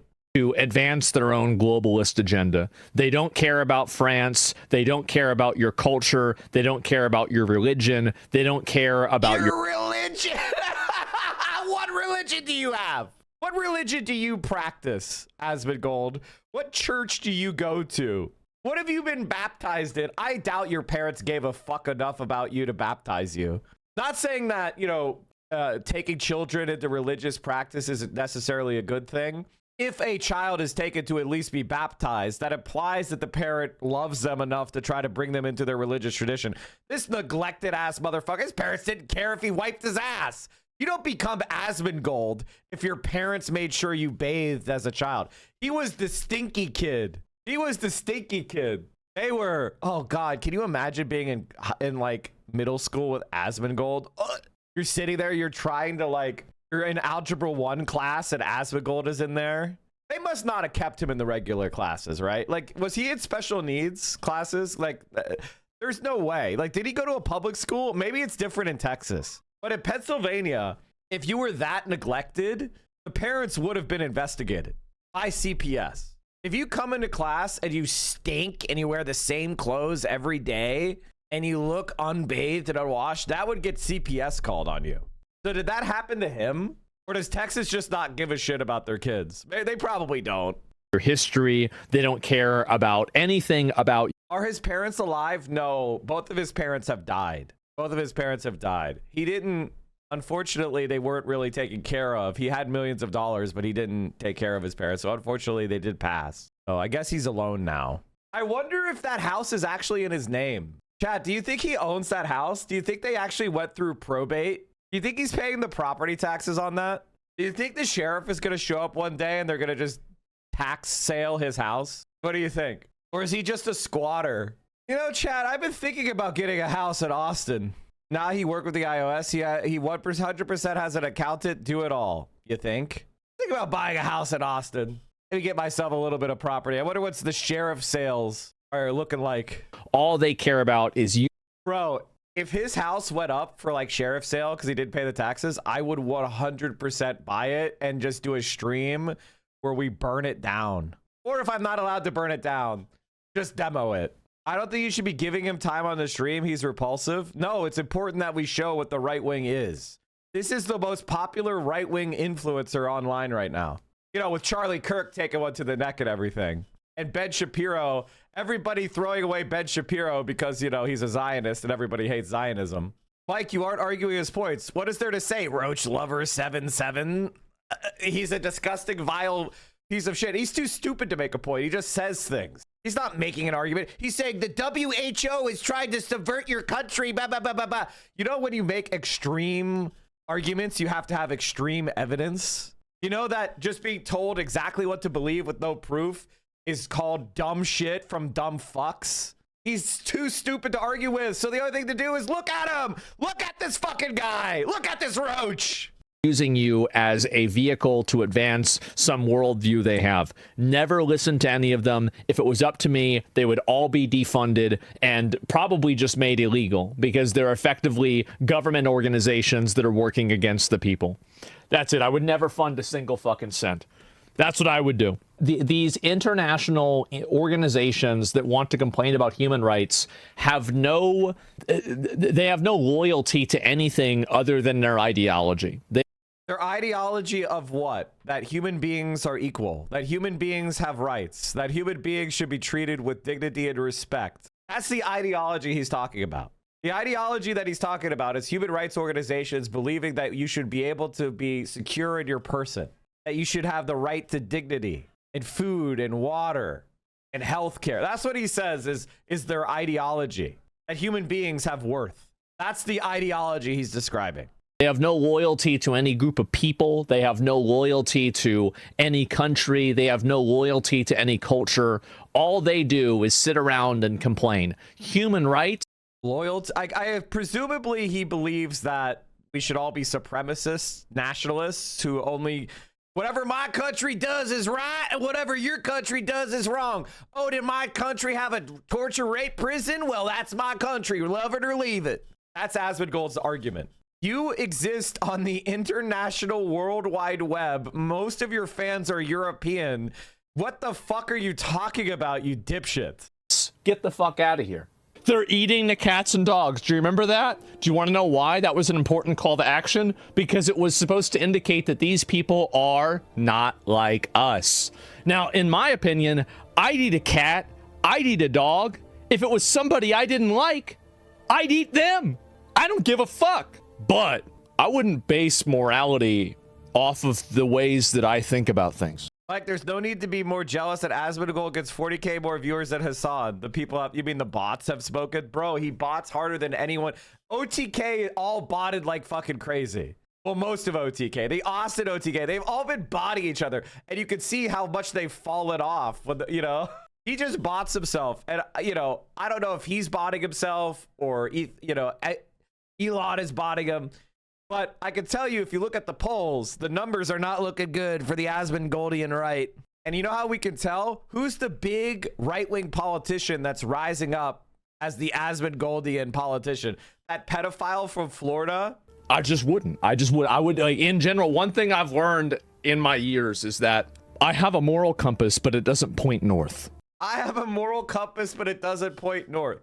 In other words, his compass is to do harm to other people. This is your politics. A guy who says he wants to do harm and commit cannibalism. Like, this is your guy. Did you see this video of a Somali unk cooking ICE agents? All right, what more can you even say?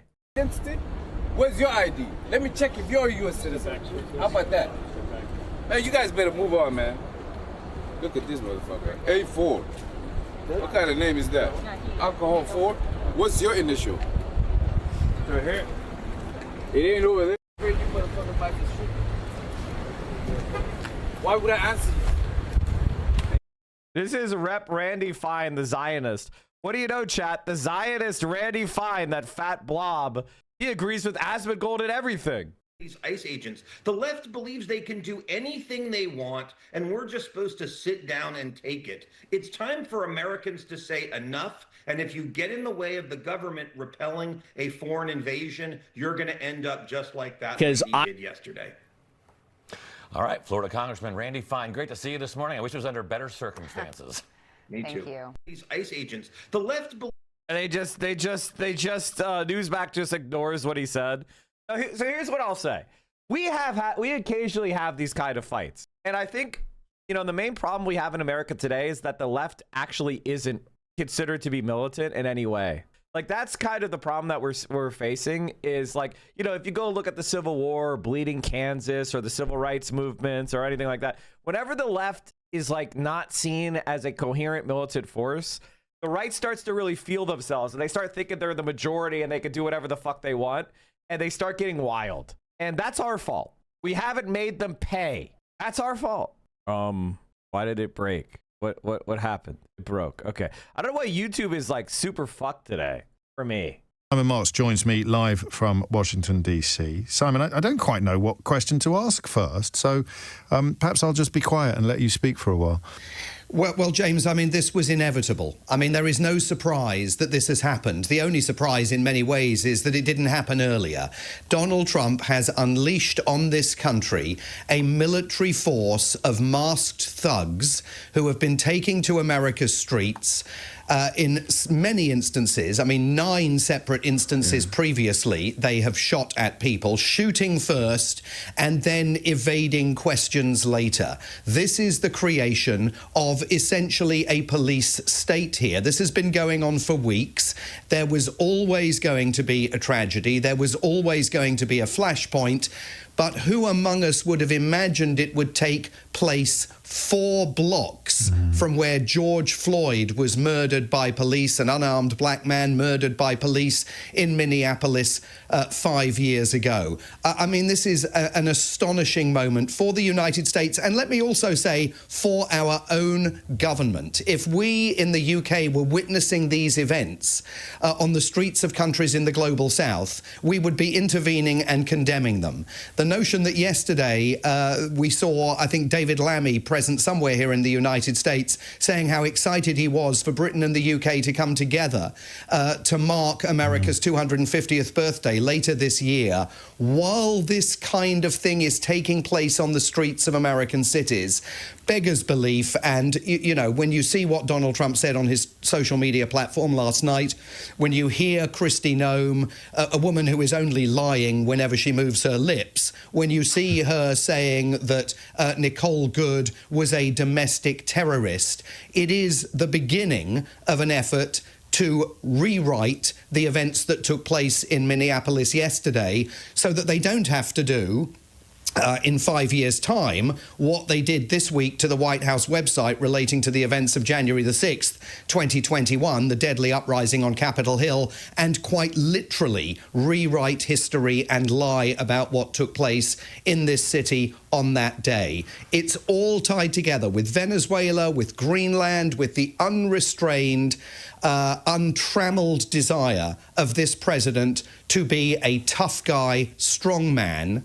And the country, I think, is facing a real challenge now with trying to see what, if anything, can be done to stop these ICE agents and Customs and Border Patrol agents from going all over the country and terrorizing and now killing innocent people. With impunity. And I mean, that is the point. Even now, it would not be too late to say this character will be apprehended and investigated using the full force of federal law. We know that they won't, but that's the point, isn't it? It's I mean, the lie is an invitation in many ways. It's an endorsement of impunity that January the 6th made inevitable and inarguable, but which now arrives squarely at the front of 2026. Yes, I mean, the impunity that they have, I have to say, when one digs into it, you discover once again is one of these issues that we've all sort of assumed that these federal agents are immune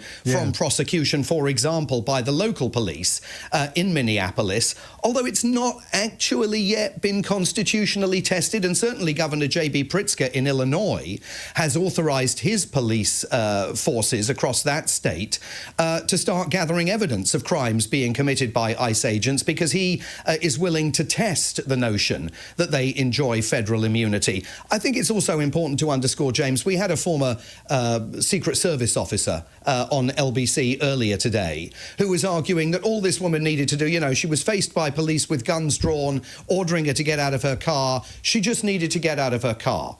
I mean, I think it is really important to underscore. Just so that you know, hang on, you may not know this. I don't know how he ended up on LBC, but he's also a contributor to Newsmax, which probably gives you an idea of his credentials and caliber. Well, the point to underscore is that in communities all over the country, we have witnessed masked ICE agents refusing to identify themselves, dragging people out of vehicles. People are genuinely, even American citizens like Nicole Good, genuinely concerned that they themselves might be deported. While Kristi Noem denies American citizens have been deported, they have been. Just within the last 3 weeks, there was a woman born in Maryland whose lawyers furnished her birth certificate to the Department of Homeland Security, and she was still deported. So the notion that you can view these people as though they're, you know, Dixon of Dock Green and it's a fair cop gov, I'll come and help you with your inquiries, is absolutely laughable. These are masked thugs, and it's so bad that last year the FBI was reportedly preparing to issue guidelines because they were concerned that in various parts of the country, people pretending to be ICE agents, masking up, gathering uniforms, driving around in unmarked cars with blacked out windows, were using that as a pretext for committing crimes because they knew that ICE agents were behaving like that on the streets all over the country. Well, I want to say, how is it resisted? But you know, my question is more about the media than about the politics of it. I mean, people in Trump's immediate orbit, the people with access to the Oval Office, the people who've get to interview him on a regular basis, they are part of the project. They are complicit in the lies. But what does the rest of the media do now? I mean, what is the likelihood of more echoes of George Floyd's murder reaching the front pages and the television networks of the United States now? Well, I think it's important to underscore that, you know, even what the White House refers to as the legacy media here is subject to change. I mean, CBS News, as of now, is a pro-Trump network. I'm also bound to say it is the BBC's media partner here in the United States, and I think that poses a massive question, another massive question for the BBC, because what's it going to do about the fact that its media partner is a pro-Trump network at a moment when Trump is suing the corporation for $10 billion for defamation? I think that there's no question that in siloed media channels last night, the public was seeing different versions of this story. So obviously the channels that are pro-Trump and the propaganda networks are emphasizing the fact that that this woman, according to Kristi Noem, was a domestic terrorist, even though there's absolutely no evidence she'd participated, as far as we know, in anti-ICE protests previously. And by the way, those protests are constitutionally permitted and legal. There was nothing that she was doing that one can tell in that video that could be described as illegal, because it's very unclear why she parked her car. I mean, it looks like she may have been attempting to do a U-turn to get out of the area. I mean, certainly there's no evidence to suggest that this was deliberate strategy on her behalf. And then, of course, if you watched MS Now, as it's now called, formerly MSNBC, or the left-leaning channels here, you will hear coverage that is obviously much more excoriating towards ICE and this complex, this vast $170 billion complex that Donald Trump is building to deport 1 million people a year from the United States. In that big, beautiful spending bill that he signed into law last year, ICE is going to get more money from the US government to finance its operations than every other state and local law enforcement agency combined. That is the power that ICE is being... That's what the Democrats gave into, by the way. That's what the Democrats did. The Democrats were okay with... The Democrats funded it. Given, and there has been a rush to recruit more agents. Many of them have been offered generous signing bonuses, $20,000, $30,000, just to bring them on board. And there is copious evidence, NBC News has done a lot of work on this, to show that these men and women are in many cases not receiving basic background checks and security checks before they go into basic training and find themselves on the streets. And if you look at what happened yesterday, that guy pulling his gun, I mean, it almost looks as though the second ICE agent right next to the car is concerned that he's about to come in the line of fire. Yes. I mean, this was chaos. It's a bit on like the Fredo. streets, Fredo on a in residential street of Minneapolis. It is, and we shouldn't probably, I shouldn't make light of any of it because it is chilling. Hassan tweeted something earlier that I want to talk about. He said, I'd be very careful about agent provocateurs and the crowds, especially in Minneapolis tonight. Federal agents are going to try and light shit on fire, break into places. Important to maintain discipline. The government will try to use this dissent to justify further repression. Now, I don't think, I have a lot of complicated thoughts on this. The first thought, though, is that he's 100% correct. Wooish, thanks. He's 100% correct. And it's not a theory. It's not a maybe. It is a fact. The second thing I will try to say is if there was a riot in response to the fact that the federal government and the local and state government are not prosecuting a murder, that is the result of a lack of justice. And it is understandable. Flag burner busted as a provocateur. Oh my God, Hassan proven right instantly. Holy shit. Hassan was right. Why would you run off? Why would you run off? That's weird to burn a flag and run off. That doesn't make sense. That's not a protest. Why are you not back there at the protest? We got everybody riled up. You came here to do what? You a boogaloo boy? An accelerationist? What are you doing here?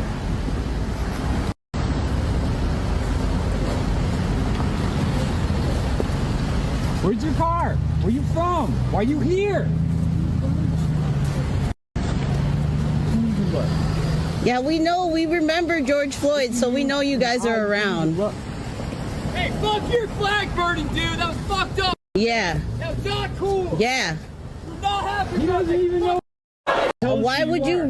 And in the George Floyd protest, there was somebody who burned down a Wendy's. He turned out to be a right winger. Time and time again, right wingers will do crimes and then go, "Oh, see, the left is doing crimes." Oh, by the way, the British lib we just watched was somebody who was a Starmer supporter and an basically he was anti-left. He was like, oh, the Parliamentary Labour Party is correct. Jeremy Corbyn is so anti-Semitic. Jezza is such a, and then now he's like, he got radicalized after 2 months or 3 months of the Gaza genocide. And surprise, surprise, the AutoZone fire, which was the original fire to be set across from the third, was also an outside agitator. Yeah. Bill Crystal is saying abolish ICE. Like, I mean, it's just, I mean, like, what do you even say? What do you even say? What do you even say to this? What do you even say to this? I'm sorry, but I'm not going to let liberals who basically said, oh, the reason why we're losing to Trump is because you guys said abolish ICE. Boo-hoo. They identified somebody they wanted in this crowd. They aggressively went after them. They pushed their way in. Now they're shooting pepper balls toward the crowd to keep everyone back. We don't know why they decided to go after this gentleman. There was a bunch of people standing still, and then all of a sudden they ran in and tried to grab him. This created a situation, as we move a little closer here, where they're putting the handcuffs on this guy right here. Now this guy is trying to get involved, so they're going to take him down as we speak. The pepper ball spray is very strong. Look at this right here. They're going after someone else. So you can feel the anger of this crowd. All right, they have deployed an agent, folks. They have deployed an agent. Chemical weapons used on American people. What we're seeing is, that is, you know, they don't allow that in the Geneva Conventions, but they do it on grandmas protesting a murder. A different level of maybe training per agent. There are some agents here who are trying to use de-escalation, and they're talking with the protesters and trying to walk them through it. Then there are other agents who are literally having conversations where they're antagonizing the protesters, telling them to bring it if they want to bring it. And they're using their body to physically push people down to the ground. We've watched that in several different occasions that happened right here on the line. They identified somebody they wanted in this crowd. They aggressively went after them. Footage shows Democratic Rep Angie Craig having a heated exchange with the Republican Whip Tom Emmer, both of Minnesota, on the House floor. Craig has strongly denounced the ICE shooting in Minneapolis, while Emmer defended the officers. More on what was said of the story. Apparently, some Democrats are very pissed. They're going and screaming at the Republican Whip in his face. I mean, of course they should be pissed. The whole system is teetering on the brink of losing complete legitimacy. And I can tell you, chat, the way of the radical left, the real far left, is starting to open up. And I've been working toward this on this project for 10 years, where we can start talking about real far left policies, like expropriating all the wealth of the billionaires. Not a tax, but taking it all. We can start talking about abolishing the CIA, abolishing the FBI, abolishing DHS, abolishing major departments, doing a constitutional convention and writing something, wiping away the entire American Constitution. Real far left policies, they're starting to become possible to discuss. Not this rad lib, not this soft left, center left AOC birdie shit, but the real shit that I've wanted to pursue. The real far left, a red army with socialist political officers, political vetting of police, political vetting of the military.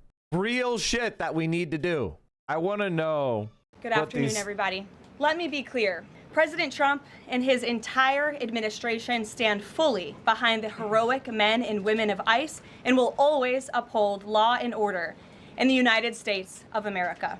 The deadly incident that took place in Minnesota yesterday occurred as a result of a larger, sinister, left-wing movement that has spread across our country, where our brave men and women of federal law enforcement are under organized attack. Right now, immigration and customs enforcement officers are facing a 1,200% increase in assaults, a 3,200% increase in vehicle rammings, and an 8,000% increase in death threats. ICE agents are faithfully enforcing federal law to protect the safety of the American people by removing criminal illegal aliens from our country, which is exactly what nearly 80 million Americans elected President Trump and Vice President J.D. Vance to do. Radicals in the Democrat Party are furious over this. They don't want our border secured or criminal illegal aliens being removed. As a result, Democrats are impeding immigration enforcement operations daily, creating extremely heightened and dangerous circumstances that make it nearly impossible for the men and women of law enforcement to sit. So what are they doing, chat? They're helicoptering down on an apartment building and forcing American citizens out of their homes. They are going door to door, harassing anybody who is brown. They're going down you better not go to fucking Home Depot, because if you're brown, they're going to arrest and detain you. They've kidnapped American citizens and kept them in detention for days or weeks. They arrested a Canadian woman who went in to get her work visa extended legally. They arrested her and put her in a detention facility for months. Excuse me, for 3 weeks. Here, this is something. Like, this has been going on for a very long time. We watched this, what was it, last year? The New York Times made a video. Hold on. This isn't it. Fuck, they don't have it.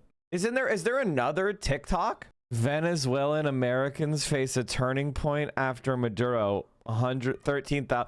Oh my God, this is dog shit. They had a different TikTok, the video producers. It's like, maybe it was on YouTube. God, the New York Times, man, they are fucking dog shit. Like, they have a really good, whoever's in their visual investigation shit is really, really good. Damn, I don't know where it is. There was a really good thing we watched. I guess it's gone now. All right, hold on. This is it. Oh, it's a New York Times opinion. Office. I was doing everything completely legally. I came to the U.S. I was reapplying for my work visa in the immigration office. I was doing everything completely legally. I came to the U.S. legally 11.5 years ago. I was granted asylum. Then I got a notice to appear in one of ICE's offices in June for what they called a routine check-in. We went to Cancun for vacation with my family. When we came back, got out of the plane, they pulled me aside. I didn't understand why. They said, you need to reapply through the consulate and we need to send you back to Canada. And in my head, I thought that meant, okay, I'm just getting on a plane and going home. That was never a concern. I had a green card. I traveled multiple times before out of the country. I was sitting there looking for flights to go home and I was taken. They were like, we have to detain you. I was under arrest. With no explanation. It felt like I had been kidnapped. You're kidnapping me. They said they are detaining and deporting people who are here illegally and criminals. I was never in the country illegally. I did not come here illegally. It was legal from day one. So the idea that this is like some sort of this is some new thing, they are arresting white Canadians. These guys are virulent, they're they're unhinged, they're uncontrolled, and they're just sadists looking to attack anybody they can get away with. It's not even really about immigration. That's really, I mean, it is about that sadistic impulse that we talked about before. All right, chat, thank you so much for hanging out with me today. I'm gonna call it there. I've got some other work that I need to do. So here is all the links and everything. I'm gonna send you guys, gals, non-binary pals over to Vio. Vio is apparently was watching a trailer about a new dinosaur game. I don't know. So thank you so much for hanging out with me today. I'd love to have fun and talk about other shit, but we are in a provably fascist escalation, and this is the moment where we build our own movement. All right, everybody, stay safe. Solidarity forever. I'll see you all tomorrow. There was all my links in the chat. 10 a.m. Eastern, 7 a.m. Pacific. I'll see you then. Have a good one. Thank you for all the support. And if you're in Minneapolis, send me a message with how your community is handling it. My thoughts are with you, and we will get through this together. All right, everybody. Free Palestine. Peace.